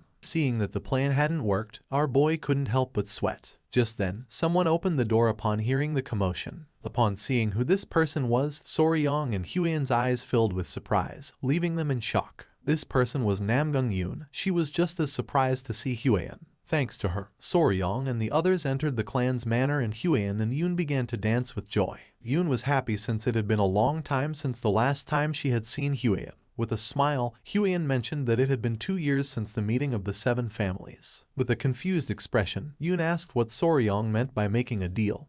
Huiyan closed her eyes and let out a sigh. With a nervous expression, Soryang began to show a smile. Huiyan explained that they needed the ice jade, and she had heard last time that Xiao had it. Upon hearing this, Yoon felt somewhat surprised. With a sincere gaze, Huan mentioned that they really needed it, so they had come to see if they could get it. Yoon put her hands together and with a kind smile suggested first going to the patriarch's hall to talk about the matter with her father. She was sure that her father was going to be happy to see Huan after such a long time. Resting her hands on Soryong's shoulders, with a smile Huan revealed that she had brought something to exchange for the ice jade. Our boy's eyes widened in confusion. Yoon was in shock and asked if she wanted to exchange Soryong. Not long after, they went to the Namgun clan patriarch's hall. They told everything to the patriarch. He stood up and with a surprised gaze asked if it was true. His eyes widened in fear. He was in shock since he couldn't believe that they had brought an elixir that contained cold energy. Huan asked Soryong to show it. Upon hearing this, with a smile, our boy put his hand inside his clothes, took out the elixir, and placed it on the table. The patriarch's attention was fixed on it and his mind was filled with surprise. Inside the elixir there was something shining. With a curious gaze, the patriarch asked if he could take a closer look, and with a smile Soryong gave him permission. Soryong couldn't help but sweat. It was an elixir that he had brought very carefully, keeping it in his arms. He hoped that they would accept this exchange. The patriarch began to examine the elixir carefully, and mentioned that the purity of cold kai was very high. With this, she could endure at least 10 years. With a curious expression, Yoon asked if really it was so incredible. Because it was so valuable, the patriarch decided to exchange it for the ice jade. Upon hearing this, a joyful smile appeared on the faces of Huan and Soryong. Pointing at it with his finger, the patriarch noticed that there was something inside and questioned what it was. With a forced smile, our boy said he couldn't tell him that. The patriarch realized that it could reveal the place where the elixir had been found and decided not to ask further. With a smile, Soryong coughed and thanked him, but then his face filled with fear since he knew that wasn't the real reason behind it. A few days ago, Soryong was in the clan walking with the grandfather. Our boy began to feel something cold in his clothes. The old man's attention fixed on him and he asked if there was any problem. Our boy took it out of his clothes and his eyes widened in confusion. It was a tail. Soryong handed the tail to the grandfather and mentioned that there was a strange thing similar to an ice crystal in the gecko's tail that he had kept as a souvenir. With a curious expression, the grandfather began to examine the tail carefully and noticed that it had cold kai, knowing that it was going to be good material for those who had mastered ice martial arts or cold kai martial arts. Soryong began to touch his chin and remembered the small geckos. He thought they stored nutrients in their tails, like fate-tailed gecko. He would have never thought that it was actually cold kai. With a smile, the grandfather asked if Soryong wanted to try turning the tail into an elixir. Back in the present, our boy was in shock since he knew that a withered gecko's tail wasn't even worth mentioning. With a cheerful gaze, the patriarch asked Yoon to go tell her sister to exchange this elixir for the ice jade. Upon hearing this, she nodded. Now that they were already here, he asked them to rest a little. He had to organize a party to welcome the guests of his clan. He also noticed that Huan was close to Seol. He revealed that his daughter had gone through something difficult recently and wondered if she could comfort her while she was here. With a smile, Huan did not refuse. They stood up and Yoon decided to guide them to the guest residence. They left the mansion and began walking. With a smile, Yoon mentioned that thanks to Huan, her father was in a good mood. These past few days, they had been walking on thin ice. With a curious gaze, Huan asked what had happened to Seol since she had heard rumors near Mount Huangshan. Yoon's eyes filled with surprise upon noticing that she knew that. Her eyes began to shine with sadness because she didn't think Seol would do something like that. But since they hadn't been able to find any clues, she was locked in the confinement room and had to be marked with virginity sand to prove her innocence. Huan was in shock and Soryong was somewhat confused. Virginity sand was something women applied on their bodies to demonstrate that their body was pure. If you raise a gecko in a jar and feed it cinnabar, its body will turn red. Huan revealed that afterwards it was ground into powder and applied to the woman's body. If her body was pure, that blood mark could not be washed off even with water. Upon hearing this, Soryong's eyes widened in surprise and confusion. He was furious since identifying a maiden was the task of a unicorn, not that of a gecko. Seeing Soryong's expression, Huan panicked. Just then, they arrived at the place where Seol was, catching their attention. Soryong's eyes widened in surprise. Not far from them sat Seol with the blood mark still on her hand. With a smile, Huan greeted her. Upon seeing Huan, Seol couldn't help but go into shock. Yoon revealed that she had brought an elixir containing cold kai. Their father wanted her to exchange it for the ice jade. Yoon gave Seol the elixir. Her eyes widened with curiosity and her jaw dropped upon noticing the immense cold kai of it. She thanked them and decided to make the exchange, making Huiyan and Soryong feel happy. She took out the ice jade and handed it to Soryong. Our boy began to observe it carefully and couldn't help but smile. Just then, with a sad gaze, Seol let out a sigh. The attention of our boy and Huiyan focused on her. With a sincere gaze, Huiyan admitted having heard the rumors. She didn't believe that Seol would do something like that, so she asked her not to get too discouraged. With an expression full of sadness, she mentioned that there were many witnesses who knew where her mole was. Soryong's eyes filled with emotion upon realizing that this was a mysterious case. He put his hand over his face and couldn't help but smile. Our boy was an expert in this kind of thing, and in his previous life he was called Sherlock Faber when they played escape and deduction rooms. With a smile, he asked if Seol had ever bathed alone in a pond or river at night. She began to observe our boy and felt confused. With a serene expression, Huiyan asked if he wanted to know if someone had been spying on her. Soryong's jaw dropped when he realized she was right. With her face full of sweat, Seol admitted never having bathed outside, and even if they had seen her, they had no reason to defame her. The people who were in the reception hall were like family since they lived together in the village at the foot of the mountain. Yoon mocked Soryong, saying that he was wrong. Soryong's face filled with sweat. He couldn't believe that he had failed. He fell to his knees on the ground and begged for forgiveness. Just then, Huiyan noticed something. Putting her hands together and with a smile, she revealed that she had solved the mystery. According to her, there was only one probable explanation for this situation. Everyone's attention turned to her and all felt confused and curious. With a serious gaze, she revealed the probable explanation for this situation. With a serene expression, Huiyan decided to reveal the identity of the possible culprit. Everyone began to look at her with a curious expression. Huiyan remained silent until several seconds later, with eyes shining with confidence, she revealed that the culprit was a ghost. The faces of Yoon and Seol were filled with sweat and their eyes widened in surprise, leaving them in shock. Huiyan nodded her head. Soryong's eyes filled with confusion since he was thinking that she was going to say something profound. He didn't know why she suddenly started talking about ghosts. With a curious expression, Soryong began to touch his chin and started thinking about it. He remembered encountering the ghost of the blue-spotted centipede after it died, so this situation wasn't so absurd. Soryong extended his hand and asked Seol if by any chance she had touched or done something strange lately, like eating the inner core of a spiritual beast. Seol began to ponder and with a serious gaze revealed that she had recently touched an acorn and also a tree branch. Soryong and Huiyan began to sweat and felt confused, realizing that this was what they called idiotic charm. Seol's eyes widened in surprise. She clasped her hands and remembered something. She revealed that while she was training alone at night, she felt the presence of someone. It was as if someone had been watching her all the time. With a confused expression, Yoon asked her sister if this was true. Seol nodded her head. She had no doubt about it. She had clearly felt it. At first she thought it was Yoon, and when she went to check there was no one. She put her hand on her chin and couldn't help but wonder if she was being too sensitive. Soryong began to observe her, knowing that this was a suspicious situation.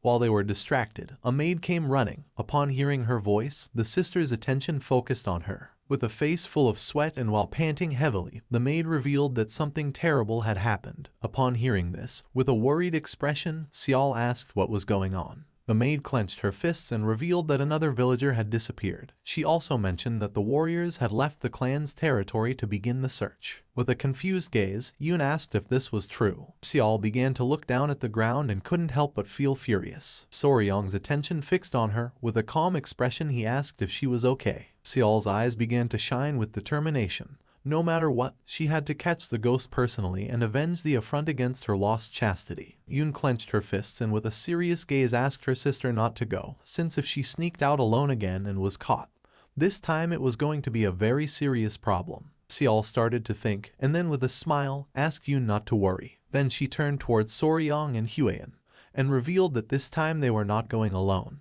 With a confused gaze, Yoon asked what she meant by that. Seol approached Huiyan and grabbed her hand, and with a sad expression asked if the two of them were willing to help her. Soryong and Huiyan's eyes widened in surprise, leaving them in shock. Night fell and somewhere in the forest there was a small owl sitting on a branch. When it turned around it saw Soryong and the others searching the area. With her body trembling and her eyes full of tears, Yoon grabbed Huiyan by the arm, knowing that if she was caught this time, they were going to lock her up in the closed cultivation room.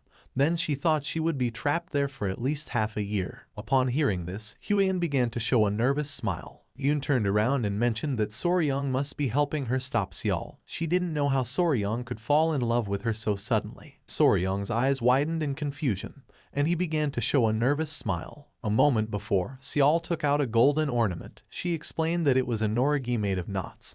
The central piece was designed so that an ice jade could be inserted. Our boy and Hwayun remained listening in silence. With a serene gaze, Seol mentioned that although she wasn't very sure why they needed the ice jade, if they were looking for something to carry with them, this wasn't a bad option. Soryong and Hwayun began to observe it closely, and their eyes widened in astonishment. She split it in half, revealing that even it could be split in half, it could serve as a symbol between the two. She promised to give it to Soryong if he helped her. Our boy went into shock. Their attention was fixed on the bright ornament. Back in the present, our boy began to think silently. He placed his hand over his chest and made it clear that, as he had already said before, it wasn't because he wanted the norigi. He simply wanted to protect Lady Seol's honor. Yoon's face filled with rage. She knew that Soryong was lying. Seol began to stare at her sister and asked her not to be so impulsive. While Hwayun was showing a forced smile, Yoon began to lose her mind since she didn't know what she should do. Several minutes later, they stopped walking. This was the area where she had felt someone's presence. There could be some kind of trace, so she decided to thoroughly check the area. Hwayun approached her and with a worried expression asked what they were going to do if the culprit really was a ghost. Seol began to show her sword and promised to cut the ghost with her sword imbued with the energy of destroying evil and revealing justice. Soryong began to observe carefully, realizing that this was intense. Just then, his eyes widened with curiosity and surprise as something caught his attention. Out of nowhere, fog began to appear in the area. Now none of them could see. Soryong began to look from side to side and became confused, not knowing what was happening. He began to shout and call for Seol and the others. He began to walk around the area without knowing if they had been separated. Just then Soryong's foot bumped into something. He became confused, not knowing what was happening. When he looked closely, he realized it was a spiderweb. He grabbed it in his hand and noticed that the thread was very thick, realizing that the creature that had created the web was enormous. At that moment, screams began to be heard. With a gaze full of fear, our boy turned around. He panicked since the voice was Yoon's. He didn't know what had happened to her. Our boy called the little centipedes, Grace and Myra, and asked them if they could find their mother. The little creatures began to smile. They jumped from Soryong's clothes and began to run. Soryong entrusted them with the mission of going and protecting Hwayun. Our boy began to run through the forest, realizing that they were being dragged deeper and deeper into the forest. He didn't know why there were spider webs. He began to pant heavily, remembering that spiders were divided into two types, sedentary and wandering. The sedentary ones built a web and stayed in one place, while the wandering ones roamed like vagabonds. The forest was full of spider webs. He knew that no way, none of them wove flat webs on the ground, which meant this was not an ordinary spider. Red fog was all over the forest, and once the fog began to clear, with a serious expression Soryong decided to hurry and find Yoon and the others. Several seconds later, our boy stopped walking. The trees in front of him were full of cobwebs. He began to observe this and his eyes widened in confusion since he didn't know what was happening. At that moment he heard Yoon's voice, and when he lifted his head his eyes widened in fear. She was wrapped in spiderwebs and stuck to a tree. Upon seeing this, our boy panicked. With a surprised gaze, Soryong turned around and saw a woman sitting on top of a giant spider. The woman began to smile. It was Seol, with her eyes shining with evil. She started staring intently at Soryong. With eyes shining with evil, Seol began to show a smile. Soryong's face filled with fear. He was in shock since he couldn't believe what his eyes were seeing. The area was covered in webs. It was a type of ground spider that our boy had never seen before. It wove its thread on the ground, not the air, so he thought it was a new species. Soryong clenched his teeth and began to stare at Seol, who was sitting on top of the giant spider. He finally understood everything that had happened. What was in front of him, under the form of Namgung Seol, was a pedipalp disguised as the spider. A pedipalp was, in essence, a sensory or manipulation appendage of spiders, often mistaken for a leg but actually being a specialized organ attached to the head, used for touch, mating or prey capture. He observed how, with a slight slide, it was revealing its shoulders and acting seductively to attract him, and thought that this must be the result of evolution to attract male prey. Soryong began to blush and thought there was no need for that, since he had already been captivated. Yoon regained consciousness and tried to free herself from the silk that was wrapped around her body. Her attention was fixed on Soryong. She was furious to see that even he had fallen into the trap. Without hesitating for a second, our boy began to walk toward her. Seeing this, a smile appeared on the spider's face. With his face full of love, Soryang mentioned that she was very beautiful. Without wasting another second, he hugged the spider, leaving her in shock. Her eyes began to shine with evil, and with a smile, she prepared to attack Soryang. At that moment, our boy gave the order to one of the centipedes to bite. In the blink of an eye, the small centipede emerged from Soryang's clothes and bit the spider on the neck. She opened her mouth and began to scream in agony. Soryang moved away. The little centipede jumped and returned with our boy. With eyes full of tears, the spider reached out to Soryang and tried to ask for help. Her expression was too realistic, and for our boy it was not surprising that people fell into her trap. She put her hand on her neck and began to feel dizzy. Not long after, she collapsed to the ground. Soryang began to pant heavily and his eyes widened in confusion.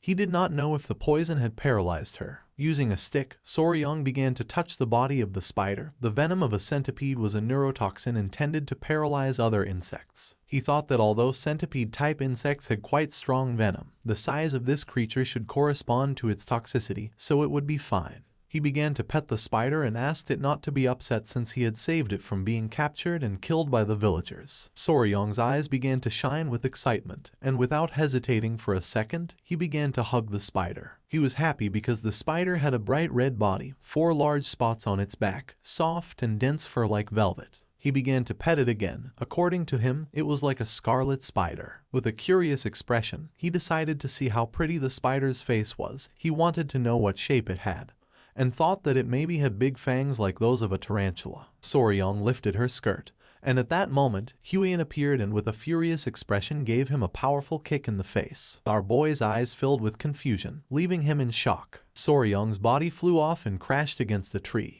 With eyes shining with seriousness, Huian made it clear that the spider was a monster. She asked him to try to breathe while circulating his internal energy, asking him to do it slowly. She put her hand over her face and her eyes filled with fear, realizing that she had not controlled her own strength when attacking. Soryang began to gaze toward the sky.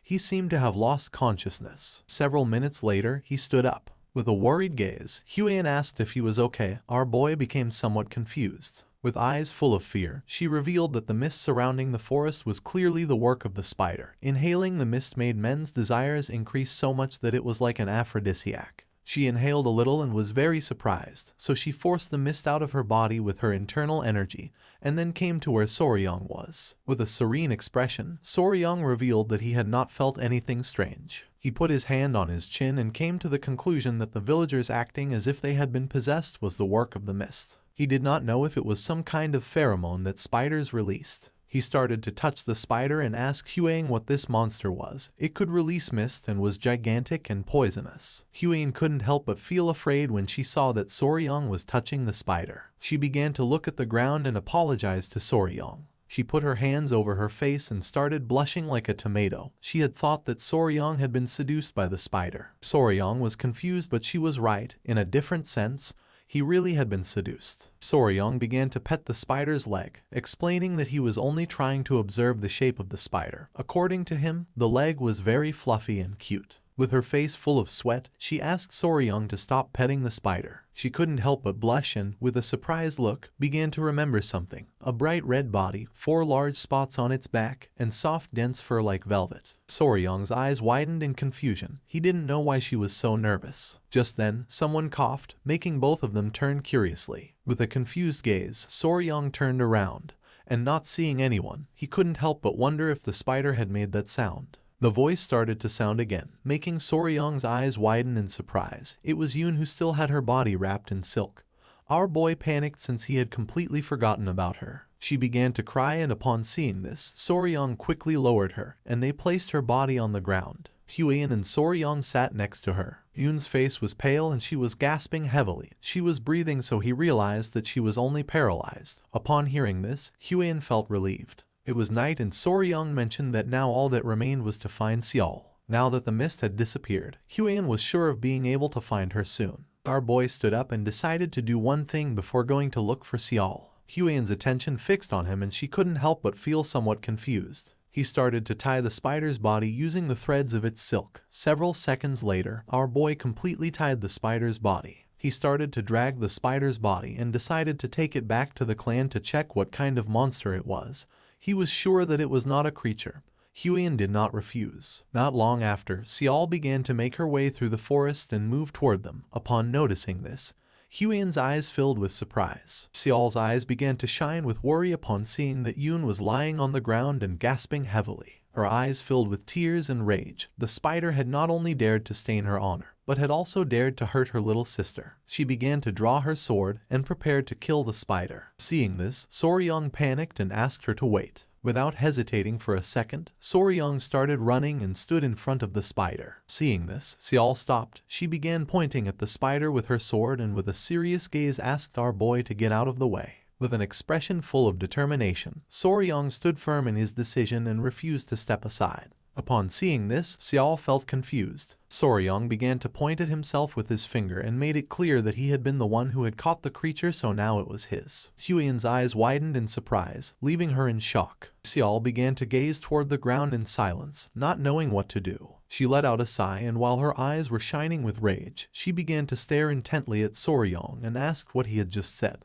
With a furious expression, Xiao asked what Soryang had just said. Our boy swallowed hard. According to him, killing the small creature was too much. He remembered that first she had killed a salamander with a poisonous chant, and now wanted to kill the spider. Huiyan grabbed Yun in her arms and asked Xiao to wait, revealing that she was still alive. She was only paralyzed. Upon hearing this, her eyes filled with relief and surprise, and she asked if this was true. Huiyan confirmed it and asked her to calm down. Huiyan understood Lady Namgung Xiao's feelings, but warned that if the hosts were killed and the mimicry broken, it would change into another form, and then there would be no way to clear Lady Yun's name ever again. Looking at the spider with a serious expression, she asked Xiao to think about it. If she took the spider and showed it to her family members, her grievance would be cleared. Besides that, it had been Soryang who had caught that host. He found the elixir that would be delivered to her and even saved Lady Yun's life. It was Soryang who helped clear Lady Yun's grievance, therefore Xiao should not wield her sword recklessly. Soryang and Xiao's eyes filled with surprise.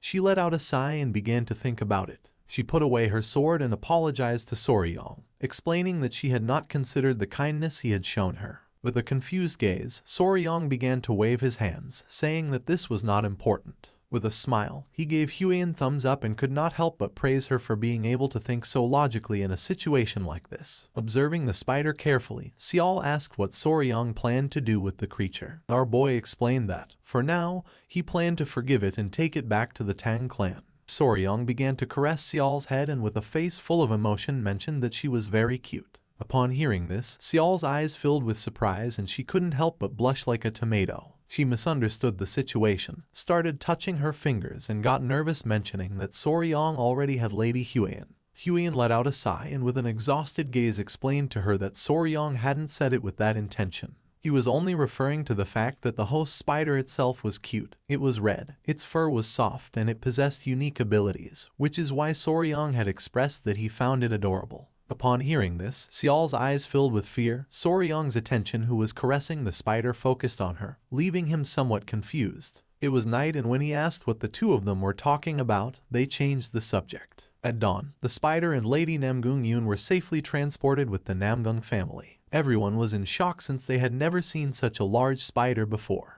The patriarch panicked and began to draw his sword, furious upon learning that this creature had stolen his daughter's appearance and insulted her. Our boy asked him to calm down, explaining that now the misunderstanding about the lady would be cleared up and the rumors corrected. Upon hearing this, the patriarch decided to calm down, and Soryang realized that he and Xiao were alike.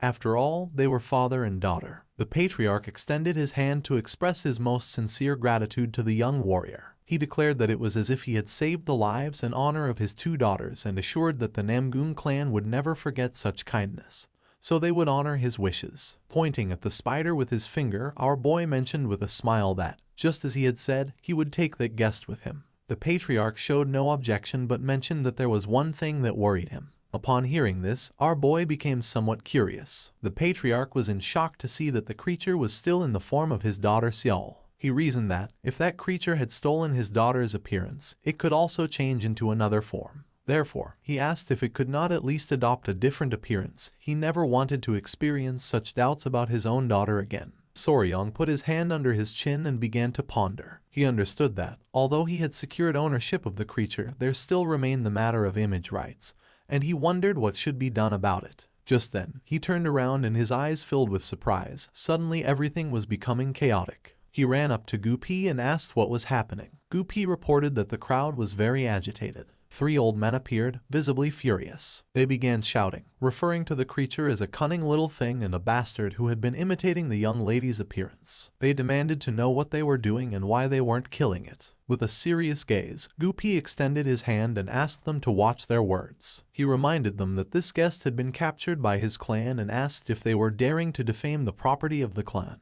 Upon hearing this, the old men panicked and begged for forgiveness. Soryung crossed his arms. Now that the misunderstanding was already cleared up and it seemed that almost everyone who needed to see it had already done so, he explained to Gupi that they should not accept anyone else, as he was concerned that the creature could be hurt if this continued. Gupi nodded his head and gave the order to the guards to close the entrance. Once the people left, the guards closed the entrance. But just then, someone appeared and asked them to wait. It was a bald old man with a cane, who was gasping heavily and whose eyes were full of fear. He began to cough and asked if he could take a quick look. The guard explained that he had orders from above and couldn't do anything about it. With his face full of sweat, the old man explained that he was just going to take a look for a moment. The guard started touching his head and mentioned that it wasn't allowed. With a smile, our boy asked the guard to show him, since he realized that he had come a long way despite his poor health. The old man's eyes filled with surprise and with a grateful expression, he thanked our boy. The old man approached the spider and began to observe it carefully. Soryung and the others remained silent.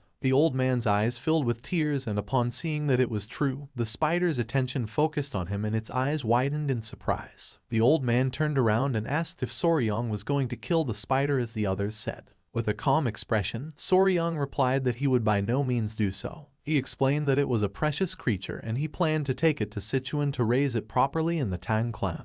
Although its diet might seem unusual, it was simply a guest. According to him, this was something predetermined by the heavens, and it wasn't the little creature's fault. The old man's eyes filled with tears of joy, since he had never heard anyone say something like that. He decided to trust him. Without wasting any more time, the old man began to untie the ropes that were around the spider. Seeing this, Soryung and the others panicked. With eyes shining with concern, our boy revealed that this was very dangerous. After untying the spider, the old man began to caress it, and the spider's eyes began to shine with joy. With a confused gaze, Soryung let out a sigh. For him it was not surprising, since from the beginning he had felt that a familiar aura emanated from him. He began to observe the old man closely, realizing that he was a kindred spirit. There was no doubt about it, he was an enthusiast. The old man revealed that the name of the spider was Yowa. He explained that one day, after losing his entire family to the plague and falling into despair, he had found the little creature, who at that time was only about as big as his fist,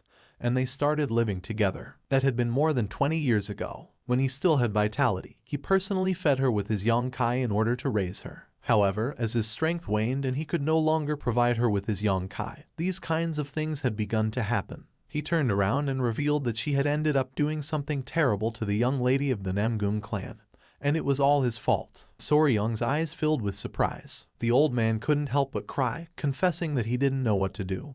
He had been wandering in anguish, but now that a gentleman as kind as him had taken her in, he could finally rest easy, so he begged him to please take good care of his Yowa. Soryung greeted the old man with respect, bowed his head before him and promised to raise her well. With tears in his eyes, the old man explained to Yowa that he was already old and could no longer take care of her. He asked her, please, to follow Soryung and live a long life. Yowa and the old man gave each other a hug, and the creature's eyes filled with tears. Soryung felt moved and couldn't help but cry, amazed that a pet could understand human speech and respond to emotions in that way. He wondered how much time they must have spent together, realizing that the old man had truly treated and treasured her like a daughter. He reached out his hand and asked the old man to please stop. He asked if he would consider following them to Sichuan, suggesting that it might be better for them to go together instead of simply parting ways. The old man refused and, with tears in his eyes, explained that he deeply appreciated his words, but he was no longer young enough to endure such a long journey. Besides, his family's graves were here, so it was impossible for him to leave this place. Soryung began to touch his head and, with a smile, asked the old man if he could share the experience he had acquired raising Yowa, explaining that it was the first time he dealt with a creature like that. The old man promised that he would answer anything he asked to the best of his knowledge. Our boy began to blush and, with a nervous expression, admitted that what aroused his curiosity the most was undoubtedly Yong-kai, and asked how it was provided. The old man extended his finger and Yoa began to suck on it. He decided to show him directly how it was done, explaining that the finger was simply inserted in that way. He added that apparently even just sleeping together was enough to transmit Yong-kai. The form of the host began to change and everyone's attention was fixed on her. The old man revealed that when Yong-kai was transmitted in this way, the creature would transform into the form it considered most beautiful in the eyes of its owner. Yoa took the form of a beautiful woman. It was the appearance of the old man's late wife when she was young. He had wanted to see that face before dying and, upon achieving it, he felt relieved. With a curious gaze, the old man asked if Soryong wanted to try. Our boy approached her and began to ponder silently. Our boy inserted his finger into Yoa's mouth, and not long after, her form began to change again, causing Soryong's eyes to widen in surprise. His eyes began to shine with excitement as he wondered what form it would take, assuming that, naturally, it would be Lady Huiyan's. The spider began to change shape, and upon seeing the form that it had taken, the old man and Soryong went into shock. Gupi's and the patriarch's eyes filled with fear and surprise. They asked if that new form was to her liking. The spider began to change shape and took the form of a wooden doll. The old man's eyes widened in confusion and surprise. According to him, this form was, without a doubt, the appearance that Yoa had shown only once before taking human form. Gupi panicked and asked Soryong why she did not appear as Lady Huiyan. Our boy was not very sure. Soryong began to sweat and feel dizzy. He understood that the reason why Yoa, or rather, the creature, had been able to maintain Namgung Xial's appearance all that time was because most of the villagers considered her the most beautiful woman. However, now it was about the most beautiful woman in all of the Central Plains, Tang Huiyan the poisonous flower. He himself had given his Kai Yang to the creature and yet Yoa had not transformed into Lady Huiyan, which made no sense to him. Soryong turned his back on them and started to run. He was sure that the Tang clan would see this as nothing other than a betrayal against them. Seeing this, Gupi and the others were thrown into confusion. Soryong began to pant heavily. For him, this was inconceivable. He refused to accept that his fascination with poisons was stronger than his admiration for Lady Huiyan, much less that this was the reason why the creature had revealed its true form. He was convinced that there clearly had to be another explanation for what was happening. At the same time, Huang was in Namgung Yun's room at the guest residence. On the bed lay Yun. Not long after, Soryong opened the door running. Upon noticing this, Huang's eyes filled with confusion and surprise. She didn't know what was happening or why he was so out of breath. Soryong said he had a favor to ask her. With eyes shining with seriousness, he asked if he could hug her. This made her blush like a tomato. With a forced smile, Soryong began to wave his hands and asked her please not to misunderstand him, saying that it wasn't like that. Although later, changing his mind, he considered aloud that maybe a misunderstanding wouldn't be so bad after all. She stood up and clenched her fists and couldn't help but get nervous upon realizing that in the end he had found out. She put her hands over her face and revealed that she had not intended to hide it on purpose. She had only read about it in books, so she was not sure herself and, consequently, had not been able to say anything. Soryong became confused since he did not know what she was talking about. She began to gasp and decided to talk about that spider, revealing that it was one of the 10 great venomous creatures of the Central Plains, the human-faced spider. Our boy was paralyzed, not knowing how to react. His eyes filled with surprise. He could not believe that Yoa was one of the 10 great venomous creatures of the Central Plains. With an embarrassed look, Huiyan began to touch her fingers and swore that she had never intended to deceive him. She had only thought it would be better to be sure first, because of the promise they had made in the past. Soryong began to observe her carefully, realizing that this was the reason why she had been hesitating. She began to approach Soryong knowing that a promise was a promise. Without hesitating for a second, she gave our boy a hug. Soryong couldn't help but blush like a tomato, but then someone coughed, making his eyes widen in surprise. It was Yun who was awake and, with an embarrassed expression, asked if she should give the two of them some space. Seeing that she was awake, our boy panicked, and upon seeing his expression, she got nervous and started to gaze off to one side. It was already daytime and the sun was shining high in the sky.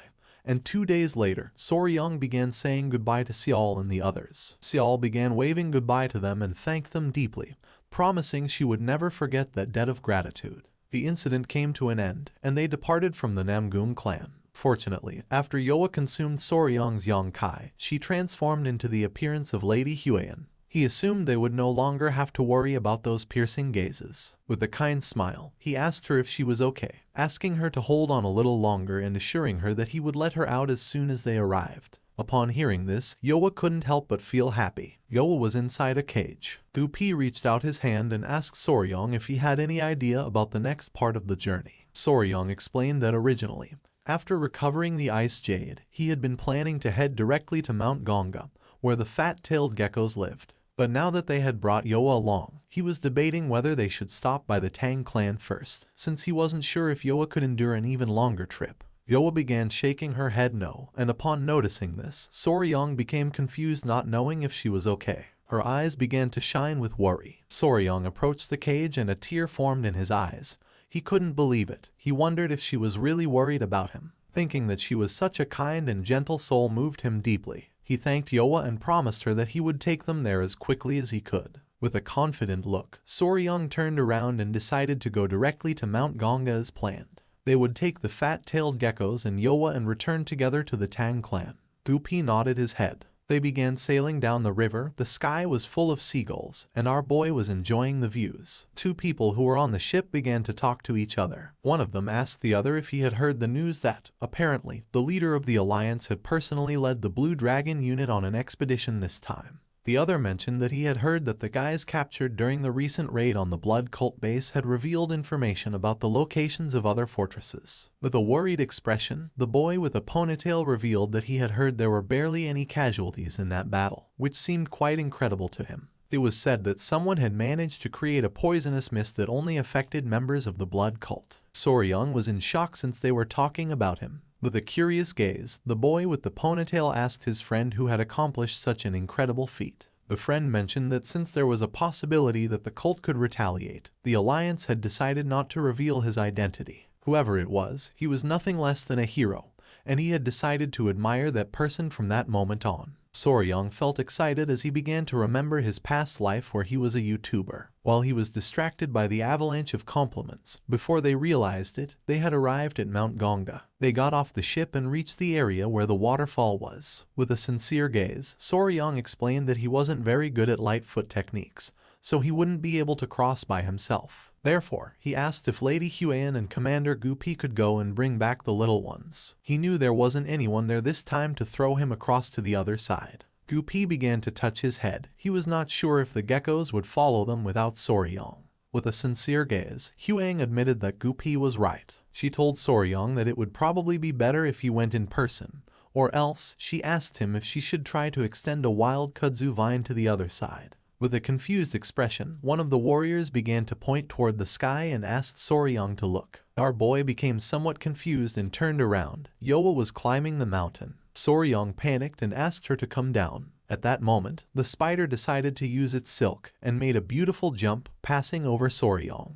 She landed in front of them. The eyes of Soryong and the others were full of surprise. Yoa began to stretch her arms, and Soryong's attention was fixed on her. He wondered if that was ballooning and if Yoa was telling him that she could also fly because she was a spider. Ballooning. Most people didn't know it, but spiders, despite not having wings, were insects that could fly. By giving their body to the wind, they could fly dozens or even hundreds of kilometers. This phenomenon was called ballooning. Sometimes, while walking down the street, if one suddenly felt like they had walked into a web suspended in the air, that was the trace left by ballooning. His eyes widened in amazement upon realizing that Yoa could also do ballooning. An idea came to his mind. Not long after, Yoa hugged Soryong, and with a jump and using ballooning, they reached the waterfall. Our boy was happy to see that this had worked. He couldn't help but hug Yoa since, according to him, she was incredible. He didn't know how she could be so ridiculously versatile. Yoa began to show a smile. With an annoyed look, Huang approached them and expressed her discomfort with the hug to Soryong. She explained that, since Yoa had her appearance, the situation made her feel as if it were herself who was being cradled, which felt strange to her. Soryong got nervous and stopped hugging Yoa. He asked them to wait a moment and decided to go bring the geckos. Our boy entered the cavern. Sunlight was coming in through the hole in the roof, and in front of Soryong were the geckos. He started to show a smile and caught their attention. The geckos turned around, and upon seeing Soryong they felt somewhat surprised. They jumped and Soryong started running toward them. He was worried and wanted to know if they had been okay and if they weren't hurt anywhere. The geckos started licking our boy's face, and he couldn't help but smile. He realized they had become even more affectionate during his absence, and was very happy to see them looking healthy. He began to show the ice jade, and promised to take good care of them if they came with him. The geckos began to watch it closely. They started to show a smile. Soryang decided to name them. He called the female Snow and the male Ice. Carrying the geckos in his arms, Soryang decided it was time to go to their new home. And so, Snow and Ice became part of the family. It was night and someone arrived at the Tang clan manor. Upon seeing who it was, the guards couldn't help but feel somewhat surprised. It was Soryang, Gupi, Lady Huang, and Yoa, who was in the form of Huang. The guards were somewhat surprised to see two Huangs. Upon observing closely, they realized that Yoa was a spider, and they couldn't understand why this creature had the appearance of Lady Huang. Soryang coughed, and with a confident expression asked the guards to announce to the elders of the clan that the proud official son-in-law of the Tang clan had arrived. Furthermore, he instructed them to inform that he had captured, then corrected himself and clarified that he had actually brought with him one of the 10 great poisonous creatures. Upon hearing that Soryang had brought one of the 10 great poisonous creatures, the guards could not help but go into shock and decided to report it immediately. They launched a flare to announce that Soryang had returned with one of the 10 great poisonous creatures. Not long after, the Patriarch, his wife, the Grand Patriarch, and the clan elders began running towards Soryang. The Great Patriarch remembered that Soryang had said he would go look for food for the lizards, questioning with disbelief how, instead of this, he had ended up bringing a spider. The Patriarch demanded to know where Soryang had been and what he had been doing. The eyes of the Patriarch and his wife widened in surprise and confusion upon seeing that the spider looked just like their daughter. With a pleasant smile, Soryang explained that they had found the spider by chance when passing through the Namgung clan, leaving the Patriarch somewhat confused. The elders were somewhat confused. In their entire lives, it was the first time they had heard of someone encountering one of the 10 great poisonous creatures by chance, and they could not understand how a human-faced spider, which was said to be so fierce, could have been captured. They couldn't help but smile. With a proud expression, the Grand Patriarch mentioned that Soryang was always doing incredible things. After clearing his throat, he stated that at least in this way, one could truly be called the son-in-law of the Tang family. The Patriarch began to laugh, declaring that Soryang was officially their son-in-law. Huang's mother began to show a smile and mentioned that now the promise between Soryang and Huang had been fulfilled. Soryang's jaw dropped in surprise since he didn't know how she knew about this, while on the other hand, Huang couldn't help but blush. With a smile, the Patriarch mentioned that this had no importance. What really mattered was that he was now truly part of the family. With a calm gaze, the Great Patriarch asked Soryang to go to the river starting the next day and catch a live goose. Our boy became somewhat confused. The Great Patriarch extended his hand and with a smile questioned whether Soryang didn't know that he had to prepare the goose for the engagement ceremony himself. He added that, although he was not yet old enough to marry immediately, at least they could celebrate the engagement. Soryang's eyes widened in surprise. He didn't know what to say. The Patriarch began to show a finger and explained that once this was done, even if one day he stopped liking Huang, he wouldn't be able to run away. Huang became nervous and couldn't help but feel embarrassed. She asked her father to stop talking about the subject. They began to chat among themselves. A smile spread across Soryang's face. He caught everyone's attention, making them turn around. Soryang greeted them with respect, and upon noticing this, a proud smile spread across their faces. Huang couldn't help but clench her fist and feel excited. With a confident smile, Soryang declared that, as a member of the Tang clan of Sichuan and as the official son-in-law of the Tang clan, he hoped to get along well with everyone from now on. Thus, once they arrived at the Tang clan, the first thing Soryang did was assign places where the children could stay. First, Yoa chose as her residence a large tree next to the well within the village of the Tang clan. Because lizards behave similarly to dogs, he didn't want to separate them, and instead of sending them to the garden of poisonous creatures, he allowed them to stay in his room. Once everything was more or less organized, Soryang sat down with them to chat. When our boy asked if they liked this place, the geckos began to show a smile and Yoa nodded her head. Then, he told Yoa that if she was hungry, she could come directly to where he was, asking her if she would know how to get there. She began to show a smile, and then started pointing at the spiderweb with her fingers. Soryang's attention focused on it, making his eyes widen with curiosity. She had spread the spiderweb all over the place. If someone bad came, she would punish them and send out an alert with her web. Huang was somewhat confused, while on the other side, Soryong's eyes widened with joy. Showing a finger, he asked if what she meant was that, in case someone suspicious invaded, he should touch the spiderweb and she would come running. She started clapping. With eyes shining with joy, the geckos began to look at our boy. Soryong understood that they also wanted to say that he shouldn't worry because they were going to protect him. He put his hand over his mouth and couldn't help but cry with joy. He got ready to give them a hug, realizing that they were very trustworthy.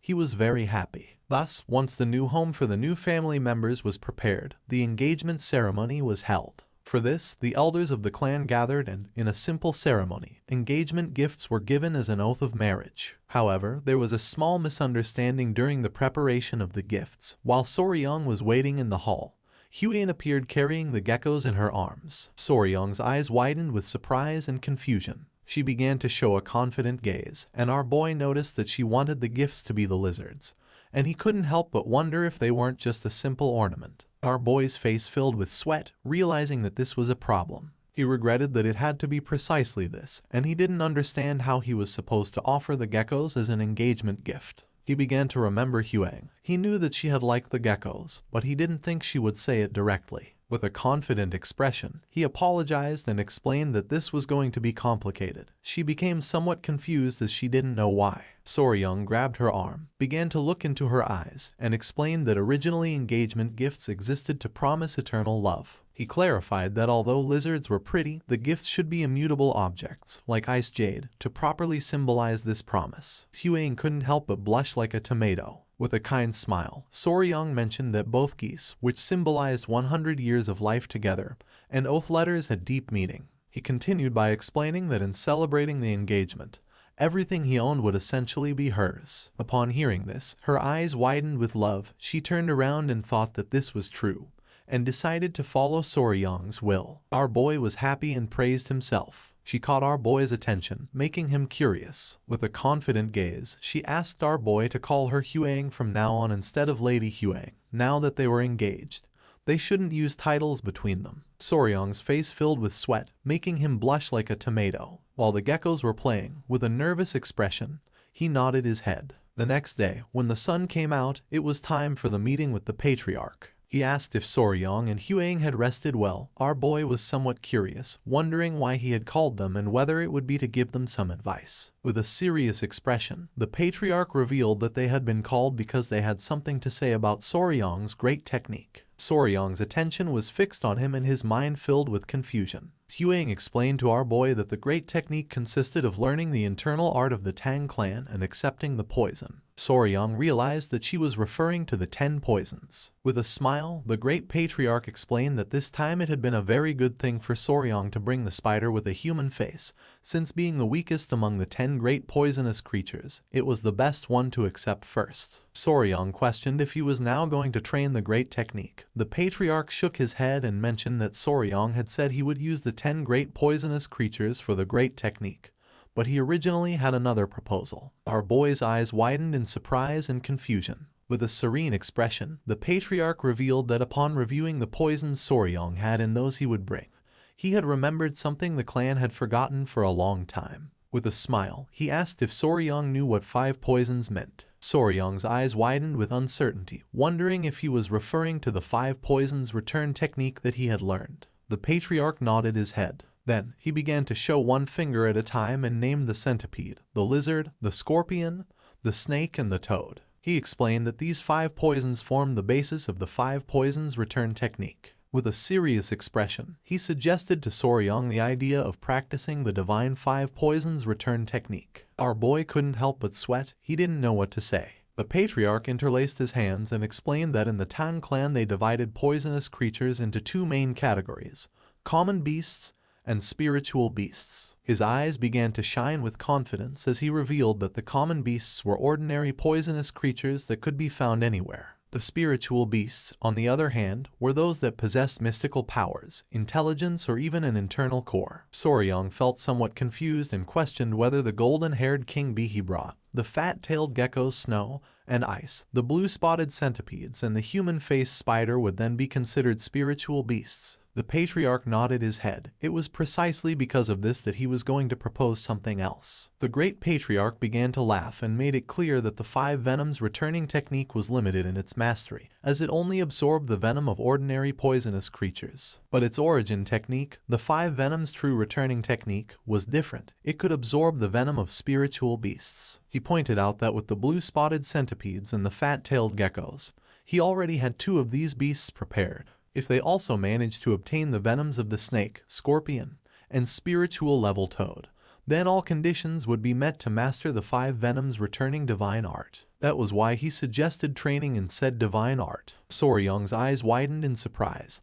He remembered that fat-tailed geckos were not venomous. The great patriarch began stroking his beard, explaining that he had examined them. They carried a venom that plunged people into a state of extreme cold. The icy air they emitted was their venom, leaving Soryong somewhat surprised. Now our boy had 2 paths open before him. One was to absorb the venom from the blue-spotted centipede and from the fat-tailed gecko in order to aspire to master the 5 venoms returning divine art. The other was to absorb poison from the human-faced spider, one of the 10 great venomous creatures, and begin gathering all 10 poisons necessary for dual-core 10 poisons body. With a curious gaze, Soryong asked if he couldn't simply use the 10 great venomous creatures to complete the 5 poisons body. The patriarch shook his head. The fat-tailed gecko was not among the 10 great venomous creatures. Soryong put his hand under his chin and began to ponder. He understood that if he absorbed poisons from lower-class creatures like blue-spotted centipedes and fat-tailed geckos, it would no longer be possible to complete the 10 poisons body path using only the 10 great venomous creatures. The choice came down to this: absorb what he called children's poison and follow the path of the spiritual beast class 5 poisons body, or collect the 10 great venomous creatures and fully commit to the 10 poisons body path. Huang began observing our boy closely, not knowing what he had in mind. Soryong realized that this was like choosing a skill tree in a game. He remembered well from his past life, when playing RPGs, that the most important thing was always the skill tree. This choice determined whether one became a useless character or a god-level character. The patriarch asked our boy to think it over carefully. He explained that the 5 venoms returning divine art was an incredible martial art, and without truly heavenly luck, not even he would encounter the 10 great venomous creatures, much less tame them. Soryong came out of his thoughts and couldn't help but get nervous, not knowing what to do. He was torn between taking the easy and fast path of the 5 poisons body, or the arduous and punishing path of the 10 poisons body, one that would allow him to reach even greater heights. Our boy started going crazy, falling into a spiral of indecision. A few hours later, Soryong was still thinking about what to do. Huang's attention turned to him, and she couldn't help but feel somewhat confused. She called his attention and mentioned that if it was because of that promise, he didn't have to tie himself to the 10 poisons body. The 5 venoms returning divine art was more than enough, since it was an incredible martial art in its own right. While her eyes were shining with concern, she asked our boy not to rush into a decision out of anxiety. She assured him that, no matter which path he chose, he would still be Soryong. Upon hearing this, Soryong turned around, and while his eyes were shining with sincerity, he was honest and said that even the patriarch had mentioned that the preparation process was the same in both cases and only the final poison changed. He decided to take his time to think it through. A few days later, Soryong was lying in bed. Even though 2 days had passed while the grand technique was being prepared, he still couldn't decide easily. While the geckos were playing, our boy, completely undecided, asked them what they thought he should choose. Just then, Huang opened the door to Soryong's room with a surprised expression. Our boy became somewhat curious and asked what was going on. With her face full of sweat, she revealed that the blue-spotted centipedes were about to shed their skin again. Soryong got out of bed and his eyes widened in surprise. Without wasting any more time, he went to the pavilion where the centipedes were. Upon seeing them, both he and Huang felt tenderness. The creature's skin had become hard as stone. Soryong remembered that they had been growing very fast lately and hadn't thought that the second shedding would begin so soon. With a curious smile, Huang asked if the appearance of the blue-spotted centipedes would change again. With a confident smile, Soryong nodded his head, revealing that this time, blue spots would start to appear on their bodies. Our boy's eyes filled with excitement. Just the idea that they were becoming like their mother made his heart race wildly. Huang began to show a kind smile. She was very eager to see how the centipedes would change. Soryong was sure that they were going to be even cuter than before. Just then, his eyes widened in surprise and his attention focused on them. Suddenly he realized that this was not something to celebrate. What if they didn't manage to finish drying their bodies in time for the day when the grand technique would take place? Soryong put his hands on top of his head and couldn't help but feel worried. He knew that ordinary centipedes took an entire day to dry their bodies, and based on the last molt, this process would definitely take even more time. Huang's attention was fixed on our boy and she couldn't help but feel somewhat confused. Soryong knew that the venom of fat-tailed geckos was special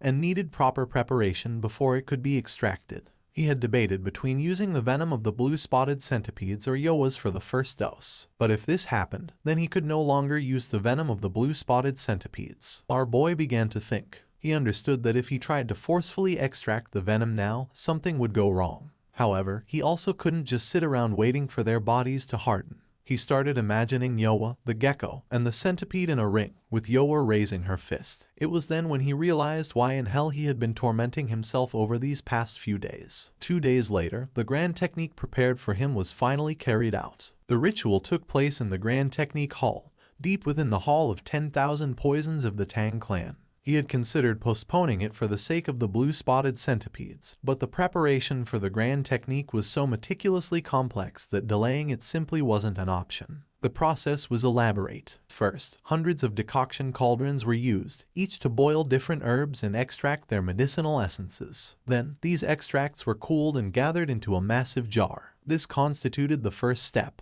Next, into that jar, a precise mixture of various poisons and blood from poisonous beasts was added. Although this might sound simple, working with hundreds of herbs, poisons, and blood, each with its own volatile properties, and managing them all at once in perfect harmony was an extraordinarily difficult undertaking. In addition to this, with the slightest delay, all the medicinal liquid they had worked so hard to prepare would become useless and would have to be completely discarded. Because of this, sitting idly by waiting was not an option either. His mind was already made up. He would accept Yoa's poison, one of the 10 great venomous creatures. Soryong began to observe the liquid closely, realizing that the color was incredibly dark. The great patriarch approached our boy and informed him that they would now begin the grand technique, ordering him to take off his clothes and enter the jar. Soryong came out of his trance and nodded. Soryong took off his clothes, first put his foot into the jar and then began to insert the lower part of his body. His eyes widened in surprise, as for him, this felt strangely familiar, like an herbal bath. While the great patriarch's eyes were shining with joy, with a smile, he mentioned that they were going to add a single drop of Yoa's poison into this herbal decoction to provoke a reaction. Then, they would add the already prepared medicinal compounds so that his body could begin to absorb the poison. The great patriarch began to laugh, revealing that normally the process would be unbearably painful. Luckily, Yoa's poison was of a paralyzing type, so it wouldn't hurt too much. Upon hearing this, Soryong felt somewhat worried and couldn't help but sweat. The patriarch decided to go look for the rest of the necessary ingredients and asked him to wait a moment. After saying this, they left the room, leaving Soryong alone. Not long after, Huan, who was carrying the geckos in her arms, and Yoa entered the room and greeted our boy with a smile. With a cheerful expression, Huang revealed that the centipedes were awake, they had shed their skin, now had spots, and their bodies were emitting an intense glow. The centipedes began to play, and Soryong noticed that Nova, Myra, and Grace were now even more adorable. They began to climb onto the jar in which Soryong was submerged. The change was not as drastic as he expected. In fact, their appearance now resembled that of pillow-shaped stuffed animals, which, in a strange way, made them even more adorable. The centipede's attention was fixed on the liquid. Soryong started laughing since he realized that it must be strange for them to see their father inside there. He knew it was dangerous, so he asked them to stay with Huang. With a smile, she began calling the centipedes to come with her. Nova didn't listen and its attention was fixed on the liquid. When it tried to get down from the jar, unintentionally the liquid came into contact with its ear. It began to writhe in pain, and upon seeing this, Soryong's eyes widened with caution. He revealed to Huang that Nova's antenna had touched the medicinal liquid and asked her to wash it with water immediately. Huang's eyes widened in surprise and concern. Without wasting more time, she grabbed Nova in the process. It opened its mouth and its saliva came out of its mouth and fell into the liquid. Soryong began to observe closely. Nova's saliva caused the liquid to start reacting and began changing color. Huang's eyes filled with fear upon realizing that the poison was seeping into the jar. Soryong clenched his teeth tightly and not long after, he began screaming in agony. Our boy began to scream in agony. With a worried expression, Lady Huang asked Soryong to regain control. The liquid began to burn Soryong's skin, making his face turn red. He did not know this kind of pain.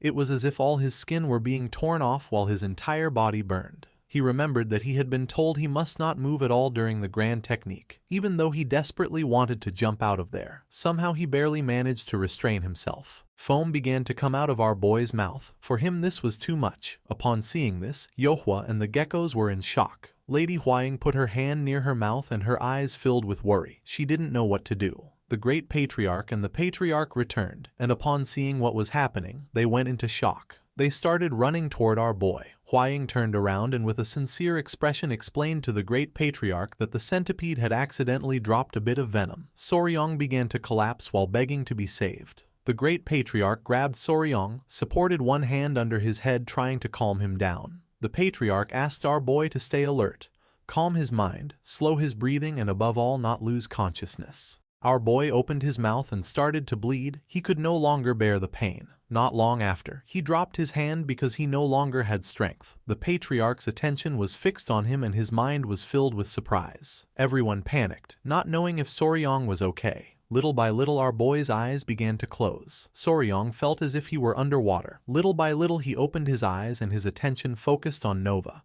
who was asleep. She made contact with Soryong and a strange energy began to emerge from her body and entered Soryong's body. Several hours later, our boy began to open his eyes. Noticing this, Lady Huaying felt relieved and with a surprised expression informed the great patriarch that Soryong was regaining consciousness. Once Soryong fully opened his eyes, Huaying couldn't help but cry and feel relieved to see that he was okay. While on the other hand, the grandfather began to show a kind smile. Soryong started touching his head and realized that he was in the same place. With a worried expression, Huaying asked if he was okay. The great patriarch explained to our boy that, fortunately, he had guided his internal qi directly through his Baihui point, so he managed to overcome the worst. He informed him that the grand technique had also ended safely and successfully, and that, although it was not Yohua's poison, in the end he had accepted instead the centipede's poison. Soryong put his hand on top of his head and let out a sigh, realizing that, after all, Nova wanted her father to learn the 5 poisons body. With a worried gaze, he asked if Nova was okay, since he remembered that Nova's antenna had been exposed to the substance. Huaying and the great patriarch were somewhat surprised. She explained that she had washed Nova's antenna immediately. She did it anxiously, not knowing whether Soryong would live or die. Soryong's attention was fixed on her and his eyes widened with concern. She turned her gaze to the side, as she was angry. Our boy panicked, knowing that right after the engagement ceremony, he should have gone to see Huaying, his fiancée. But instead, he had instinctively run first toward the centipedes. Soryong's head started hurting again. Noticing this, Huaying asked if the pain was returning. Our boy's eyes began to shine with seriousness since the most important thing for him was to know if Nova was okay.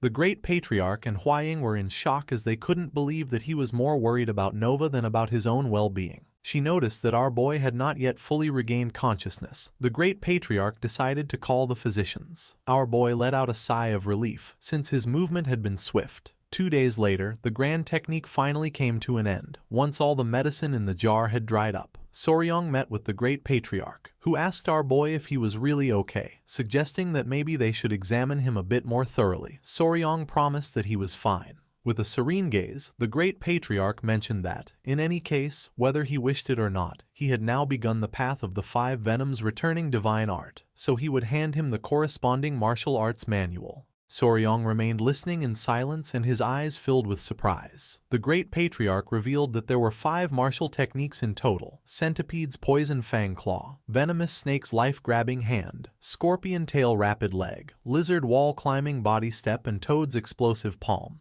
He began to stroke his beard and explained that each of the techniques belonged to a specific category: claw technique, hand technique, leg technique, step technique, body technique, and palm technique. This martial art allowed one to reach a realm where one became poison, and poison became oneself, achieving a true unity between being and poison. Soryong's eyes widened with excitement and joy. Seeing our boy's expression, the great patriarch realized that he liked it. Soryong nodded his head, although he admitted to being surprised. They were not poison arts or assassination techniques as he had expected. The great patriarch coughed. According to him, Soryong had been perceptive in noticing it, since the truth was that this martial art did not originally come from his Tang clan. He closed his eyes and revealed that the 5 venoms returning divine art, and these 5 poison techniques were the martial arts of the 5 poison sect, which had already been annihilated. 200 years ago, the second son of the Tang family, a genius of his time, and the daughter of the palace lord of the southern barbarian beast palace fell in love. Despite fierce opposition from both clans, they eloped and founded the 5 poison sect. They created a new martial art by combining the strengths of poison arts from the Tang clan with beast fist techniques from the beast palace. However, they selfishly took martial arts that should never have left their sect and even mixed them. Naturally, they could not escape persecution from both clans and, about 100 years ago, were finally annihilated in the jungles of Yunnan by both forces. Showing one finger, the great patriarch mentioned that after this, it was agreed that both sides would reclaim their respective martial techniques, and what was recovered then was the 5 venoms returning divine art and the 5 poison techniques. His eyes began to shine with tranquility as he explained that, since the essence of both clans' martial arts was intertwined, there was much dispute over its ownership. But since it was necessary to accept the poison in order to master it, in the end it was passed down to his Tang clan. It was said that the sect master of the 5 poison sect at that time had been able to withstand the joint assault of both the Beast Palace and his Tang clan, so without a doubt, it was an extraordinary martial art. He had thought that it would be the perfect style for someone like him who had an affinity for poisons. Soryong was somewhat surprised to realize that the great patriarch had had this in mind all along. Our boy thanked him and promised to train diligently. The great patriarch was happy, since as long as he continued with this dedication, he was destined to achieve greatness. And so, Soryong took his first step in the 5 venoms returning divine art. Soryong left the poison hall and began to stretch his arms, wondering how long it had been since the last time he saw sunlight. Only now did he feel truly alive again. At that moment, one of the little centipedes started running toward our boy. His attention fixed on it and his eyes widened in surprise. It was Nova. She couldn't help but cry with joy upon seeing that he was all right. Soryong realized that she had been waiting for him there all this time. He began to show his bicep and a smile. He knew that she must have had a hard time emotionally. He assured her that she shouldn't be heartbroken, since this hadn't been her fault, and, to prove it, he showed her that Dad was already fine. Nova jumped in and got inside our boy's clothes and started playing. He thought that maybe she felt a little prickly because not much time had passed since she molted. He really would prefer her to climb on his clothes instead of on his bare skin. She began to observe our boy closely, and upon noticing this, Soryong couldn't help but feel somewhat surprised. She came out of Soryong's clothes and started running along his arm. Our boy's eyes widened in fear, wondering if Nova had just understood what he was thinking. According to him, this couldn't be. It must be just a coincidence. He told himself that these kinds of things sometimes happened when you raised a pet for a while. Soryong began to ponder, realizing that he was a hopeless fool. There was no way that Nova, a simple poison creature, could really do this. Nova's eyes began to shine with rage. She was furious with Soryong. Our boy panicked, not knowing what was happening. His eyes filled with surprise. He said nothing and in his thoughts asked her to get on top of his head. Nova obeyed and got on. Then Soryong hid behind a tree and asked her to try to find him. She did it without much difficulty. Soryong panicked, since this had not happened just once, but 3 times in a row. Nova let out a sigh and began to show a confident expression. It was as if her heart and Soryong's were connected by a strange energy. Soryong was in shock, not knowing what was happening. While the 2 centipedes were playing, Lady Huaying, who was somewhat worried about Nova, began to look for her, not knowing where she was. She approached the centipedes and asked them if they knew where Nova had gone, explaining that since she shed her skin, she had been wandering so much that it was hard to find her. Soryong, who was panting and carrying Nova on his back, began to run toward Huaying. His eyes were full of surprise. Our boy put his hands on his knees to catch his breath. Huaying asked if Soryong was okay, but immediately afterwards scolded Nova. She reminded her that she had told her not to go far because of the worry it caused her and insisted that she must inform her mother before going anywhere. With a surprised gaze, Soryong began to show Nova, revealing that this was not what mattered at the moment, but rather the fact that Nova understood human speech. Huaying's eyes were full of calmness as she remembered that Nova had always understood human speech. This was nothing new. Soryong couldn't help but sweat and feel somewhat confused. He panicked and explained that she understood him even when he was only thinking to himself, leaving Huaying somewhat surprised. Carrying Nova on his back, Soryong decided to go see the great patriarch to find out what was going on. With a worried gaze, Huaying suggested they go together. It was daytime and, several minutes later, they arrived at the Patriarch Hall. Our boy left Nova on the table and asked them to please take a look. He explained that Nova understood him just as well even when he only spoke in his mind. Considering that the other children couldn't do this, he proposed that perhaps it was due to the influence of the grand art. The great patriarch began to stroke his beard and his attention was fixed on her. With a serious expression, he explained that this was not the case. He pointed out that in the history of the Tang clan, more than a few people had accepted the poison of spiritual creatures. If supernatural abilities like this had been discovered, there should be records, but he had never seen or heard of them. Soryong's eyes widened with curiosity. With a serene expression, Huaying questioned what could be the cause. The great patriarch began to think.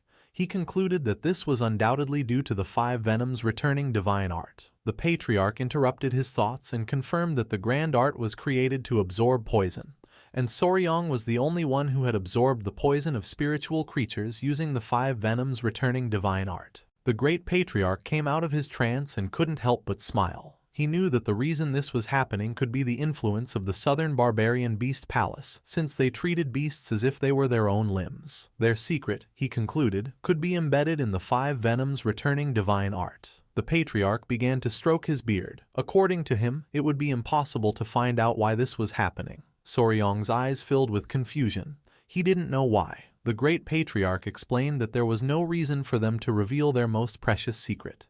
He added that if they found out they had mastered a martial art affected by that influence, it would be impossible to predict how they would react.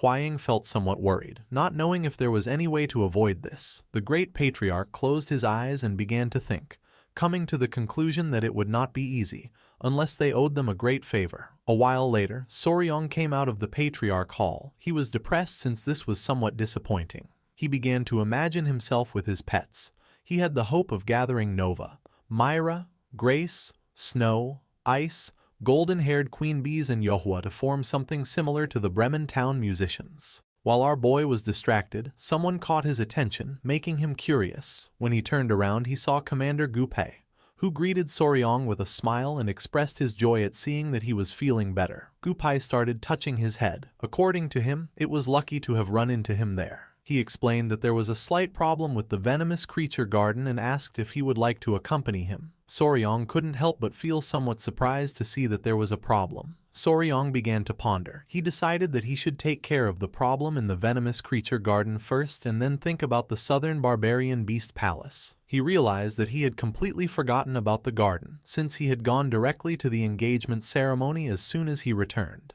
His eyes began to shine with joy, and with a smile he decided to go together. Behind Gupai there was someone. He also wanted to entrust that person to Soryong. Soryong's eyes widened with curiosity. Behind Gupai was Yingying, who with a smile started running toward our boy to give him a hug. Soryong grabbed little Yingying's hand and they started walking with Gupai following them from behind. Our boy decided to take Yingying to the venomous creature garden, as she clung to him and wouldn't let go. He turned around and asked why Yingying was here. Gupai began to show a smile, explaining that she was there for treatment and would stay in the Tong clan for a while, since it was a request from Patriarch Peng. While little Yingying's eyes were shining with joy, with a smile, she asked her older brother why he hadn't come to see her if he had already been back for several days, explaining that this was exactly why she had been waiting for him today. Soryong felt somewhat surprised to notice that she had lost her front teeth in the meantime. Our boy began to show a forced smile and apologized to Yingying.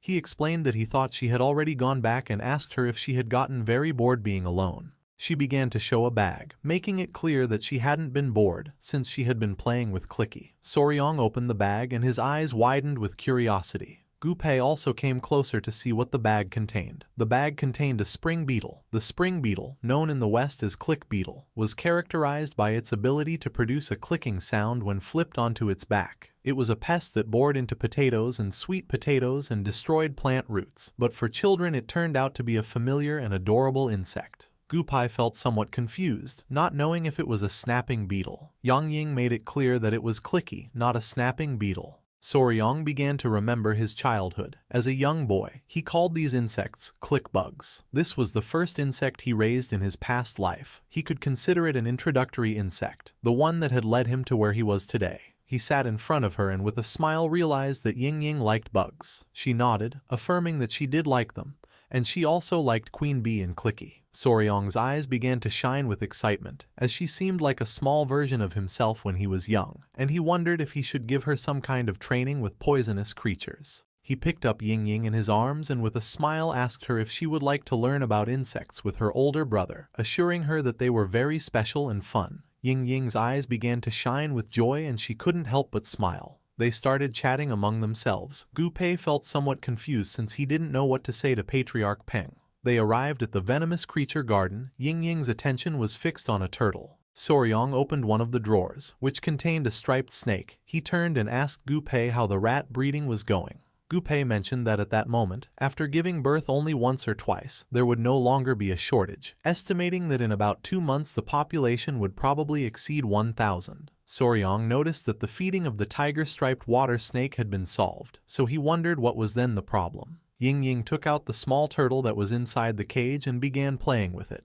Gu Pei began to touch his head, explaining that the number of crickets they were raising as food was not increasing at all, and that because of this, some creatures were starving. With a confused gaze, Soryong put his hand under his chin. He wondered if they might be eating them again, like in the incident with the baby rats, since the crickets, no matter how many there were never enough. After thinking about the matter several times, he came to the conclusion that the only way was to find an alternative food source. At that moment, little Ying began to cry, causing Soryong and Gu Pei to panic. He tried to calm her by asking if she was okay.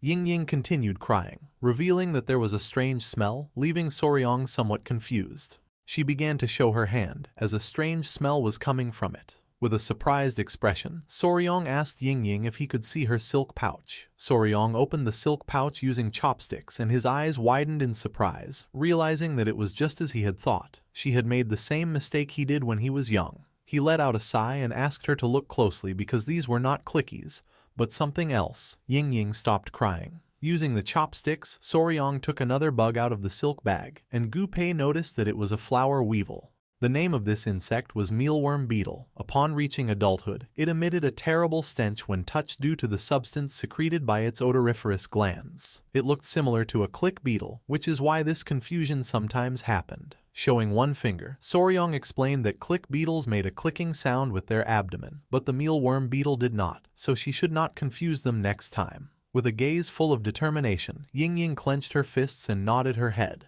With a proud smile, Soryong told Ying that, even so, she had done a good job, since her older brother really needed these friends. Gu Pei became somewhat confused, as he did not know why he would need those stinky insects. Showing the silk bag, Soryong's eyes began to shine with determination. He revealed that, from that moment on, they would raise the mealworm beetles that Ying had caught in the venomous creature garden. Although it didn't seem like much, these mealworm beetles were actually the most commonly used food for insects and lizards. Soryong was happy, as it was the perfect moment. If they replaced the crickets with mealworms, the food supply would be sufficient. With a smile, he mentioned that, thanks to Ying, they could take care of the immediate problem. He decided to go to the cricket breeding facility to see what the problem was.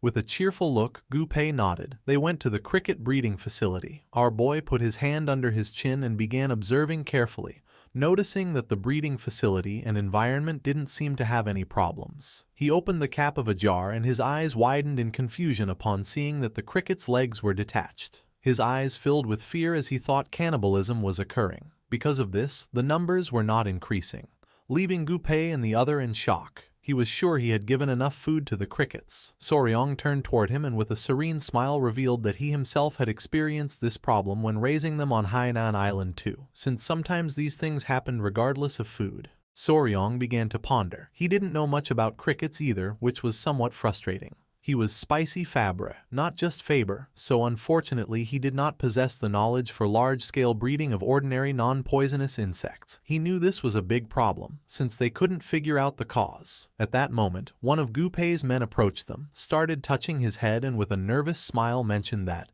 if it was someone familiar with crickets, he just happened to know the right person. Gu Pei became somewhat curious upon seeing Huangyan.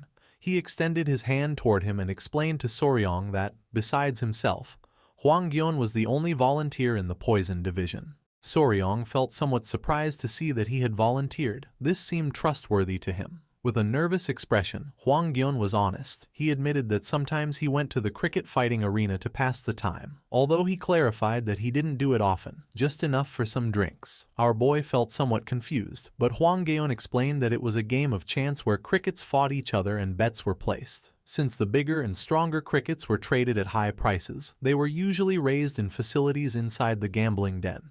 There was a cricket caretaker there. Somewhere, where the light barely reached, someone began to pet a cricket.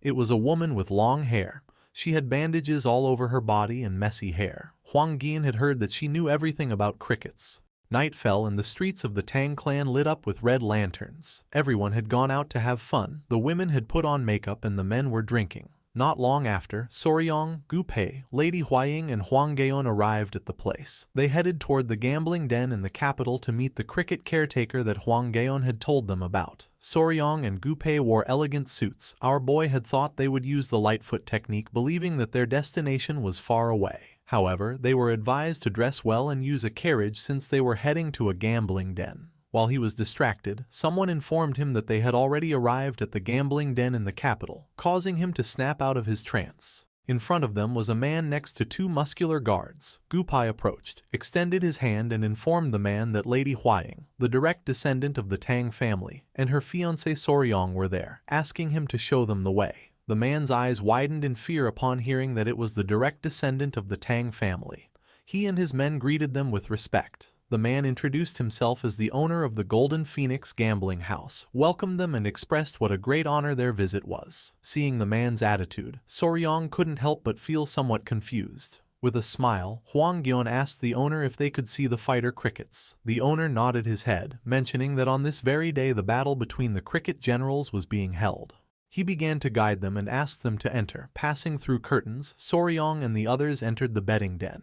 Our boy's attention was fixed on several excited warriors standing around a table. A battle between two crickets was about to begin, and one of the men decided to bet all the prize money he had won last time. The crickets began staring at each other and then attacked. While the two creatures were fighting, people started cheering for the fight. Soryong was somewhat surprised to see that this is what a cricket fight looked like. With a smile, Hwang Gyeon asked if it wasn't exciting, explaining that the one who turned its back on the other would lose. One of the crickets gave a strong bite to the other in the abdomen, causing it to start fleeing from the fight. The owner of the winning cricket couldn't help but smile upon noticing that the battle of the cricket generals had ended. Not long after, several men began showing bags full of money. Hwang Gyeon revealed that they also immediately auctioned off the winning cricket general. According to rumors, one could reach a price of about 30 silver taels. Soryong was in shock at seeing so much money. His eyes began to shine with excitement and, with a smile, he decided that he might dedicate himself to selling crickets later on. With a serious look, Lady Huaying called our boy's attention, telling him that he had already seen enough and that it was time to go meet the caretaker. A few minutes later, they began to descend some stairs, and the owner opened the door to the basement of the place. He couldn't believe that they had come to meet the cricket caretaker. He explained indifferently that, although sometimes other guests wanted to see her, there was nothing special about the girl. Her only task was to feed the crickets and clean, since they didn't care who would win.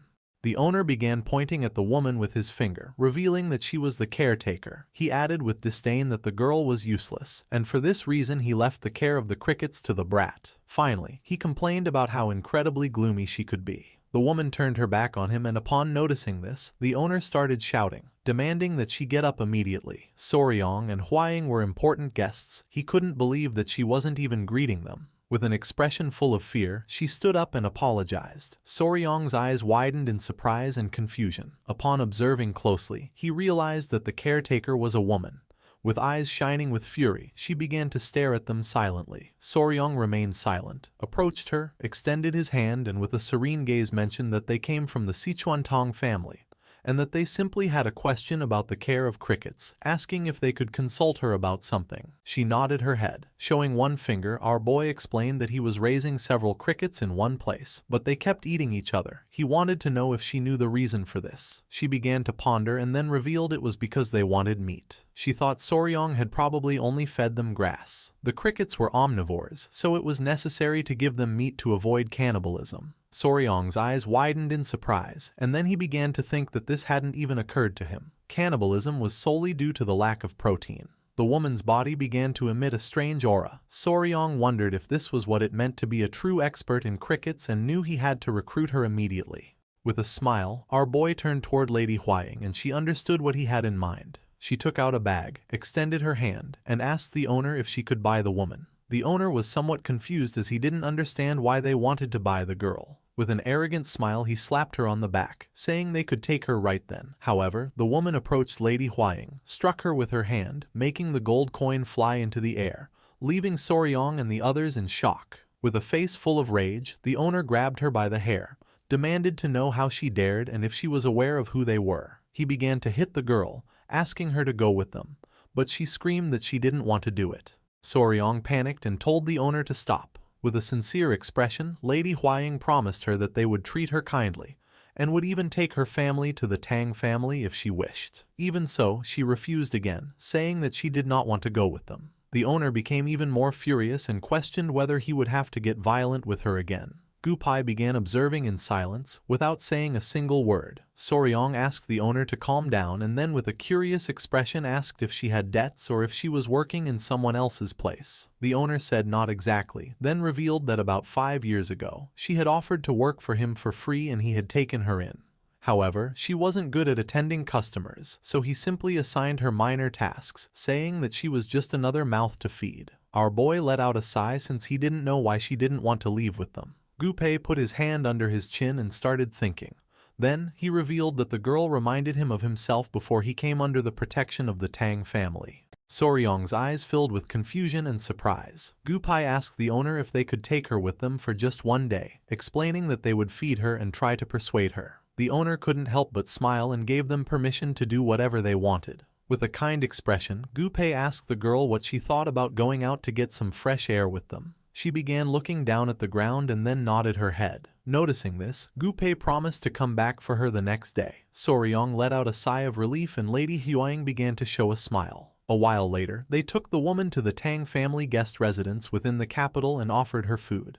Soryong was somewhat surprised since he didn't know that the Tang family had a building in the capital. Gupai mentioned that this place was like the branch of the Sichuan Tang family in the capital. The 2 inns, 8 pharmacies and 5 restaurants in this alley all belonged to the Tang family. He added that later he would show him the trading company and escort agency. A trading company was an organization made up of merchants, while an escort agency was a business dedicated to delivering goods for a fee. Soryong's jaw dropped in shock upon learning that the entire alley belonged to the Tang family. His grandfather and father-in-law only practiced martial arts all day, so he had always wondered how the family managed to survive. Certainly, he did not expect this. With a curious expression, Gupai asked the woman if she could now tell them why she didn't want to leave, assuring her that if she was in trouble, they could help her. Soryong began to whisper and told Lady Huaying that the woman still hadn't said a word. Lady Huaying mentioned that she also wasn't touching the food or the tea. Gupai noticed that she seemed to be holding some kind of grudge against someone. He told her not to worry and to tell them about it, reminding her that this was the Sichuan Tang family. The woman placed her hands on top of the table and stood up, then she bowed before our boy, leaving him in shock. She introduced herself as Song Nauk from Song Village, a place not very far away. Lady Huaying was in shock to see that the woman had finally spoken. With a calm look, our boy questioned if there was any reason why she didn't want to leave the gambling house. The woman began to stand up and then brushed aside the hair that covered her face, causing Soryong's and the others' eyes to widen in surprise. The woman had a pretty face, but also burn marks. Soryong couldn't help going into shock, while on his side Gupai wondered how someone could have burned a woman's face like that. She decided to tell the truth, declaring that she had to take revenge no matter what it cost. She clenched her teeth tightly and while tears of sadness and rage were emerging from her eyes, she made it clear that she would not leave that place under any circumstances until her grudge was resolved. Song Naik decided to tell her past. Her story dated back to a quiet day in the areas near the Sichuan Song village, where she and her younger sister, Nyeon, lived in the small town where the Song family gathered. After losing their parents at a young age, Song Nauk took it upon herself to raise her younger sister, and because of this, they both became quite well known in the village, due to their beautiful appearance, and especially their pearl-white skin. They were known as the Jade Sisters. Nyeon, in a sad tone, asked her older sister if she couldn't skip work that day. With a smile, Nak explained that the neighboring village wasn't far. She promised she would help with the festival work and return immediately, asking her to wait a little. Nayeon started shouting, saying she didn't want to be alone that day and would rather go with her. The truth was, that day was Nayeon's birthday. Stroking little Nayeon's head, Naek apologized. She couldn't let her suffer too. This was something she had already promised their parents. On the ground was a jar with several crickets, and Nayeok knew that even if her sister felt lonely, she should stay and play with them until she returned. Nayeon calmed down a bit, but still with tears in her eyes, she mentioned that even cricket fights were more fun with two people. Naek reached into her bag and let out a sigh. Noticing this, Nayeon became somewhat curious. Naek took out an incense pouch, which she had been hiding as a birthday gift. She reminded her sister that this was what she had wanted last time. The incense pouch was a small bag filled with aromatic herbs for perfume. Little Nayeon was in shock. Since she recognized it as an incense pouch, she knew it must be very expensive. Naok explained that she had gotten it as a reward for helping out the previous time. She was giving it to her in advance, asking her to please wait patiently that day. Nayeon grabbed the incense pouch and thanked her older sister, promising to treasure it. Now that Nayeon had calmed down, Naek decided to leave. With her eyes shining with joy, Nayeon began to say goodbye to her sister, asking her to come back as soon as possible and assuring her that she would be waiting. Seeing how happy her sister was, Naek couldn't help but feel joyful. However, more guests arrived than expected, so things took longer, and the promised time quickly passed. Once night fell, the workers lit lanterns and warned Naek to be careful, as it was dark and she could get hurt. She asked them to excuse her. Nayeon must be hungry, so she needed to hurry. As she wanted to celebrate her sister's birthday with the delicious festival food, she rushed off without a lantern. In the middle of the night, there was a man in her village. The man turned a corner and the heedless Naek bumped into him. She apologized, and the man advised her to watch where she was going. At that moment, her eyes widened in surprise. The man turned his back and started running, leaving a trail of scent behind him. Naek's attention was fixed on him.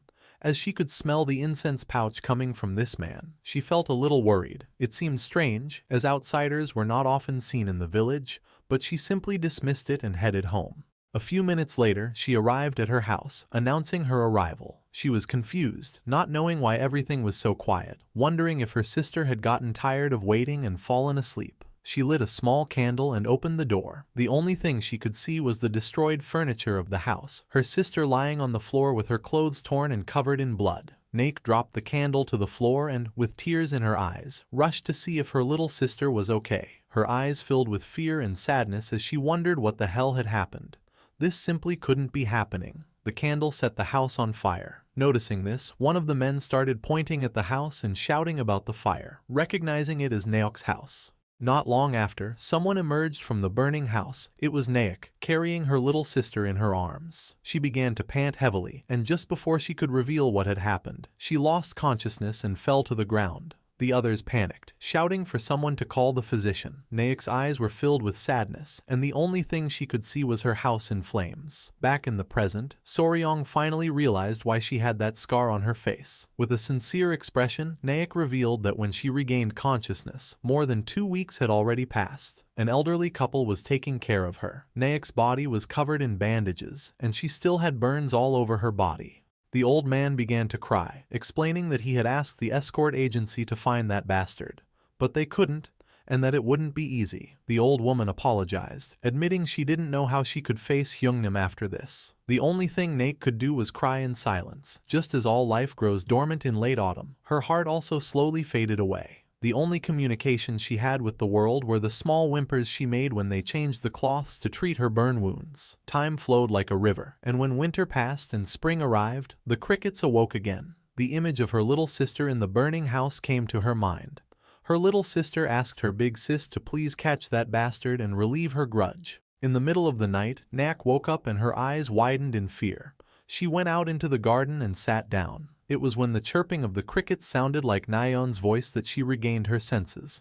Naek clenched her fist tightly, and her eyes began to shine with rage. She knew she had to find and kill that bastard. All that remained was a grudge deeply rooted in her bones. The next day, she told the old man something, causing him to panic. With a confused expression, he questioned where she was going, reminding her that she wasn't even fully healed yet. Naek was sincere and revealed that every night, Nayeon screamed in pain. She couldn't stand still. As her sister, she had to avenge her. The old man felt even more confused, questioning how a woman like her could carry out revenge, especially when she didn't even know who that bastard was. The old woman admitted that her husband was right and advised Nayak to take better care of herself. The old man and woman even locked the door so she couldn't leave, but every night the sound of the crickets strengthened her determination even more. In the end, she secretly escaped during the night and left the village. With a sad gaze, she asked them to stay healthy. Nock's attention was fixed on the pouch. She gripped the pouch tightly and asked her sister Nayan to wait just a little longer.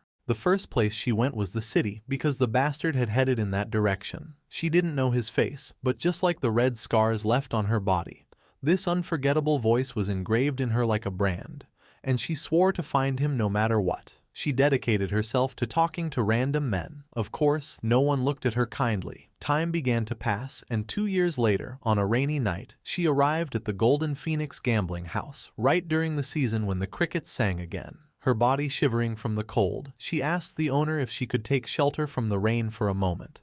The owner was somewhat furious. He called her a brat, yelling that she was ruining his business and to get lost. At that moment, a man walked past her and seemed annoyed by the smell she gave off. Hearing this, Nayak's eyes widened in surprise. With a piercing gaze, the man mentioned that this smell was ruining his mood and told her to get lost.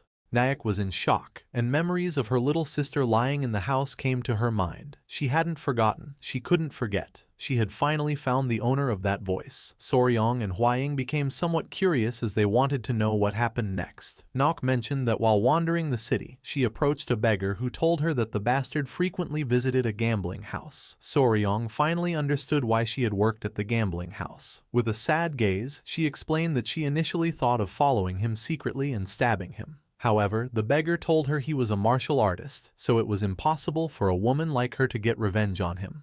The beggar told her that the best way was to poison the alcohol or food he consumed, so she put poison in the drinks she offered him. But even that failed. Apparently, the poison she bought in an alley wasn't really poisonous. After this, she started taking care of the crickets in the basement. Every time she heard their chirping, she remembered Naeun's face. Then, she would be half insane, only to regain her senses again and again. Naek gritted her teeth tightly, and her eyes filled with tears. With a gaze full of anger and rage, she swore that she must kill that bastard and that she could not leave that place until she did. With a confused expression, Soryong began to whisper, explaining to Gupai and Lady Hwaying that, although her circumstances were clear, he was doubtful of the situation. She needed to raise the crickets, but hearing their chirping made her faint. Her mind seemed deeply disturbed. Lady Hwaying was honest. She explained that this only showed the depth of Naek's resentment, and that once she got her revenge, she would heal. She reasoned that if they helped someone with such a deep grudge, she would never betray them, also becoming a good member for their Tang clan.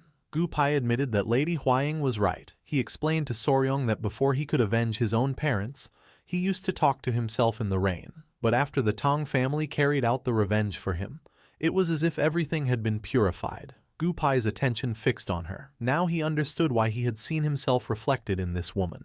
Soryong began to ponder, and he started to watch Gupai.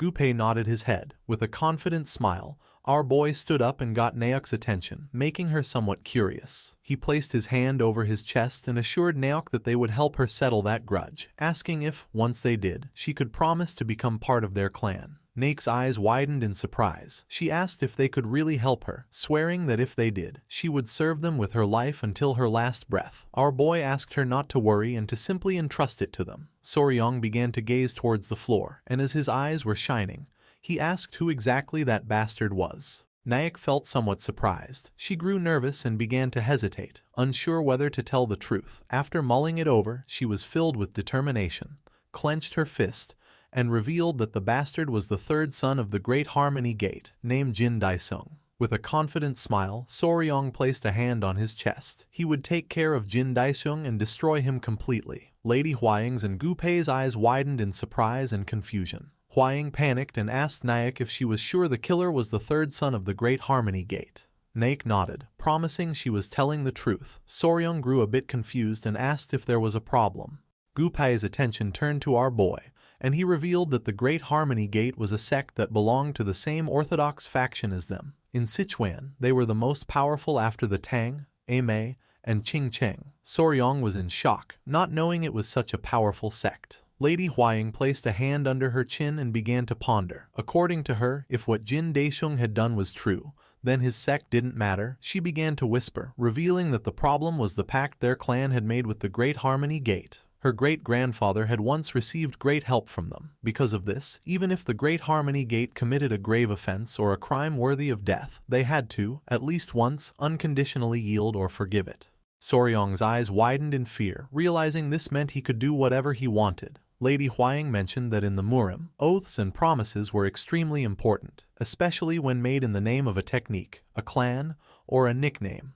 They were sacred and had to be fulfilled. Nayak approached them and asked if there was a problem. Hearing her voice, Soryong panicked and with a forced smile, assured her there was no problem.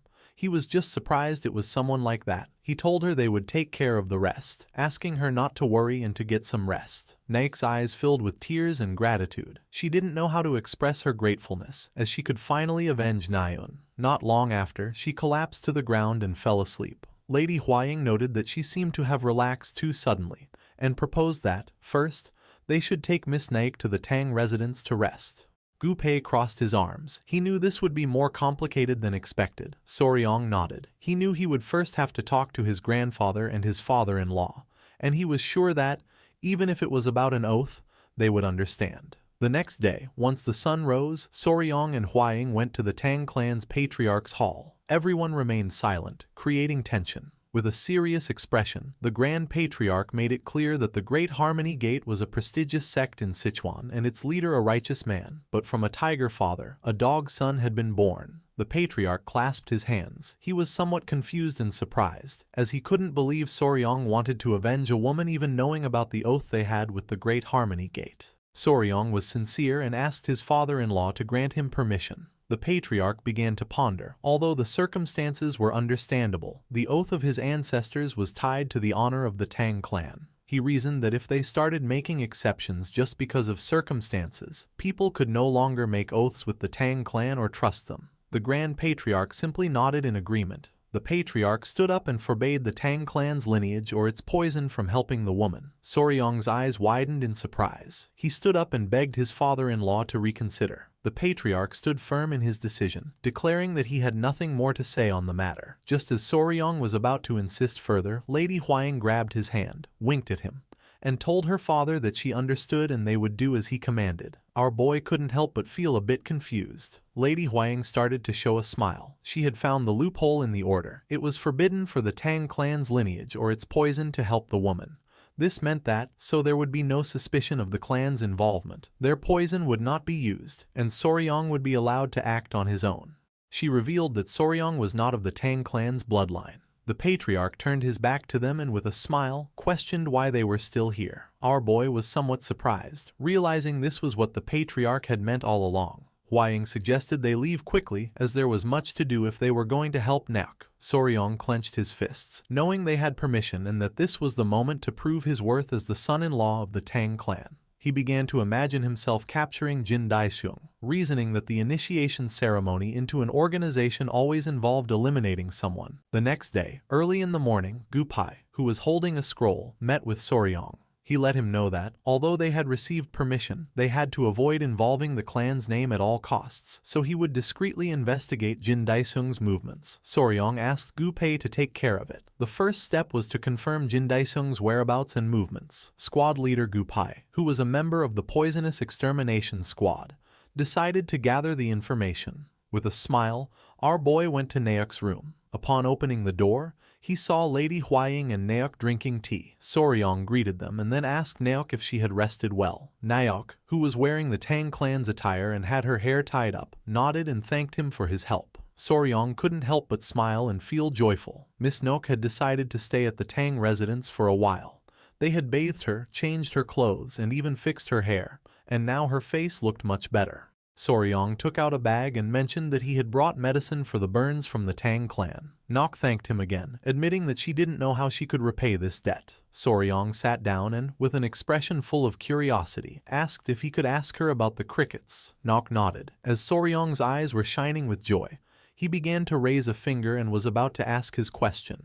But just at that moment, Gu Pei, who was panting heavily, opened the door to the room. Soryong's attention fixed on him, and he asked squad leader Gupai if he had already returned from confirming the information. Gupai got nervous and revealed that he had met a guest on the way. Behind Gupai stood a man with long hair and a long beard, wearing a hat. The man's attention was fixed on them. With a smile, he took off his hat and recognized Lady Huaying, greeting her as the poisonous flower and commenting on how long it had been since he'd last seen her. Lady Huaying stood up, introducing herself as Tang Huayan of the Sichuan Tong clan, and greeted the elder beggar emperor. Soryong felt somewhat confused, not knowing who this guy was, so Lady Huaying asked him to be respectful, explaining that he was the elder beggar emperor, one of the 3 emperors, just like the elder fist emperor. Hearing this, Soryong's eyes widened in fear and surprise, realizing that this was one of the 3 emperors, just like the leader of the Murim alliance. Soryong immediately greeted the beggar emperor, introducing himself as Wei Soryong. The beggar emperor had heard that the fist emperor taught him his martial arts, so he had come to see who he was. Naek's eyes filled with surprise as she recognized the beggar emperor. Lady Huaying questioned if she knew him, and Naek explained that he was the beggar grandfather who had helped her in Chengdu. She added that she didn't know he was such an important person and apologized for her lack of respect. The beggar emperor told her not to worry, as he was now just an old man in the shadows. Huaying became somewhat curious and asked the beggar emperor what brought him to the Tang clan and if perhaps he had come about the matter of the Great Harmony Gate. The beggar emperor couldn't help but laugh, admitting that, as expected of the poisonous flower, she was very astute. Lady Huaying panicked, thinking he had come to stop Naek. The beggar emperor placed his hand under his chin and questioned how he could stop her after knowing the girl's situation. He clarified that since there was no clear proof, he couldn't intervene directly, but he had come to help a little. Soryong approached and asked him how he could help without intervening directly. The beggar emperor began to ponder. With a smile, he revealed that he would help with information, as he was curious to see how the fist emperor's successor would resolve this. He had his young ones investigate the events from a few years ago. Jin Daisheng was a truly problematic guy, the worst of villains, who violated women and didn't hesitate to murder. It was only because of his sect's influence that he hadn't been caught. The emperor suspected about 5 cases in total, including 2 in Chengdu and in the slums outside the city. Apparently, even the Great Harmony Gate considered him a problem. Soryong felt even more furious, realizing this was much worse than he thought. Stroking his beard, the beggar emperor mentioned that since the Song Village incident, Jin Daisheng had kept a low profile. He hadn't gone out, except for his visits to the gambling house every 3 days, and that's why he had advised Naek to use poison. Soryong coughed. He figured the only way to deal with him would be at the gambling house, and he wondered if he should try poisoning him, just like Miss Naek did. Lady Huaying made it clear that Soryong couldn't use the Tang clan's poison. Our boy approached Naek and, with a curious expression, asked her how she was able to distinguish that bastard's food or drink among so many people. With a sincere look, Naek revealed that every time he came, he made very specific and demanding requests, so this information always reached the kitchen. Soryong was a bit confused, but she revealed that whenever food with ingredients like crab or shrimp was served, he would ask for them to be removed from his portion. That's why she poisoned that food, although it wasn't real poison. The beggar emperor remembered that the guy had said something broke out on his body just from tasting it. Connecting the dots, Soryong realized that Guy had an allergy to crustaceans, and a very severe one at that. Our boy started thinking about crab, shrimp, and the protein they contained, tropomyosin. Several seconds later, with a confident smile, he got squad leader Gupei's attention and asked him to go immediately to the poison storage to bring him yellow worm powder. Gupei was confused, not understanding why he was suddenly asking for yellow worm powder. Soryong started to laugh wickedly, and everyone's attention fixed on him, not knowing what he had in mind. Holding up a finger and smiling, Soryong revealed that he was going to kill that guy in a brilliant way. Crossing his arms, Soryong began to imagine a worm and decided to call this operation Savory Death. He realized that the root cause of Jin Daisheng's shellfish allergy was precisely tropomyosin, a protein component that constitutes muscle. Tropomyosin was present in most animals, but unlike the version in vertebrates, which was 90% similar to the human one, the invertebrate version had a much lower similarity, and this was what caused the allergy. The important thing was that tropomyosin was found in great abundance in mealworms, even in a much higher quantity than in crustaceans like shrimp or crabs. While our boy was distracted, Gupei opened the door with a bag in hand, informing him that he had brought the mealworms as requested. Soryong got to work and started cooking while Lady Huaying and Gupei watched in silence. He took out the mealworms, boiled them in hot water, and then lightly stir-fried them in a hot wok. Soryong prepared a delicious dish and placed it on the table. With a smile, he asked everyone to try this stir-fried mealworm. Naek, the beggar emperor, and Lady Huaying began to stare at the dish with expressions full of contempt, wondering in horror if he was really asking them to eat this. Soryong nodded, promising it was very tasty and delicious. They decided to trust Soryong, and the first person to try Soryong's dish was the beggar emperor. Lady Huaying and Naok remained silent, not knowing what to do. Without wasting any more time, Lady Huaying grabbed a mealworm and put it in her mouth. The taste left them impressed. Both she and the beggar emperor were in shock. It was delicious. They couldn't understand how an insect could be so tasty.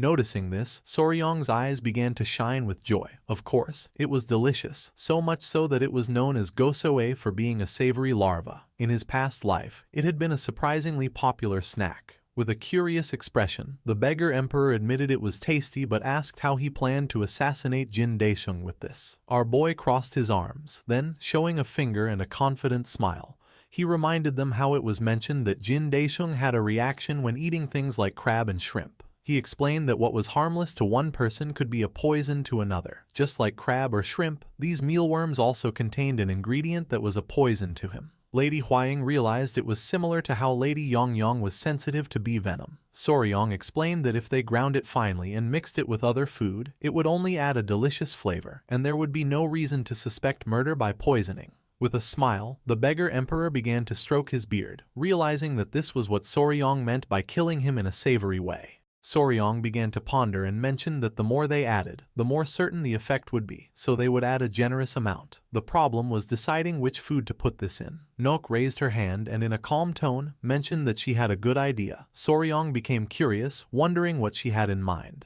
She extended her hand and proposed putting the mealworms in Ryatagan, as they often ate it at the gambling house. Hearing this, Soryong felt a bit confused. In a serious tone, she explained that Ryatagan was made of glutinous rice with red bean paste inside. Sometimes, its exterior was covered with syrup and then with soybean powder. If they mixed this mealworm powder with the soybean powder and coated it, it would be perfect. An idea came to Soryong's mind, a glutinous rice cake soaked in yellow worm powder, and on top, covered with a sticky syrup. This was the perfect dish to die of asphyxiation. It was perfect for a murder. Clenching her fist tightly, she asked Soryong to let her make the Ryatagan. Only if she made it with her own hands would she feel that she had been freed from this grudge. Stroking his beard, the beggar emperor nodded. He agreed that revenge should come from her own hands. His last meal, a Ryatagan covered in insect powder, was a fitting end for trash like him. Our boy decided to ask the owner of the gambling house to let her do the cooking for a day. With a worried gaze, Lady Huaying proposed that, just in case, they should participate in the gambling to keep him there and prevent him from escaping. A smile spread across Soryong's face, and his eyes began to glint with malice. This plan was becoming more and more flawless, a plan from which he could not escape alive. A few days later, Jin Daisheng, holding a bag full of coins alongside his bodyguard, headed for the Golden Phoenix gambling house. The owner greeted him respectfully, welcoming him. With an arrogant expression, Jin Daisheng dismissed the greetings and demanded liquor and women at his usual table. Just then, the owner apologized, informing him that the table was already occupied by special guests. Jin Daisheng felt somewhat confused, and when he entered the place, his eyes widened in surprise. At the table where Jin Daisheng usually sat, Soryong and Lady Huaying were gambling. Jin Daisheng's attention was fixed on the beautiful Lady Huaying, whom he recognized as Tang Huaying, the poison flower of the Sichuan Tang clan. Jin Daisheng approached and with a smile, greeted Huaying respectfully, mentioning that he didn't expect to see her in this place. With a confused gaze, Huaying asked who he was. With a nervous expression, Jin Daisheng introduced himself as the third son of the Great Harmony Gate, reminding her that he had visited her some time ago and asking if she didn't remember. Soryong interrupted the chat because he had won a bet. Showing a confident expression, he asked Lady Huaying what she thought of his skills. While Huaying's eyes were shining with admiration, she admitted that Soryong was incredible. Jin Daisheng became confused and asked his bodyguard who Soryong was. His bodyguard replied that he had heard the poison flower had a fiancé and presumed that it was him. Soryong began to smile, and Jin Daisheng panicked. He couldn't believe it. He wondered how that weak-looking wimp could have such a beautiful woman by his side, when even he hadn't managed it. His eyes began to glint with malice. He remembered that woman from the Song clan from a few years ago. According to him, she hadn't been bad at all. His mouth watered at the memory. If she hadn't resisted so much, he wouldn't have ended up killing her by accident. It was a shame her older sister wasn't there, as they said she was even more beautiful. Just then, he approached the table and Soryong's and Hwaying's attention fixed on him. Jin Daisheng sat down across from them, extended his hand, and declaring it was an honor to meet the Poison Flower's fiancé, asked if he would like to have a game with him. Soryong didn't refuse. A smile spread across Jin Daisheng's face. Whatever the case, this was a good opportunity. He was going to crush him completely and ridicule him in front of everyone. A moment later, Jin Daeseung's arrogant and confident expression vanished completely, leaving him in shock. Soryong won yet again, and Lady Hwaying began to cheer him on. Jin Daeseung couldn't help but feel somewhat confused, not knowing what was happening. According to him, this was ridiculous. Soryong grabbed the bag of coins, and all Jin Daeseung could do was stare. He had been losing non-stop for an hour and had already lost half of his money. Soryong grabbed the bags of coins and with a smile, said it was getting late and that he had to go. Soryong and the others left. Furious, Jin Daeseung clenched his teeth and fist tightly, cursing the tremendous humiliation this represented. He let out a sigh and tried to calm down, thinking it was just a bad streak. Then he told the servant to bring him something to eat, as he was a bit hungry after all the tension. His attention was caught by some men who were eating. One of them mentioned that the ryatagan was especially delicious, much better than the ones sold in the market. With a curious gaze, he turned to the servant and asked if it was really that delicious. With a smile, the servant mentioned that it was especially delicious today and asked if the young master would like to try some. The servant brought the dish, and Jin Daeseung decided to try a little. Grabbing a piece, he took a bite. It was really delicious. He noticed that the more he chewed it, the crunchier and more delicious it felt.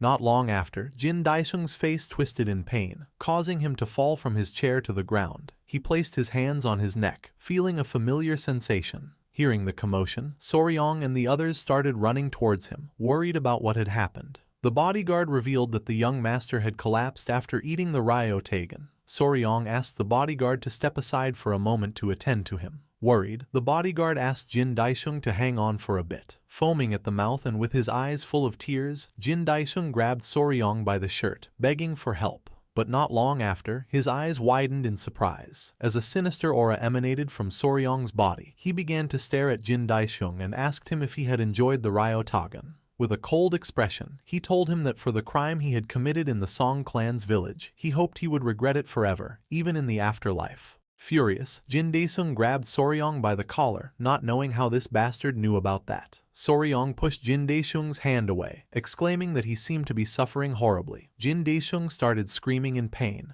and Soryong mentioned that if the patient struggled too much, he wouldn't be able to channel his internal energy, and asked the others to hold him down. Everyone rushed to help and began to grab Jin Daeseung, who slowly began to suffocate. That delicious taste left in his mouth became his last memory in life. The next day, Soryong and Lady Hwaying met with the elderly couple who had taken care of Naok. The old man bowed his head before them and asked them to take good care of their Naok, as he couldn't imagine how much the little one must have suffered. Soryong assured them that she was now part of the Tang clan, so they shouldn't worry. As the wind blew, Naok began to walk towards a grave in silence. Soryong's attention was fixed on her, leaving him somewhat curious. Before returning to the Tang clan, they had visited the Song clan's village. Luckily, Jin Daeseung's case was resolved without a trace. Normally, there would have been an investigation into possible poisoning, but since he was a son rejected by his own family, it seemed they did their best to keep the matter from going public. Tears began to well up in Naok's eyes. She rested her hands on her sister's grave and couldn't help but cry,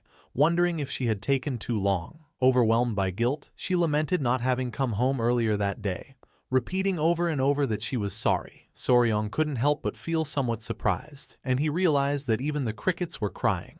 Lady Hwaying's eyes widened with sadness. She remembered that Miss Naok had told her that the song of the crickets reminded her of her younger sister's voice. Soryong wondered what her younger sister might be saying to her at that very moment. As the sun was setting and the crickets were crying, the only thing Naok could do was feel guilty for not having gotten home sooner. The sun was setting in the alleys of Sichuan's capital. Not far away, a man in a hat was eating. It was the beggar emperor, who was enjoying the dish prepared by Soryong. he couldn't help but smile, because although it might seem unpleasant, it was truly rich and delicious. To him, Soryong's plan, a savory revenge, confirmed that our boy was a truly interesting guy. Two people were observing the beggar emperor in silence. Noticing this, his expression turned serious. Clenching his fist, he demanded that they come out, declaring that only a thief would lurk in hiding like that. Realizing they had been discovered, they felt somewhat confused. Without wasting any more time, they came out of their hiding spot and descended behind the beggar emperor. The man acknowledged that, as expected, the emperor's perception was still incredibly sharp and asked him what he of all people was doing in this place. The man was one of the 5 emperors, the divine thief Kang Ji-ho, and the girl was his disciple, Cho Yong-ryon. Crossing his arms, Kang Ji-ho felt offended by the term thief. He reproached him, saying that after not seeing each other for so long, this was his way of greeting him. The beggar emperor felt somewhat confused, wondering how else he was supposed to address a thief. With a nervous smile, Kang Ji-ho suggested that divine thief sounded much better. Besides, he reminded him that his disciple was present and asked him to show a little dignity. Yong-ryon greeted the emperor with respect, leaving him somewhat confused. For him, dealing with that bastard alone was already enough of a headache,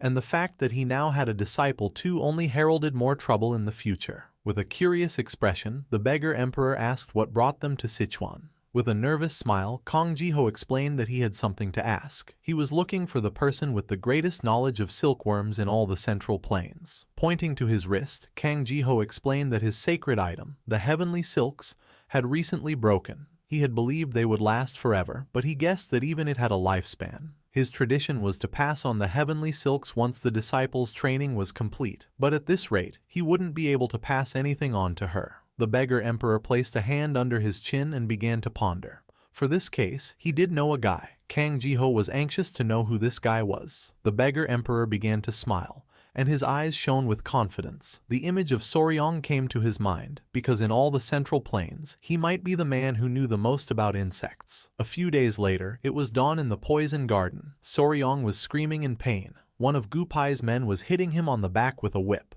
telling him to endure just a little longer. Not far away, Lady Huaying and the small centipedes were observing in silence. Soryong was cultivating the iron coffer art, a unique martial art of the Fist Emperor based on poison. In short, this was a technique that strengthened him the more he was beaten, almost to the point of death. The method consisted of tensing his muscles upon receiving a blow and, at that exact moment, circulating his chi to harden his body. With a cheerful gaze, Lady Huaying and the centipedes began to cheer our boy on. The man gripped the whip tightly, declaring that this was where it truly began. One of the centipede's attention was fixed on it, and its eyes began to shine with excitement as it remembered when Lady Huaying used to caress them with a feather. Without wasting another second, it leaped from Huaying's arms, causing her eyes to widen in confusion. As the whip was slowly approaching, it jumped and put itself in the path of the lash. Noticing this, Soryong, whose back was covered in wounds, panicked. Luckily, he was quick, and using his arm, he grabbed the small centipede and then took the full force of the lash on his back. Our boy placed the centipede on the ground and began to pant heavily, knowing it had been a close call. Lady Huaying felt somewhat worried for our boy. She scolded the little one, Hyanga, for its dangerous action, wondering in exasperation if they couldn't have a single day of peace. Soryong, somewhat surprised, asked if Hyanga got into trouble often. Letting out a sigh, Lady Huaying explained that Hyanga was such an energetic creature that it simply couldn't stay still. From the moment it opened its eyes, it would start causing trouble. The last time, it had chased a butterfly, and it ended in enormous chaos. Soryong was in shock, as the little one could have been seriously hurt. The centipede sister started to scold Hyanga. To Soryong, seeing another centipede scold Hyanga was something anyone who had ever raised a pet knew. Even within the same species, each individual had a different personality. Apparently, Hyanga was curious and mischievous. Since Cho had recently caused a major incident, Hyanga seemed to hold the title of resident troublemaker for now. Cho, being the eldest, was sensible and charismatic. She kept the younger ones in line, being strict when necessary. Finally, there was Bina. She was usually quiet, but deep down, she was a tsundere who held the greatest affection for him. Her only small problem was that she slept a lot. To Soryong, this confirmed that, although they looked similar, the three had their own unique personalities and were special creatures. His wish was for them to grow up healthy and strong so they could become great blue venom sovereigns, just like their mother. Lady Huaying approached the small centipedes, asking them to come to Mama. Soryong couldn't help but smile. While they were distracted, Nyok and Gupai appeared. Gupai greeted Soryong with respect, while Nyok held a jar. Soryong commented that they were both up and working hard, and his eyes expanded in surprise upon noticing that the poison unit's uniform suited Nyok really well. With a nervous smile, Nyok thanked him. With a curious gaze, Soryong asked her how her life in the Tang clan was going. She explained that everyone treated her much better than she deserved and that the work was also manageable. With a cheerful expression, she opened the lid of the jar, announcing that these were the things he had asked for. Soryong approached, and his eyes widened with curiosity. He felt happy to see that the jar was full of crickets. Gupai was honest, admitting that this might be more crickets than they could use and that it was because Naek handled everything so meticulously. Naek couldn't help but feel a bit sad, and our boy figured that being too good at your job could also be a problem. With a confident smile, he declared that, in that case, he would make sure to bring new members to the Poison Garden soon. Gupai, somewhat surprised, asked him if he was finally going out to capture new poisonous creatures. Crossing his arms, our boy nodded, explaining that while they could stop raising them, honestly, the best way to use them was as food for other beasts. Lady Huaying, somewhat worried, approached and interrupted them, advising Soryong that, before doing this, they should probably wait for news from the Martial Alliance. Her eyes filled with fear as she explained that to go on an expedition and gather them, they would need an official permit, and with the blood cult situation, it wasn't easy to get permission to go out at the moment. She had heard that the Alliance leader had personally led the raid on the border of the Daiwel nation, but since then, there had been no news. Hearing this, Soryong's and Gupai's eyes began to shine with anger. While they were talking, a servant came running, making them somewhat curious. Huaying asked her what was happening, as she was in such a hurry. The servant informed them that the clan head was calling them to the clan head's hall, as he had something to tell both of them. This left them somewhat confused and surprised. Both went to the clan head's hall, where the patriarch clasped his hands and began to ponder in silence. Soryong's and Lady Huaying's attention was fixed on him. Soryong felt the tension in the air. He wondered what this could be about, as the clan head would normally be busy at this time, and he questioned if something had happened again. His father-in-law's strange smile seemed ominous. The patriarch decided to speak and, laughing, told his son-in-law that he brought the news Soryong wanted to hear. He extended his hands and took out a scroll. With a smile, he began to point at it with his finger and revealed that they had finally received news from the Martial Alliance. The expedition had been a great success. A joyful and surprised smile spread across Soryong's and Huaying's faces. The patriarch explained that the Alliance leader had raided a village on the Daiwel border and completely annihilated the blood cult's base. Half of those cult bastards were killed or captured, and the rest fled towards Daiwel. Both felt thrilled as they knew what this meant. They started to dance with joy, and the patriarch confirmed that they could finally go capture poisonous creatures as they wished, giving them his permission to form an expedition. With a cheerful gaze, Soryong lamented not having planned their destination in advance. With a serious tone, the patriarch clasped his hands and mentioned that, in this case, he had a place to recommend. Soryong turned around, his eyes filled with curiosity. The patriarch began to stare at Soryong, because for the first expedition of the Tang Clan Poison Division, there was no place more suitable than this, a place where countless poisonous creatures roamed everywhere, where even at the entrance there were beasts on par with those of the Golden Phoenix class, a place known as a paradise for poisonous beasts. This place was Yunnan.